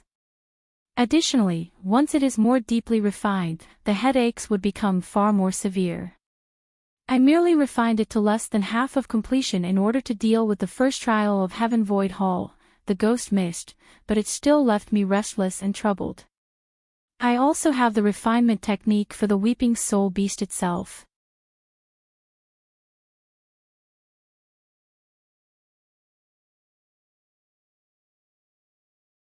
Chapter 567, Heavenly Omen. Yuan Yao looked at the sky before turning her head to Han Li. In a sincere tone, she said, "In 4 hours' time, the Yin Qi will be at its strongest. That's when I'll begin to use the Soul Rise technique. The entire process will take 3 days, so during that time, I will have to trouble you to guard me." Han Li nodded and looked around the valley.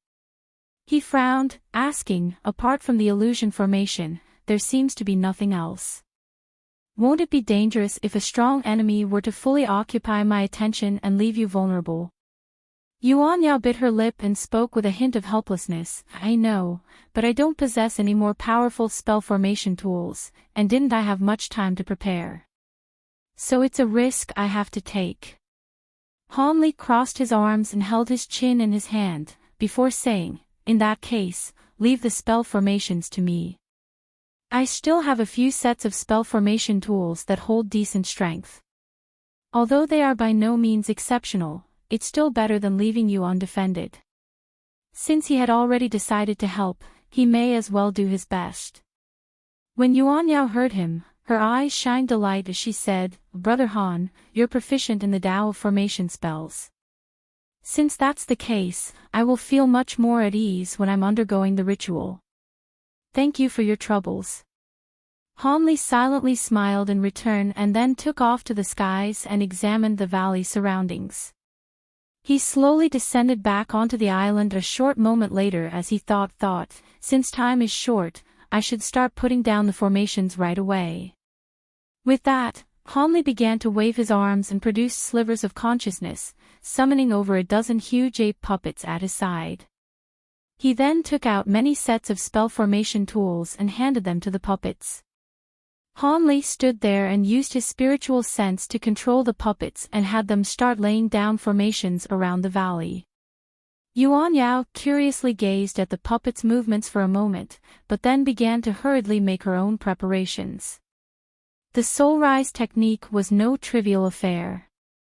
To fully employ the technique, it required extremely careful preparations. Additionally, one needed to test the formation on the ground to avoid any mistakes from occurring partway through. Elsewhere on the island, Hanli managed to place down 5 moderately powerful spell formations within 2 hours with the aid of his 8 puppets. Although they wouldn't be able to withstand persistent attacks from a core formation cultivator, they would be more than enough to deal with any Foundation establishment cultivators. At the heart of the valley, Yuan Yao finished placing down all of the spirit stones for the spell formation, and struck the crux of the formation with an incantation seal, activating the spell formation. In response, the spell formation began to hum and flicker with a jet-black light. Eerie strands of black chi suddenly began to appear around the formation, converging towards the glacial jade coffin at the center. Yuan Yao revealed satisfaction at the sight and hastily struck the formation with another incantation seal, stopping the spell formation. Yuan Yao walked out of the spell formation and turned to Hanli, while happily saying, "There doesn't seem to be any problems. The spell formation is working as expected." After seeing her cheerful smile, Hanli slowly said, "Fellow Daoist Yuan, have you thought this through clearly? After shattering your core, your path to immortal cultivation will cease. It will be nearly impossible to climb back up to core formation stage." Yuan Yao's smile disappeared, and after a brief moment of silence, she calmly said, "If it ends, then let it end. The only reason I was able to live until now was so I could accomplish this." Yuan Yao then combed a strand of loose hair from her face to the side and emotionlessly said, "Brother Han doesn't know what relationship I had with my senior martial sister. I grew up with her ever since I was small, and for tens of years, we lived together, ate together, and cultivated together in our sect. We may as well have been true sisters. When we killed the Azure Yang sect master, she blocked a retaliatory strike aimed at me and perished as a result. As such, it is only right that I suffer from the soul rise technique for her. So long as senior martial sister's primal soul doesn't perish and she regains her fleshly body, a shattered core is a trivial cost." An odd expression momentarily appeared on Han Li's face. After muttering to himself for a moment, he nodded his head and no longer tried to dissuade her. Yuan Yao returned to the center of the spell formation and sat down in front of the glacial jade coffin while waiting for the optimal time to start. Not a word was spoken until she eventually looked at the skies and slowly stood up. "It's time. Let's start.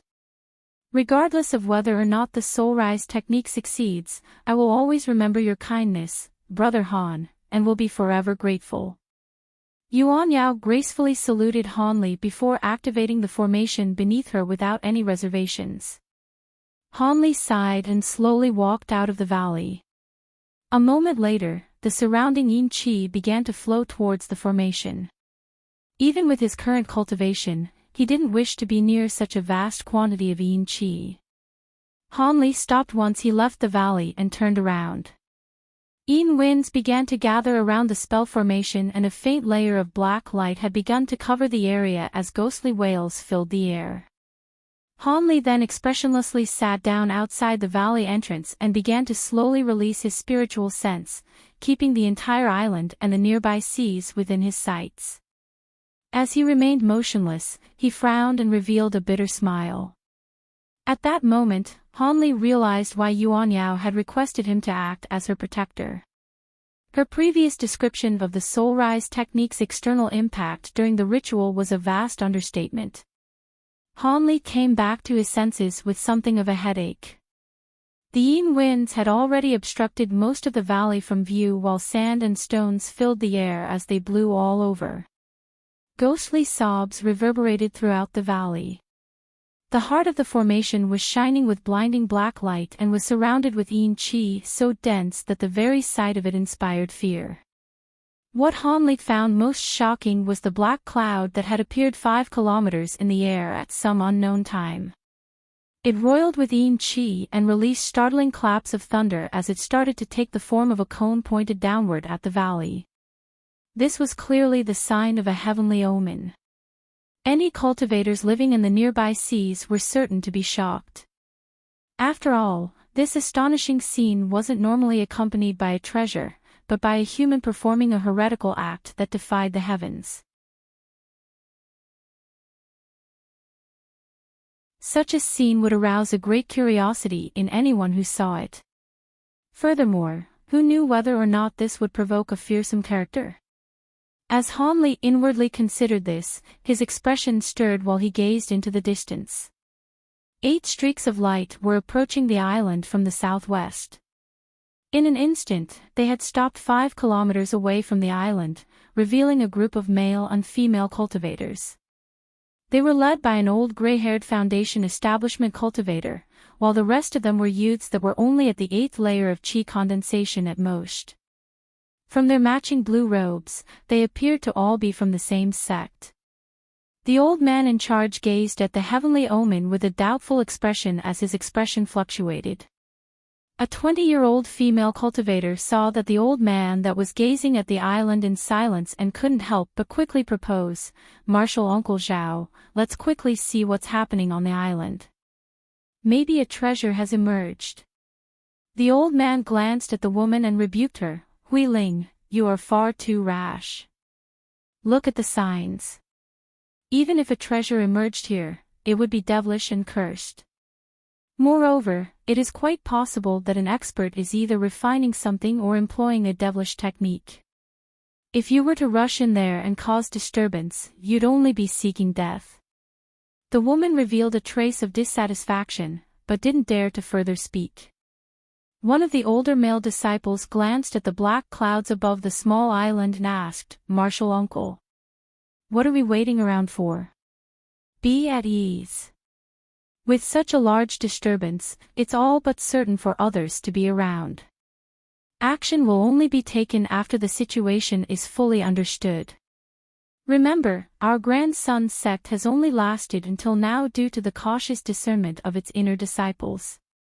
Never make any rash decisions. Even with such potentially gargantuan profits before us, we must also consider whether or not we can preserve our lives." The old man lectured the disciples behind him as he stared at the small island. The rest of the young disciples naturally agreed. Not long after the old man spoke, a green and a yellow streak of light approached the island from a different direction. They discovered the old man's party and stopped about 300 meters away from them. The light faded away to reveal a black-robed man that appeared about 40 years of age with a stiff face, and an elegant woman beside him that appeared to be in her late 20s. With a pleasant voice, the woman warmly asked the old man, "So it's the grandson sect's fellow Taoist Zhao. Do you know what is going on at the island? Why has a heavenly omen appeared?"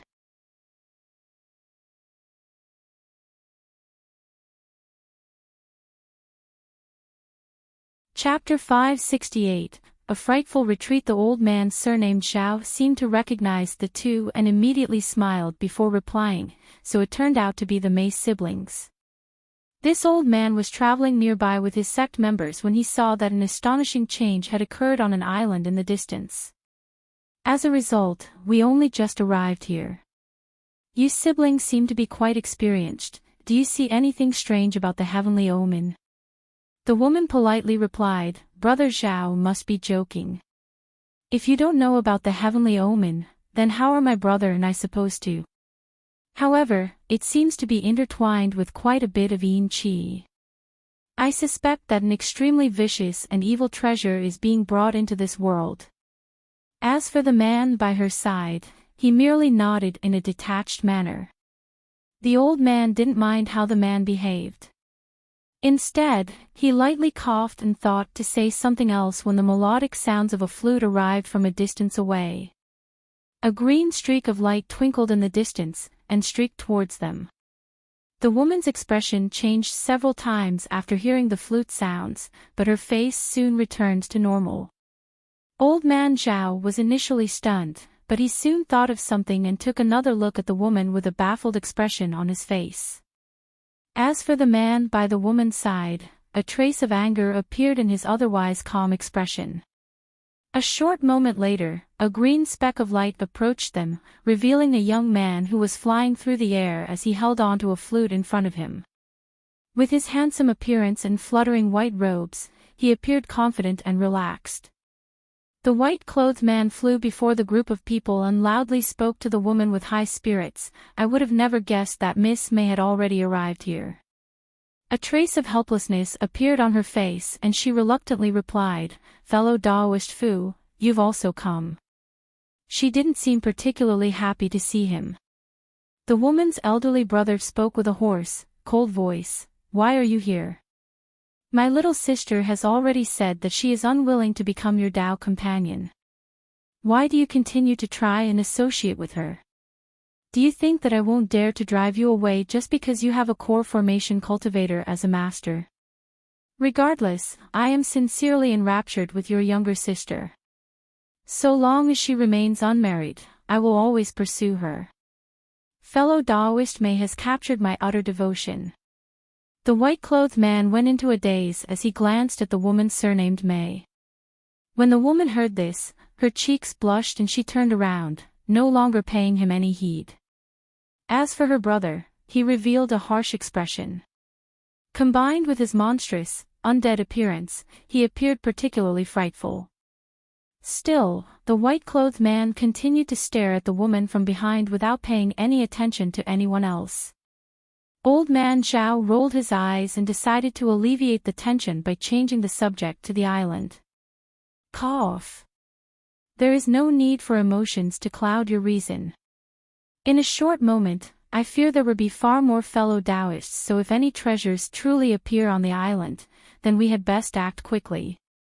Otherwise, a core formation senior could arrive, and we will be left helpless. The three were slightly shocked upon hearing that. The white-clothed man casually took a look above him and his expression suddenly changed. The heavenly omen has started to change. The old man and the Mace siblings couldn't help but look up in shock upon hearing him.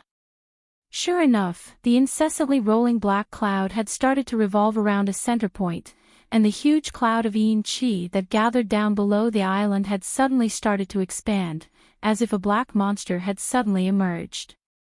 What is that? Could it be that a treasure has suddenly entered this world?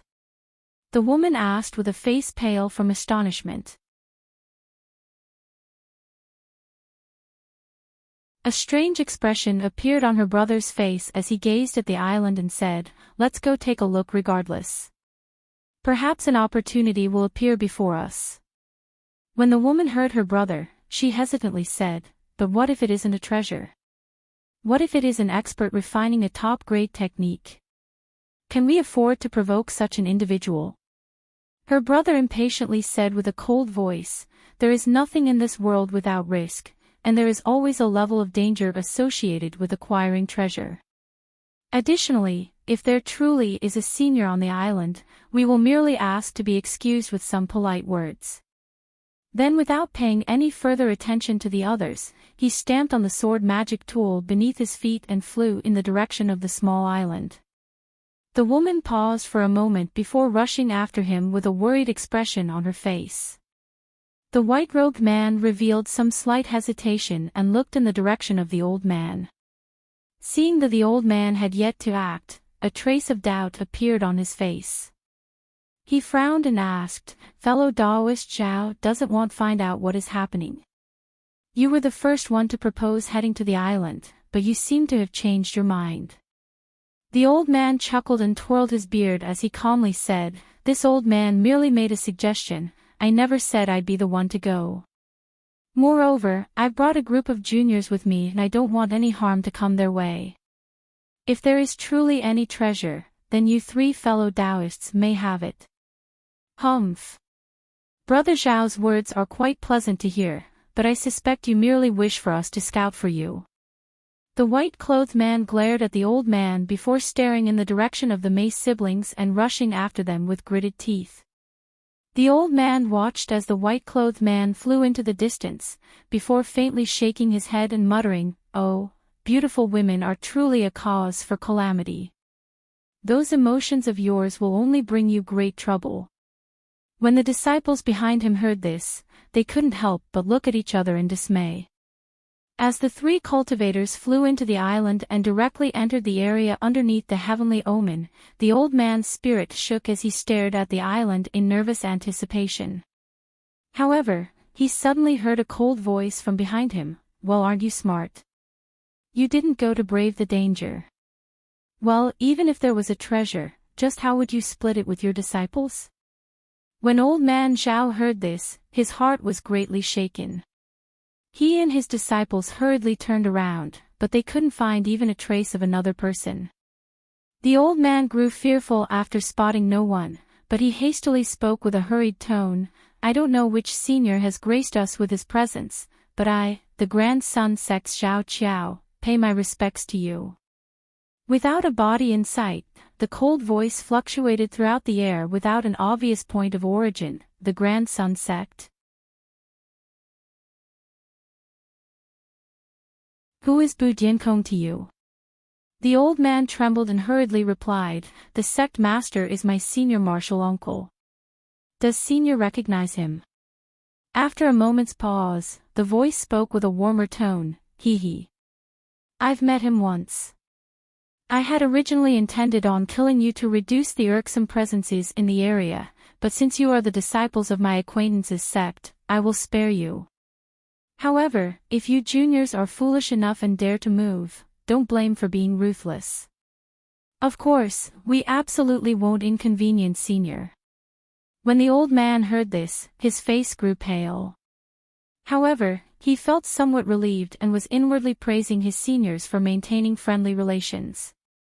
At that moment, the white-clothed man had caught up to the Mei siblings and they had approached the nearby valley, but when they were about to enter, their surroundings trembled and they suddenly found themselves surrounded in a barrier of light. The three simultaneously heard the man's calm voice, "Return. If you continue forward, my hand will be forced." The three Foundation establishment cultivators glanced at each other with bewilderment. The man surnamed Mei was unable to remain calm and loudly asked, "May I ask who this fellow Daoist is and what brings him to this island?" "I will count to 10. If you are unwilling to leave, then your bodies will remain here forever. 10, 9, 8. Han Li ignored his question and bluntly started to count with a cold tone. The faces of the three revealed doubt. From his tone, they couldn't be sure if he were merely bluffing, or if he truly was a core formation cultivator. During their moment of hesitation, Han Li had counted to 5 and more than 10 huge ape puppets appeared within the light barrier with a flash. They were arranged in a semicircle and orderly approached the three cultivators. "Not good. Quickly, leave. Those are high-grade puppets. We aren't capable of fighting them." The woman seemed to recognize the ferocity of the puppets and her face quickly paled. She then grabbed her brother's arm and flew away without any further explanation. The white-clothed man also perceived the fearsomeness of the puppets and felt his breath turn cold before quickly following after them. After seeing the three turn tail, Han Li stopped counting, and the huge ape puppets ceased their pursuit after having only chased them for about 100 meters. After all three had flown off without turning around, the ape puppets returned to the light barrier and disappeared without a trace. Han Li was still sitting down cross-legged at the valley's entrance and slowly opened his eyes, but he appeared completely solemn. In addition to a few low-grade cultivators around the island, he had also noticed the presence of a core formation cultivator. Although the cultivator's speed could be considered amazing, he was laid bare underneath Han Li's spiritual sense. He hoped that by scaring off the three of them, they would inform their fellow Foundation establishment cultivators to flee as well. He had nothing to fear from cultivators of that grade, but he'd rather avoid a needless massacre. However, this was only just the beginning. He reckoned if any real troubles were to come, they would most likely arrive on the final day of the Soul Rise Techniques ritual. After all, with this much time remaining, the nearby high-grade cultivators should have already received information.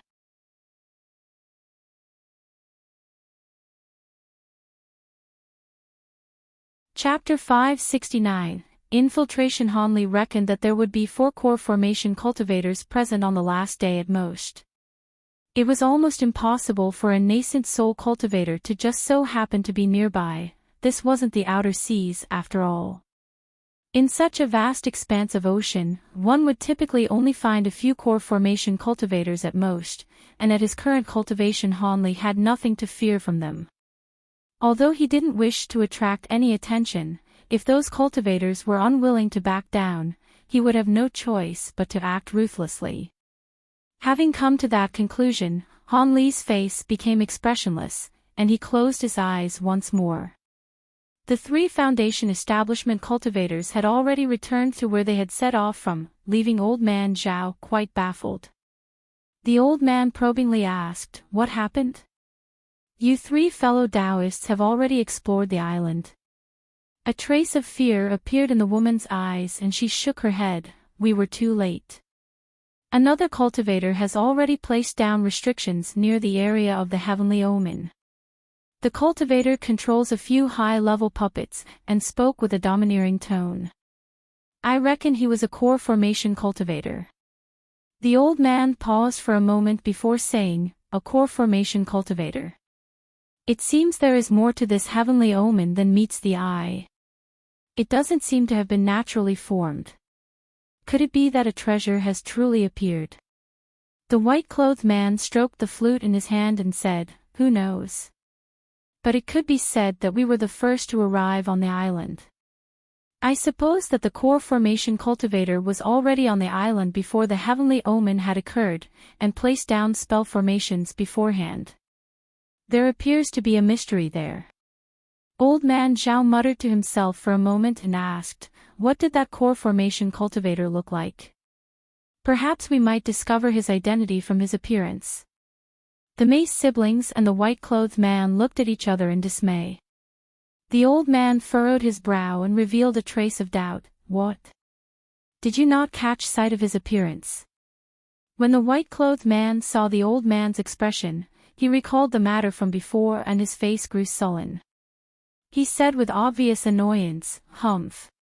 If Brother Zhao doubts our words, then he can go look for himself and see whether or not that senior will treat you leniently." "I don't believe he will." The old man chuckled and replied, "Fellow Taoist misunderstands, it was but an impulsive question. Since the island already has a core formation senior on it, then there is no place here for people of our cultivation, regardless of whether or not any treasures truly emerge." The man surnamed Mei curled his lips and indignantly said, "That might not be true. Even if he is a core formation cultivator, if we were to join hands with a dozen fellow Foundation establishment Taoists, perhaps we may be able to match him." The white-clothed man shook his head and said, "Brother Mei must be joking. Not to mention that we don't have that many Foundation establishment cultivators, we don't even know if there is truly a treasure on that island or how valuable that treasure could be. Who would be willing to blindly offend a core formation cultivator over potentially nothing?" When the siblings heard his words, they grimaced and opened their mouths, but they couldn't think of anything to refute him with. As a result, they could only sigh and silently close their mouths. The woman surnamed Mei turned to her side and gently said, "Elder brother, since there is too much uncertainty, we should leave. There is little point in involving ourselves any further." Her brother was clearly hesitating due to the uncertainty. Although he knew that a core formation cultivator had taken action and that it would be impossible to acquire any gains, it also wasn't common to come across a rare treasure appearing in the world. As such, he was reluctant to leave. After all, to vagrant cultivators like him and his sister, this was a very rare opportunity. "Leave? In your dreams. No one is leaving until I give them permission." Before the brother could finish his thoughts, a cold voice suddenly arrived from varying directions. The Mace siblings and the white-clothed man were shocked and immediately grabbed onto their storage pouches as they vigilantly looked all around. However, they were unable to find a single trace of the speaker. With his spiritual sense continuously sweeping his surroundings, the man surnamed May asked the old man in a chilling tone, "Fellow Daoist Zhao, what is going on?" The old man bitterly smiled in a helpless manner and said, "Don't ask me, I'm not allowed to leave either." When the other three heard this, they instantly pondered over whether or not to believe the old man. However, their musings were interrupted by a flash of yellow light 30 meters away, that revealed a white silhouette. White chi was wrapped around the figure, and it appeared blurry like a mirage. When the three saw this, they were immediately frightened, and reflexively released their magic tools in front of them as they vigilantly watched the silhouette. The white figure spoke with an icy voice and an irritated tone, "Humph. Could it be that you juniors wish to attack me?" Although the woman surnamed May was incapable of seeing the true appearance of the white silhouette, from his spiritual chi fluctuations, she recognized him to be a core formation cultivator. Her face paled and she tactfully explained, "We don't dare to. It was only that we don't know how we offended Senior and why he won't allow us siblings to depart." "Offend me?" "No, I was merely don't wish to allow any word of this to spread outside. And until I figure out whether or not a treasure has emerged on the island, no one is allowed to move even a step. Otherwise, I'll end you immediately." The white silhouette spoke with tremendous arrogance. When the three heard this, they were shocked.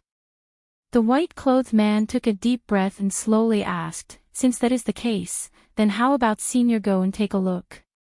The white silhouette snorted and said, "Relax, I'll leave right now, but before that, give me a detailed explanation of what you saw on the island." When the three heard this, they couldn't help but glance at one another. The woman frowned and calmly said, "Actually, we don't have much to say. We fled after many puppets were unleashed on us. At the time." The woman then gave a detailed narration of what had occurred on the island. After a moment of silence, the white silhouette chuckled and said, "Controlling that many high-grade puppets is beyond what a Foundation establishment cultivator is capable of.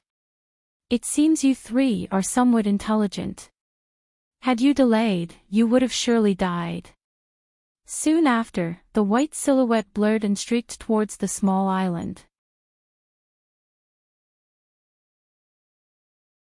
The others grew elated at having seen a potential opportunity for escape. However, they heard the silhouette's voice slowly speak from a distance, "I've already told you once, if you dare to leave before I have returned, don't blame me if I head off to kill you. I am not a forgiving person." His words gradually grew softer as he grew more distant. With the white light now so far away, they had originally planned on slipping away. But after some consideration of the consequences, no one dared to leave and provoke the core formation cultivator. At nearly the same time, Hanli opened his eyes and wore a sullen expression. Hanli muttered in a seemingly irritated voice, "I thought that he'd come tomorrow. I didn't expect him to be the impatient sort." Hanli's expression then stirred, and he glanced in another direction with a pensive expression. He turned his head to the sky and sighed, "There is yet another one. It seems I'll have to deal with them one at a time. It's impossible for me to just scare core formation cultivators away." With that said, Hanli patted the spirit beast pouch at his waist and released a large cloud of buzzing, black-tainted gold devouring beetles. After revolving once around his head, they condensed into a huge tricolored lance. "Since you're courting death, don't blame me for killing you."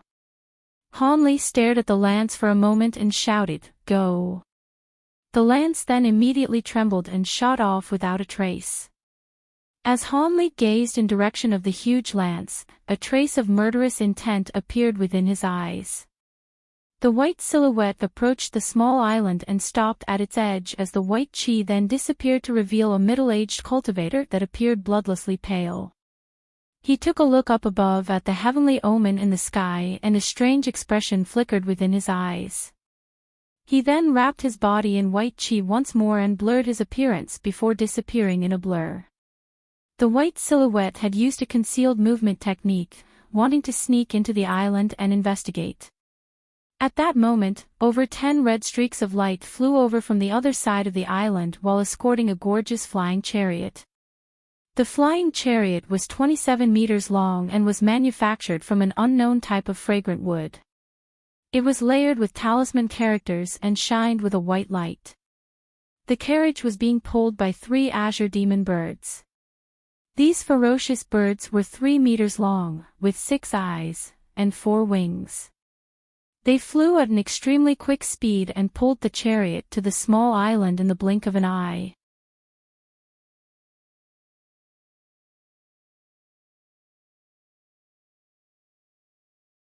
Chapter 570. A powerful enemy appears. Stop. A man's voice ordered from within the chariot as it came to an immediate stop along with the streaks of red light that accompanied it. Soon after, each of the red radiances disappeared to reveal young beautiful women, each wearing light green palace robes. They had their black hair rolled up in a bun and 2 swords on their back. These female foundation establishment cultivators stood at the sides of the chariot and had their heads bowed in solemn expressions. An astonished voice came from the chariot. How strange. How can there be someone using a heretical, heaven-defying technique here? From the yin chi that's gathered, it seems to be the soul rise technique rather than the sun form technique. A young woman's voice soon followed. With such an astonishing heavenly omen, why can't it be the appearance of a wondrous treasure? Although her tone was chilling, it carried an unconcealable sweet allure. The first voice chuckled and spoke with confidence. You think I can't differentiate between a heretical technique and the appearance of a treasure? After a moment of silence, the woman icily snorted and bluntly said, That's just what you say, perhaps it truly is an omen of a treasure appearing.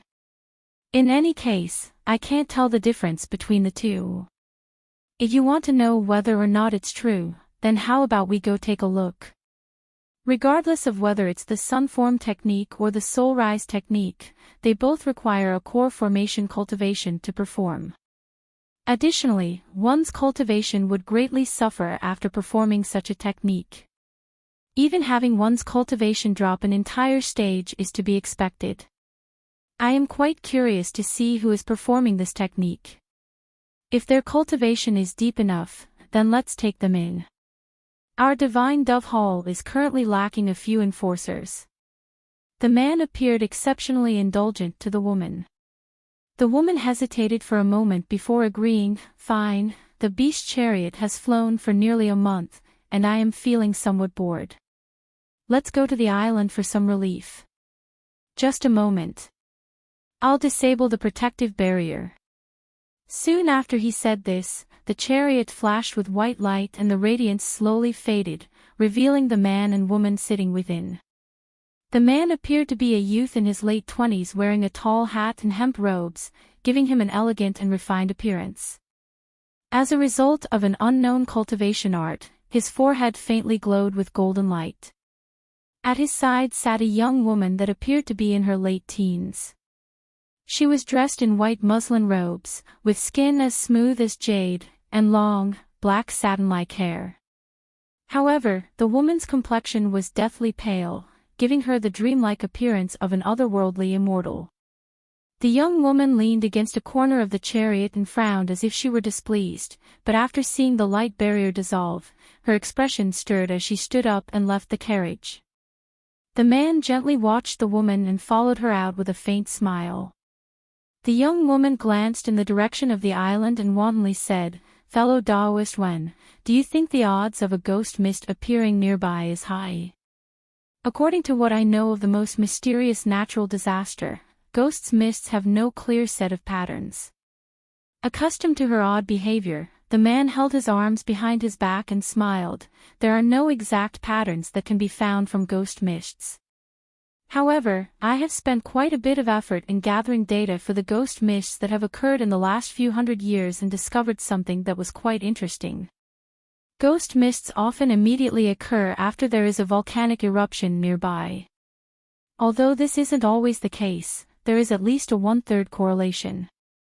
These seas happen to have had 2 volcanic eruptions nearby, so I reckon the odds of a ghost mist appearing are relatively high.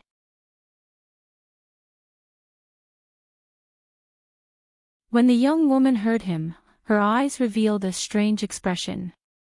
After a moment of hesitation, she slowly asked, "Did fellow Daoist one spend such a long time traveling with me to this place in order to see the ghost mist?"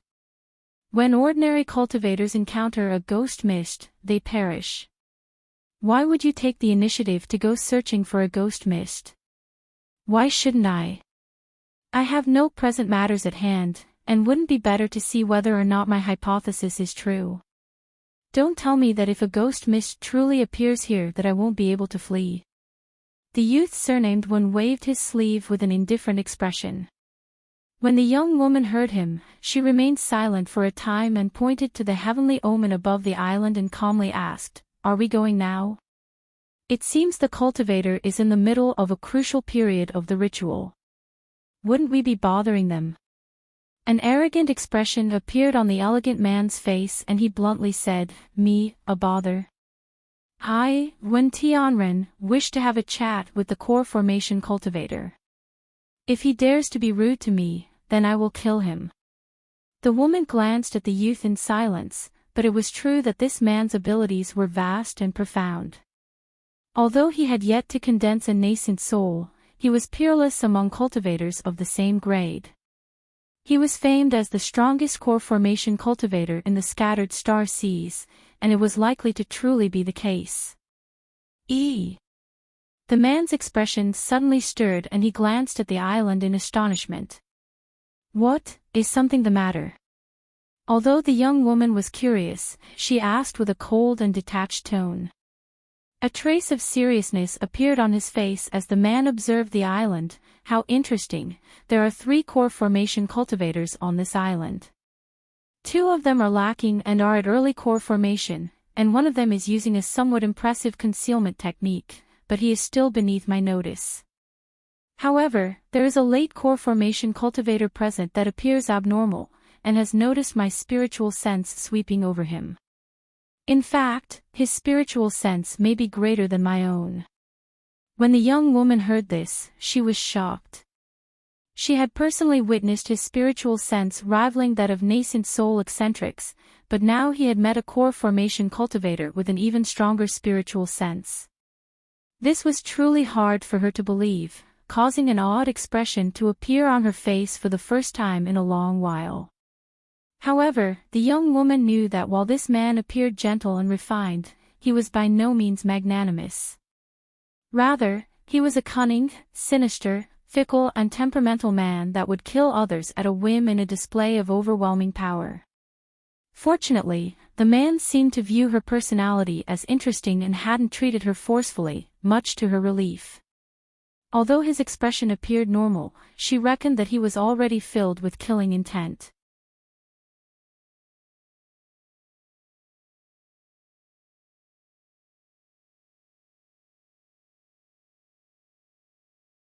Chapter 571, Disciple of Archsaint. 6 paths. After Han Li's spiritual sense was repelled, he naturally concluded that these arrivals weren't ordinary cultivators. With the sneaky white silhouette easily dealt with by his gold-devouring beetles, Han Li could now focus the entirety of his attention on the newly arrived late core formation cultivator. Han Li turned his gaze back into the valley and saw that the spell formation had become covered in an impenetrable barrier of pitch-black yin qi. He reckoned that Yuanya was at a crucial moment of the soul rise technique. If she were to be disturbed at this point, not only would Yan Li doomed to forever be nothing more than a disembodied soul, but Yenya would also receive terrible a backlash and injury. Han Li frowned and turned his head around with a pensive expression. Although he didn't know where this youth had suddenly appeared from, he didn't dare to underestimate him. Of course, Han Li wasn't afraid of him in the slightest, either. Confident in his fantastical magic treasures, Han Li viewed no core formation cultivator as a threat. He then pondered about whether or not he should take the initiative to eliminate him. After all, the new arrival appeared to be a rather problematic individual, and if he were to join hands with other cultivators, it could prove extremely troublesome. With a sudden change of expression, Hanli immediately stood up with narrowed eyes. The man had departed the carriage and was now flying towards Hanli with the beautiful young woman in tow. Hanli's expression grew solemn and raised his hands, releasing over 10 of his huge puppets to protect the valley while he was gone. He then stamped his foot without any further hesitation and flew towards the man and woman in a streak of azure light. If he had a confrontation with cultivators near the valley, it could disrupt Yuan Yao's ritual. From how strong the enemy appeared, he reckoned it would take some time to kill him. As such, he could only take the opportunity to approach him and force him to stay away from the valley. The elegant youth didn't fly particularly fast, and after a moment, Hanli met him at the edge of the island. Hanli had already changed his appearance long before assuming the role of protector. As a result, he had no fear of being recognized as the one who had seized the Heaven Void Cauldron. With about 400 meters separating them, Hanli expressionlessly gazed at the elegant man and the beautiful woman following him. A trace of astonishment flickered within his eyes after he examined them. Although the golden light glowing from his forehead was eye-catching, it merely showed that his cultivation art was somewhat peculiar. However, Hanli couldn't help but look at the astonishingly beautiful woman at his side in awe. For some unknown reason, Hanli felt a trace of familiarity towards her, as if he had seen them somewhere before, especially with her clear eyes. However, Hanli was positive that this was the first time he had seen the gorgeous young woman. Had he seen her before, she definitely would have left an impression. At that moment, both of them were glancing at Hanli, when Tianren held his arms behind his back and a strange expression flickered within his eyes. He then smiled and said, "Might I know your esteemed name? Is the one performing the heaven-defying technique your Dao companion?" When Hanli heard this, he felt his heart tremble. The elegant man obviously knew the origins of the heavenly omen, revealing that he was far more fearsome than he had imagined. "My name isn't anything important. However, I must insist that you fellow Taoists turn back. Since you already know that the heavenly omen isn't a sign of a treasure emerging, then why have you two come to this island?" Hanli emotionlessly asked. The young man indifferently said, "I'm not here for the heavenly omen, but for you." "For me?" Hanli frowned. This was beyond what he had expected. A trace of hostility appeared on Wen Tianren's elegant face as he icily said, "That's right. If your esteemed self is unwilling to tell me your name, then I won't demand it. However, I do have some knowledge of the core formation cultivators in each sect, and from your unfamiliar appearance, it appears that you are a vagrant cultivator. Since that is the case, I will give you and your Dao companion two choices. You either enter the coalition and become an enforcer of my divine dove hall, following all of my commands. Or you will die here by my hand. Listen to your orders. Enter your coalition. You're a member of the Starfall Coalition." When Hanli heard him, he was stunned, but soon re-examined the man with gaze of doubt. The young woman said with a neutral tone, "Young Master Wen is a brilliant student of the Starfall Coalition's Archsaint Six Paths. It wouldn't be considered a disgrace if you were to swear allegiance to him. Additionally, with fellow Daoists' cultivation, you will be placed in an important position within the coalition. You're a disciple of Archsaint Six Paths?" Hanli's expression stirred. Although he knew the man's identity had to be unordinary, he hadn't expected it to be shocking to this degree. When Tianren saw Hanli's shock, his expression remained the same despite a trace of pride appearing in his eyes. He happily enjoyed the amazement he saw from Hanli when he heard of his identity. He didn't feel any shame in using his identity as Archsaint Six Paths disciple, as he considered one's identity to be a resource. However, Wen Tianren's spirits quickly fell when Hanli's expression turned into a sneer.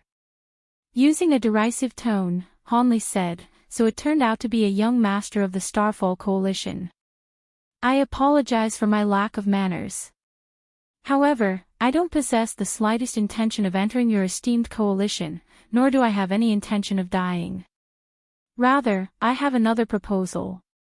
How about I take young Master Wen's life instead?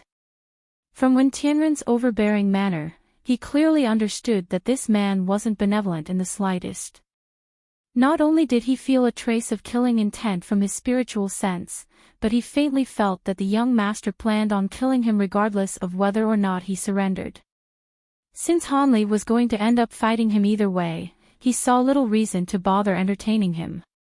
Others might hold the enormous Starfall alliance in fear, but Han Li held it in little regard.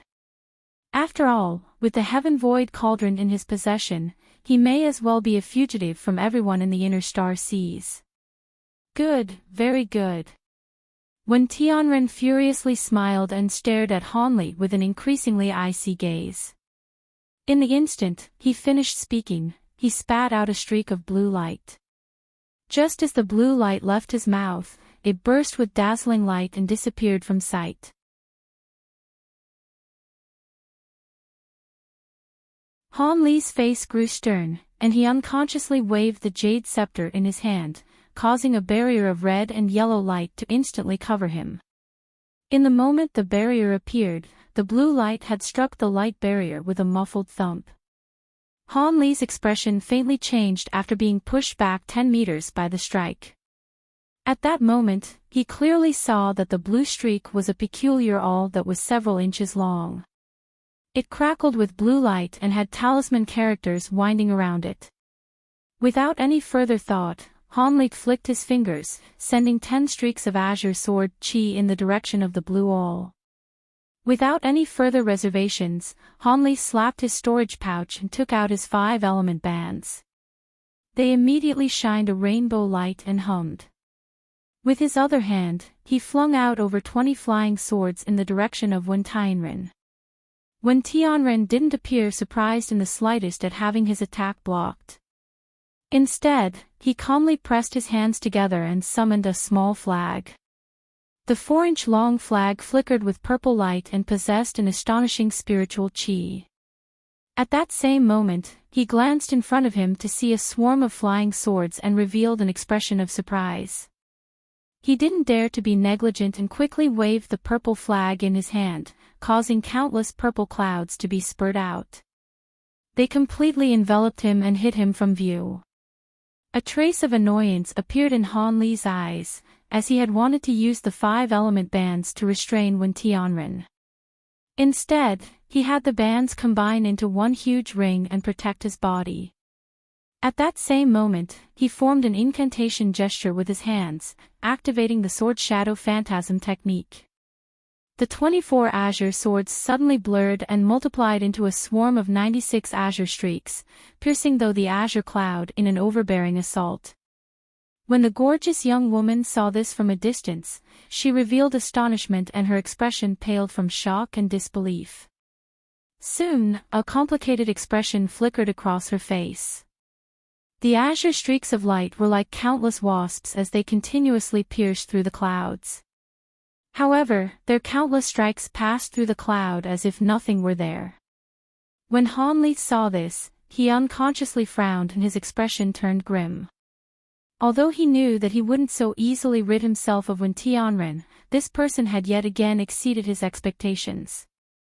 With that thought, he pointed to his flying swords and had them revolve once more around the azure clouds as they hummed, transforming into 10-meter-long swords that emitted a suffocating pressure. At that same moment, Han Li slapped the spirit beast pouch at his waist.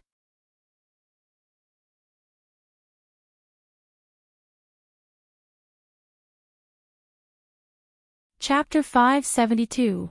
Bitter battle. Countless gold-devouring beetles rushed out from Han Li's storage pouch before instantly forming into a huge tricolored cloud. The beetle swarm was about 100 meters wide and emitted an astonishing pressure. A distant yell of fright was heard in response. Han Li's eyes coldly glinted as his gaze fell onto the gorgeous, young woman. The woman was covering her small, delicate mouth while her eyes revealed astonishment. Han Li was surprised when he noticed that her expression seemed to hold an inexplicable hint of joy. Han Li was momentarily distracted by her inexplicable display when two massive rumbles erupted and tore his attention back to the battle at hand. He hastily turned his gaze back to the purple clouds in alarm. An ancient copper shield that glowed with white light had left the azure clouds and easily blocked the strikes of his two huge swords. Han Li inwardly sighed at this, as he still hadn't taken much time to temper the flying swords. He had relied on the extraordinary quality of materials of the swords to overwhelm the magic treasures of common cultivators. But now that he had reached late core formation stage, the might of his magic treasures had clearly fallen behind those of his peers. Even when merging them together, his flying swords didn't pose much of a threat to cultivators of a similar grade. As these thoughts surged through his mind, he had his two flying swords continue to strike the violet cloud regardless of their efficacy, but the ancient shield was able to block every strike with ease. At that moment, Han Li released a series of low-pitched whistles, causing his gold-devouring beetles to hum for a moment before swarming towards the purple cloud en masse. Although he didn't know what the purple cloud was made of, it would still be consumed by the gold-devouring beetles all the same. Seeing that huge cloud of insects suddenly appear, Wen Tianren couldn't help but coldly snort in disdain. Humph. Insect techniques. You're courting death. When Han Li heard this, he immediately felt a surge of joy. If Wen Tianren treated his gold-devouring beetles as common insects, then when the swarm of beetles arrived at the purple cloud his death was practically assured. Han Li inwardly sneered, but just as the insect swarm arrived at the purple clouds, Wen Tianren suddenly shouted, "Go!" An astonishing scene then occurred. A golden light suddenly burst forth from the purple cloud and countless gold threads shot out. The gold threads shot into the swarm of gold-devouring beetles. Then in the wake of several loud cracks, dead beetles began to fall from the sky like a heavy rain. The gold threads had actually overwhelmed the gold-devouring beetles. The beetles were greatly resistant against the strikes of magic treasures, but against these golden threads, they were completely defenseless. When Han Li saw this, he was overwhelmed by furious alarm. He hastily released a sharp whistle to have his insect swarm immediately return and revolve around him. However, the golden threads weren't about to let the beetles slip away. They shot after the beetles as they escaped, filling the sky with their bodies. Han Li grimaced, and without any further thought, he hastily slapped his storage pouch and took out the ancient flower basket, before tossing it out without hesitation. The flower basket turned into a cloud of white qi in a flash of light and directly approached the gold threads. When the white qi had incorporeally passed through the insect swarm and arrived among the golden threads, he wore a strange expression and quickly formed an incantation gesture with his hands.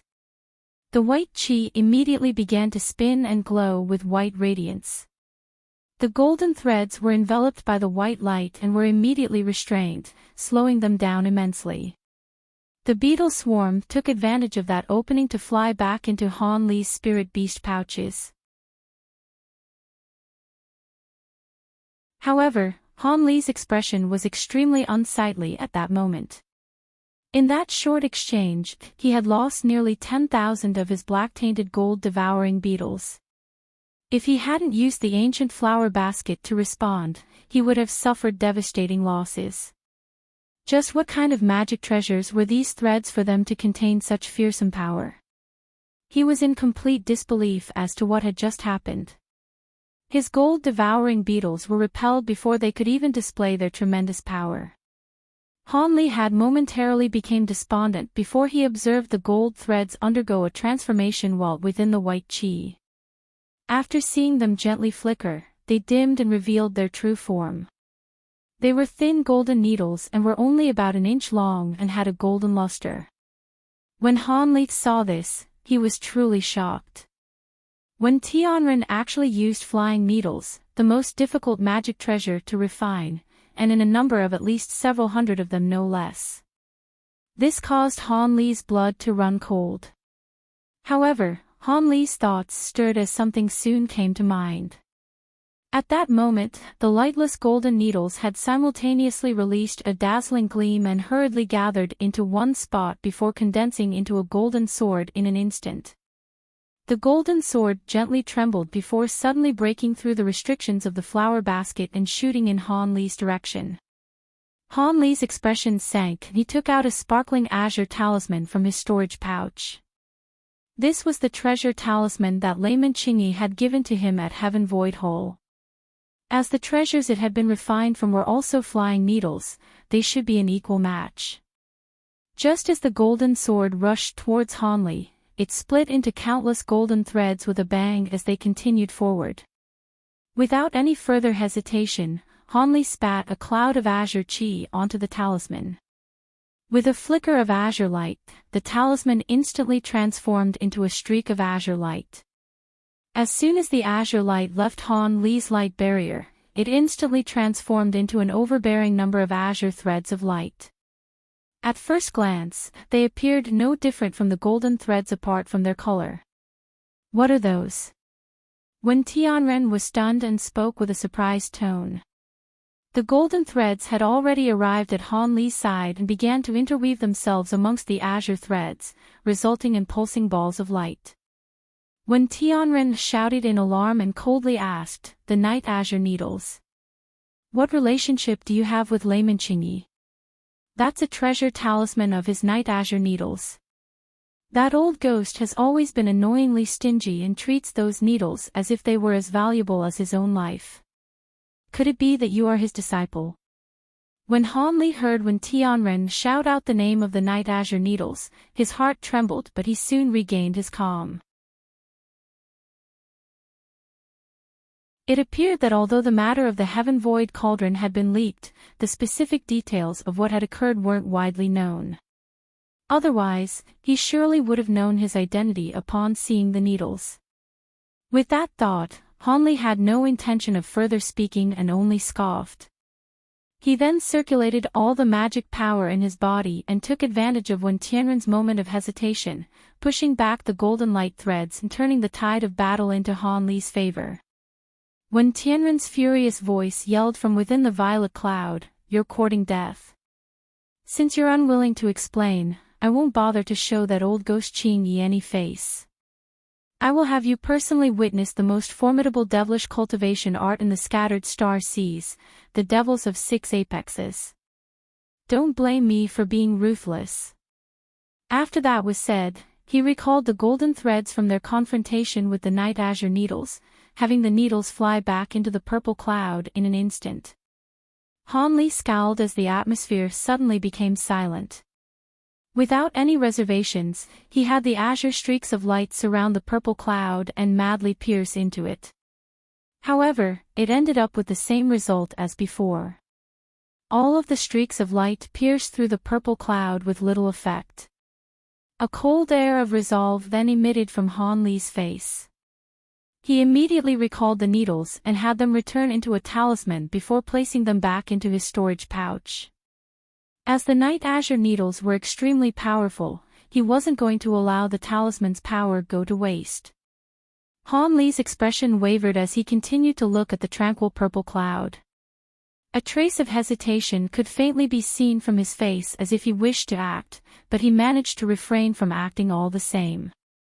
In the following instant, the purple cloud suddenly began to roil and summon a gale, agitating the spiritual qi in the nearby several tens of kilometers, which began to pour into the violet cloud like rivers pouring into an ocean.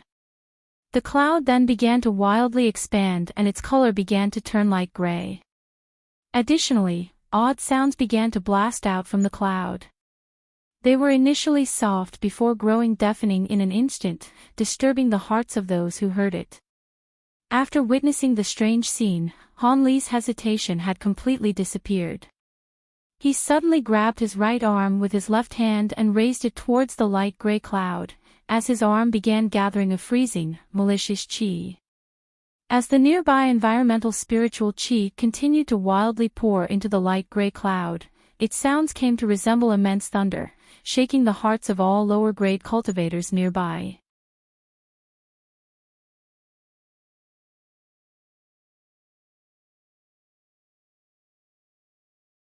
Chapter 573, Yin Devil Execution versus the Six Apex Devils. In stark contrast to the conspicuous movements of the gray cloud, Hanli held out his right arm in complete silence as a faint layer of black qi condensed on it.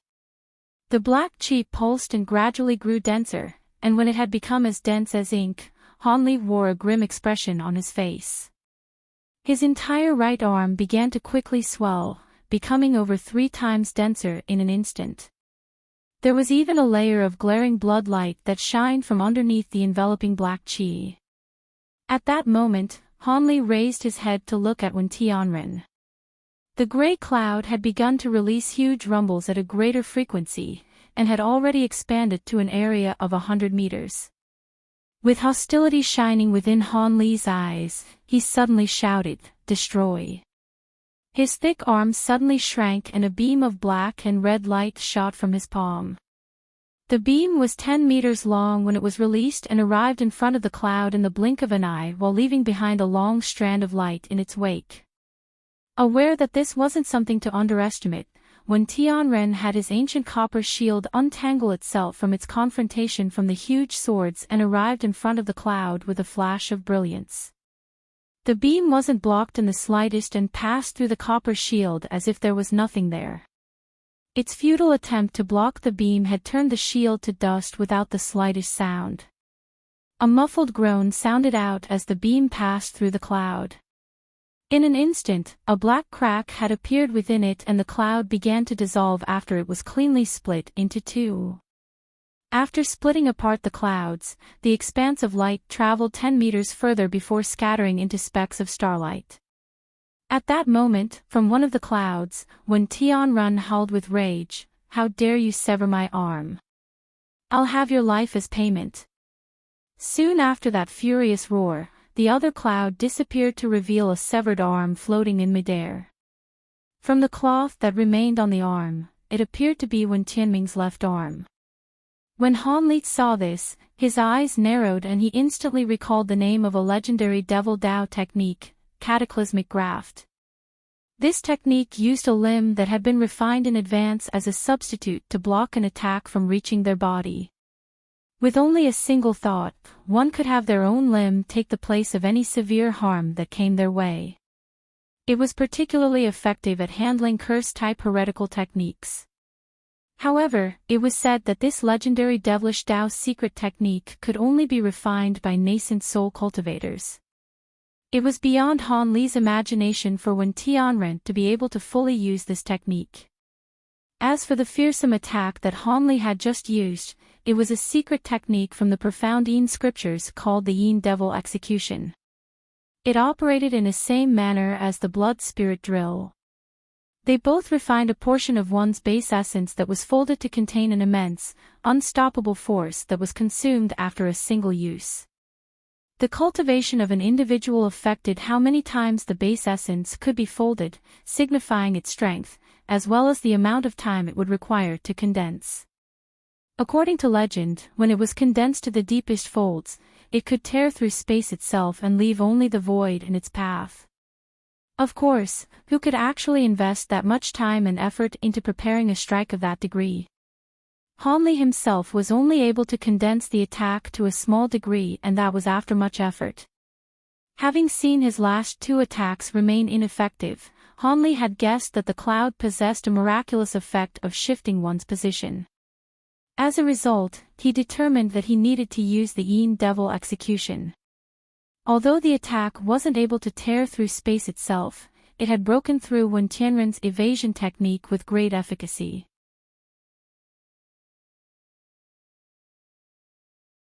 Although Wen Tianren may have avoided calamity through the cataclysmic graft, his origin qi must have suffered quite heavily.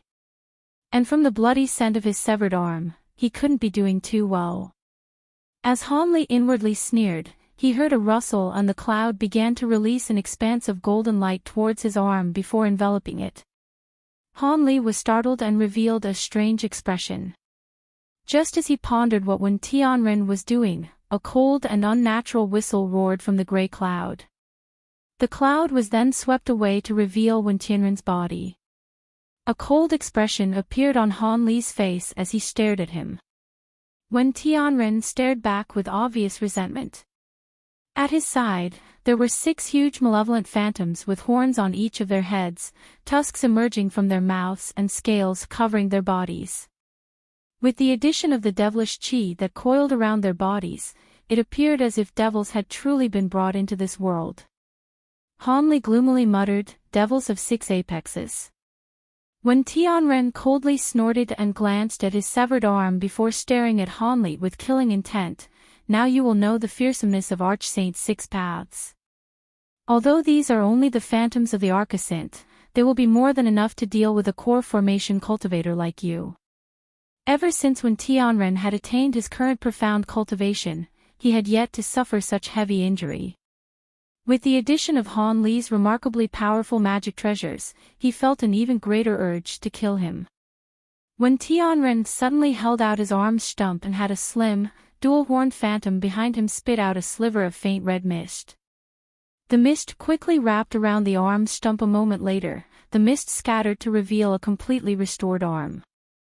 He then moved his fingers and waved his hand 2 times as if it had completely recovered. When Han Li saw this, he wore an expression of astonishment. When Tianren saw Han Li, a mocking expression appeared on his face. He then clapped his hands together and the phantoms behind them grew slightly taller. Their bodies then began to blur as if they were about to take action. Han Li instantly reacted by raising his hand and pointing at Tianren's head. The 2 huge azure swords suddenly burst with radiance and chopped at Tianren. However, Tianren merely continued to coldly stare at Han Li and ignored his swords. The tallest and most fiendish of the phantoms behind him flew up and grabbed onto the huge swords in a flash, holding one in each of its hands. Han Li's expression grew solemn and he clutched his hands in an incantation gesture. The huge swords began to glow with azure light as they were grasped in the phantom's hands and struggled as fiercely as they could. The eyes of the phantom then flickered with red light and its grip tightened. It violently spat out grey devil fire from its mouth onto the flying swords and began to roast them. Ha!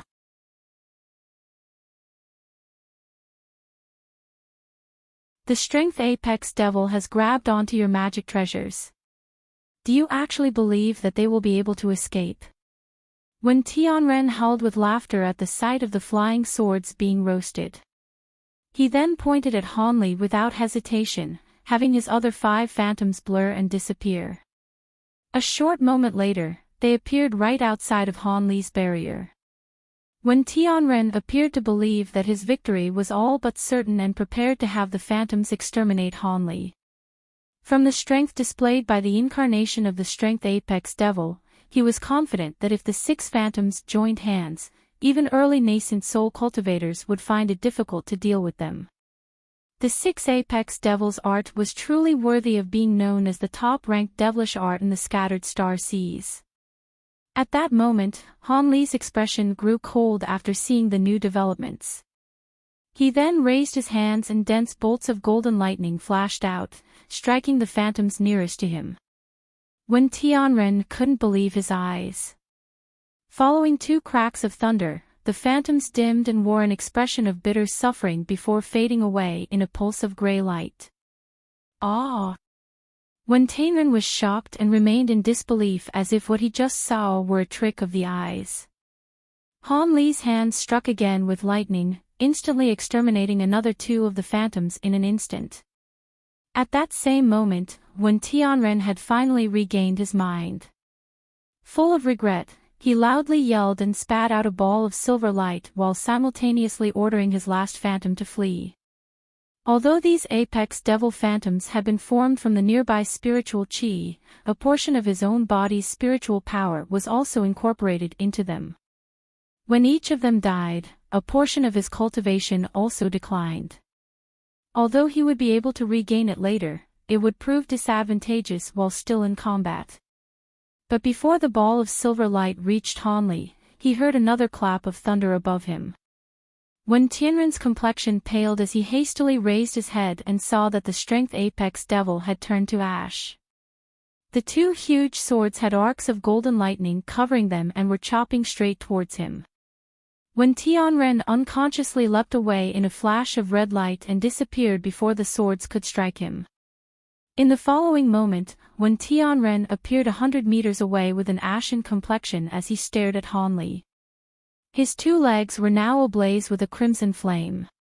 Glimmers of azure light could be spotted from within the flames. Han Li was currently unable to control his flying swords to continue their pursuit of Wen Tianren. At that moment, Wen Tianren's ball of silver light had arrived before him and turned into a huge silver bell and unexpectedly knocked into him.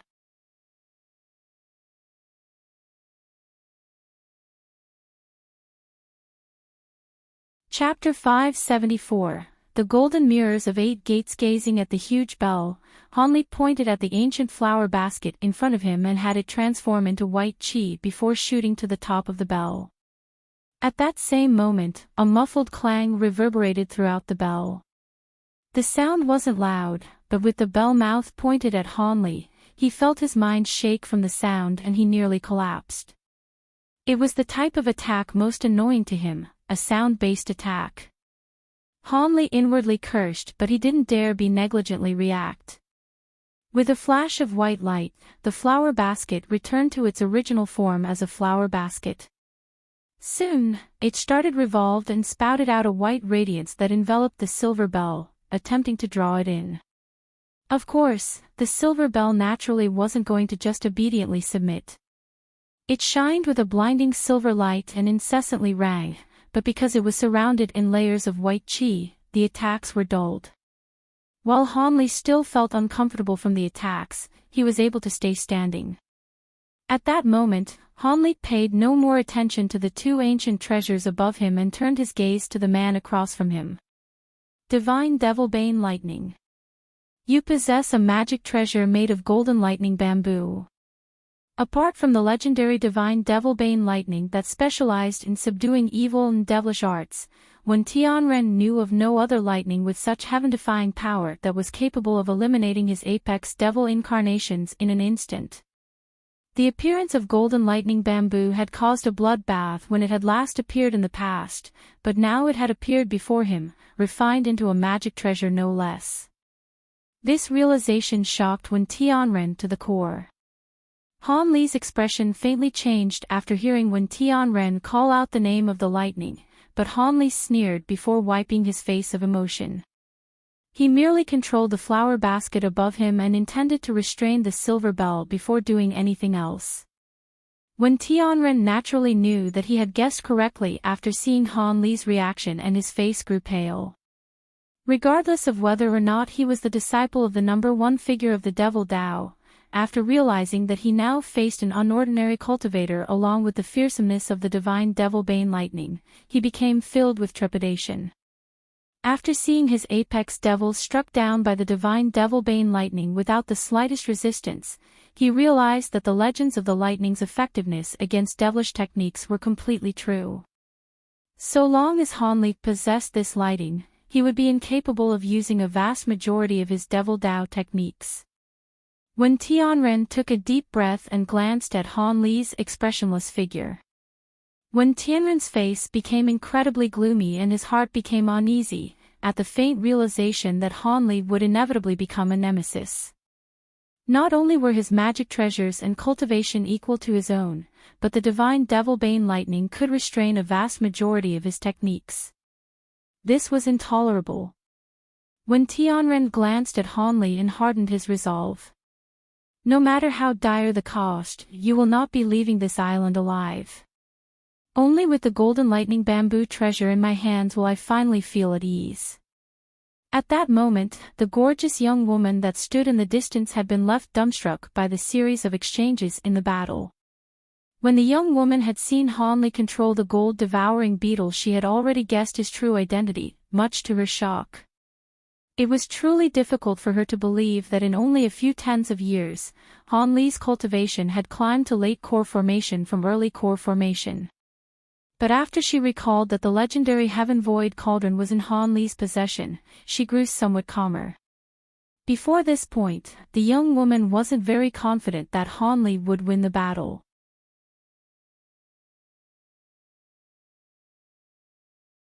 She believed that he would only last a while at most before being defeated, and didn't expect that Han Li would hold the advantage. Han Li's faint golden lightning in particular had left the woman at a loss for words. When she saw it destroy Wen Tianren's phantoms, her core was shaken. Divine Devilbane Lightning. She had recognized the gold lightning before Wen Tianren had. She was the one who had originally given Han Li the stock of thousand-year-old heaven lightning bamboo.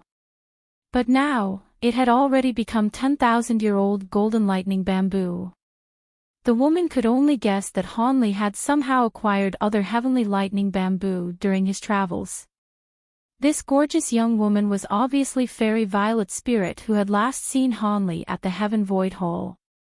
This woman's appearance had greatly changed and she seemed to be unwillingly traveling together with Wen Tianren.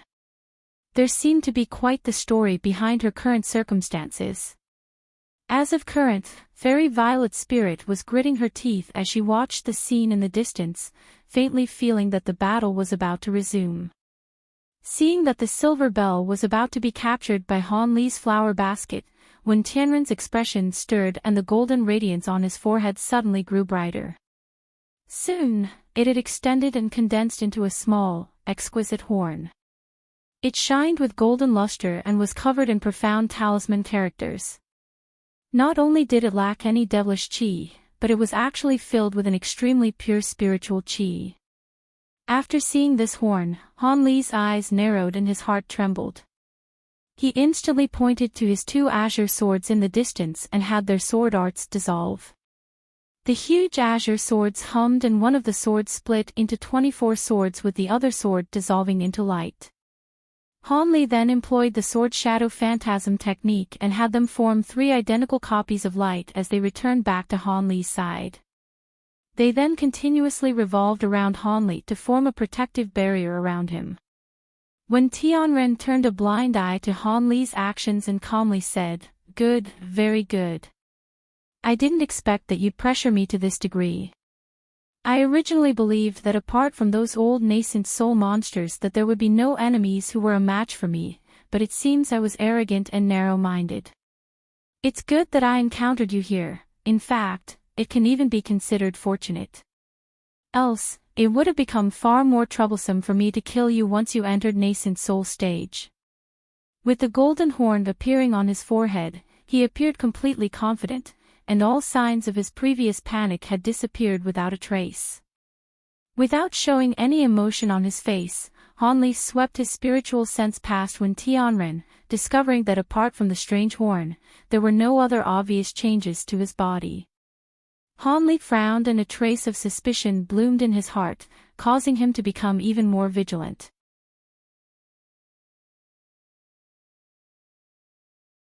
However, he unconsciously felt that Wen Tianren's previous words were only a bluff and that the golden horn was only some sort of trick.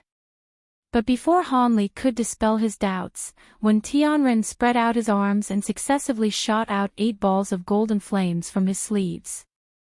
These resplendent golden flames were fist-sized and began to quickly revolve around him. Upon seeing that Wen Tianren had released some kind of item, Han Li took a deep breath before becoming gloomy and feeling vexed.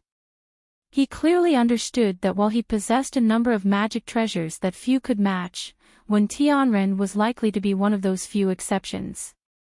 After all, he was a young master of the Starfall Coalition and a disciple of the top figure of the Devil Dao. It should have proven quite easy for him to acquire extraordinary magic treasures. Since he couldn't continue to battle by relying on his magic treasures, he needed another method that could either trap or kill his opponent. Unknown to Han Li, Wen Tianren was thinking along similar lines at that moment. As he faced Han Li's many powerful techniques, he felt a sense of trepidation. As a result, he ceased using any magic treasures and had decided to use his last resort, the 8 balls of golden flame. At that moment, the flames disappeared to reveal ancient palm-sized, octagonal mirrors that appeared to be made of pure gold. Their surfaces appeared as smooth as water and were glistening with golden light. Their backs were completely wrinkled and uneven, appearing quite unsightly. When Han Li saw this, a strange expression appeared within his eyes and he faintly felt as if he had heard of these ancient mirrors before, but he couldn't quite come up with a name.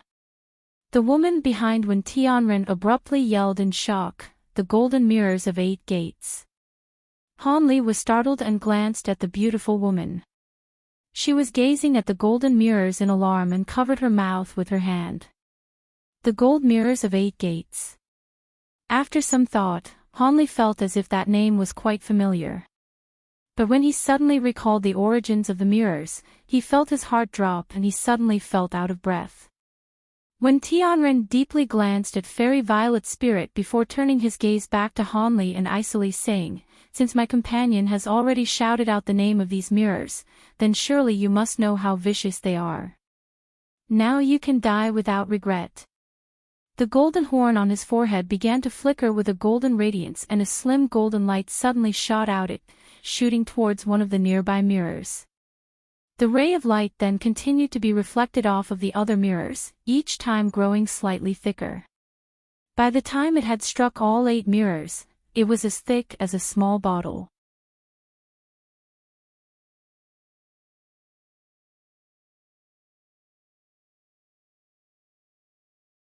Chapter 575, Divine Golden Flames. When Han Li saw the light beam increasing in size with every reflection, he furrowed his brow as he stared at Wen Tianren's every movement. His hand tightly grasped onto the red-yellow jade scepter, and his silver light flickered from his back, followed by the appearance of 2 silver wings. The golden mirrors of 8 gates. How does he possibly have such a heaven-defying treasure? Han Li couldn't help but bitterly smiled. When he recalled the origins of the treasure, his first thoughts were that he couldn't withstand a strike of this magic treasure no matter what. From the description of its power and legend, he'd have to be deranged to even think of attempting something so foolish. The golden mirrors of 8 gates was a peak-grade magic treasure that had eliminated an entire generation of Star Palace masters. It was once the possession of a cultivator with immense and profound abilities who had once shaken the scattered star seas for several hundred years. This lone cultivator had been able to withstand the entirety of the Star Palace's forces without being at a disadvantage. At the time, this cultivator had truly been the top figure in the scattered star seas. Of course, the main reason for the fame of the vagrant of the heavenly mirrors was his profound cultivation that eclipsed everyone else in the scattered star seas. His magic treasure, the golden mirrors of 8 gates, was widely known as the top-ranked offensive magic treasure, even at the time of his existence. There had been countless cultivators that had fallen to the mirrors, including at least 6 nascent soul cultivators, emphasizing the fearsomeness of this magic treasure. Of course, Wen Tianren's mirrors were merely replicas of the golden mirrors. At Wen Tianren's current cultivation, it would be impossible for him to control such a mighty magic treasure.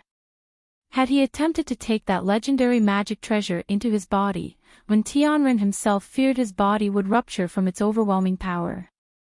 Likewise, if Han Li truly believed that this were the original item, he would have immediately slipped away without the slightest intention of fighting back. Even with this not being the case, Han Li didn't have the slightest intention of receiving any of its attacks. After all, the original's reputation was far too frightful. He had even prepared the thunderstorm wings to evade its attacks should the need arise. With the complete confidence Han Li held in the abilities of the thunderstorm wings, he was able to avoid panic despite the nervousness within his heart. At that moment, the golden light had already reflected off the final mirror and grown into a head-sized golden orb of light. It floated in front of Wen Tianren and continuously pulsed as if it were about to burst. Without any hesitation, Wen Tianren waved to the light orb, which immediately flew into his palm. Wen Tianren grabbed onto the light orb and turned to look at Han Li. An awed expression fluttered within his eyes when he saw the wings on Han Li's back, but it soon disappeared. At that moment, Fairy Violet's spirit glanced at Wen Tianren's golden horn and then turned her gaze to the wings on Han Li's back. She felt her mouth turn dry as a complicated expression appeared on her face. The coming battle was about to greatly widen her horizons, and was something that had reached far beyond what common cultivators were capable of. Both parties had now taken out their last resorts in what was clearly a battle of life or death. Even the intensity of the atmosphere made it hard for her to breathe. She could only silently watch on, in the hopes that her preferred cultivator won the upcoming battle. When Tianren made the first move, he brought the golden light orb to his chest and slapped his other hand onto it, causing the orb of light to collapse and shoot out countless thumb-sized balls of light. Contrary to Han Li's expectation, the balls of light entered the octagonal mirrors. The mirrors immediately began to glow and trembled before releasing 8 dense beams of golden light. In the same moment that the beams of light shot out from the mirrors, they had already arrived in front of Han Li with an imperceptible speed. Han Li's expression distorted at the sight. The outermost layer of his sword mirages had instantly disappeared upon contact with the beams of light. Even the true bamboo cloudsworm swords were knocked away with sparks of azure light.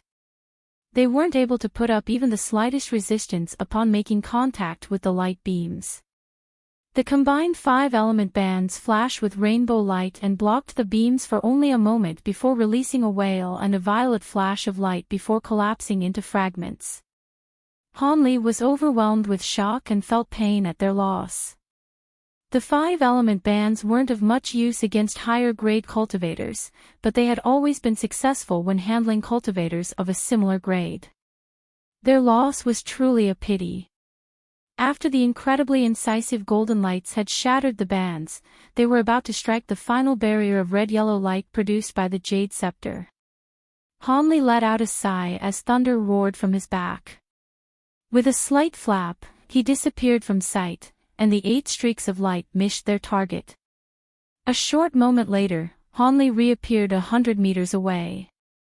With yet another roar of thunder, he disappeared yet again. When Tianren was startled upon seeing this, but his expression soon changed after something came to mind. His legs were aflame with scarlet flame as he flew off, instantly arriving at a nearby location. In the instant he moved, Han Li appeared at Wen Tianren's original location with an azure sword streak flickering from his hand. Han Li revealed shock, but he soon disappeared once more in a flash of silver light, leaving thunder in his wake. This time, Wen Tianren didn't move. Instead, he shot out another streak of golden light from his horn and had his mirrors fly upward and point down. Once the golden light entered the mirrors, they began to hum and transform into countless beams of light, filling the air around him. At that moment, Han Li reappeared about 30 meters behind Wen Tianren and the beams of light instantly converged onto Han Li, rigidly trapping him. Han Li's expression vastly changed and he hurriedly flapped his wings. But underneath the golden light, he was completely incapable of movement. Han Li then waved his hands without any further thoughts and spat out 2 flying swords towards the golden light surrounding him, and ordered them to violently chop it. The golden light was completely unaffected and began to close in on him. Han Li's heart sank and he hurriedly opened his mouth, shooting out a dense bolt of golden lightning.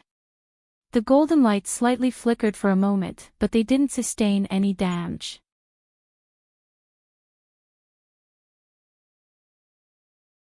At that moment, the golden light had become interwoven with his red-yellow light barrier. The barrier started to sway as if it were about to be penetrated by the golden light. Han Li's face paled as he suddenly waved his jade scepter and madly poured spiritual power into it. The yellow-red light barrier shimmered with light and its color soon became an illustrious silver, repelling the golden light with its complete strength. When Wen Tianren saw this, he revealed surprise, but soon a trace of hostility appeared within his eyes. He formed an incantation gesture with his hands and his small mirrors suddenly pointed at the top of Han Li's head. The golden light converged above Han Li and started to turn into balls of golden flames. Wen Tianren became completely solemn. His hands unceasingly formed various complex incantation gestures and he began to mutter an incantation. He soon opened his mouth and spat out several balls of pure blood essence. Each mouthful of blood left him slightly more pale. When each of the balls of blood essence entered the golden flames, his complexion had turned deathly pale and blood could no longer be seen from his face. However, the 8 golden flames had instantly flared with immense light, increasing their pressure several-fold. When Tianren coldly glanced at Han Li and eerily said, "You are worthy enough to die from the divine golden flames. With your cultivation, it'd be quite remarkable for you to last most of an hour." Without any further hesitation, he pointed to the 8 golden flames that were above Han Li, and had them drop down from above him. Han Li was immediately submerged in the golden flames. When Tianren's figure blurred and appeared above the golden flames in a cross-legged meditation position. Afterwards, he began to form extremely strange incantation gestures, and released a faint gold thread from his horn into the flames. At the same moment as Han Li was enveloped in flames, when Tianren slowly closed his eyes. Beyond expectation, Han Li remained calm and stared at the golden flames surrounding him with a solemn expression. After the golden flames had appeared, he began to circulate the spiritual power within his body at 6 times the normal speed in order to sustain the silver light barrier. Otherwise, it would have dispersed underneath the flames. It appeared that when Tianren wished to use the golden flames to exhaust Han Li's spiritual power and turn him to ash, he would have taken a moment to inspect just how powerful the Jade Scepter shield were if he didn't fear that the golden flames would take his life. The divine golden flames were truly unordinary. Although they weren't as powerful as the celestial ice flames, let alone the sacred Azura flames, they were still on the same level as Zenith Yin's corpse fire. Han Li was inwardly analyzing exactly how powerful the golden flames were. You're tuning into the Journey of the Soul YouTube channel. Don't forget to subscribe and join us on this journey to catch the most captivating stories.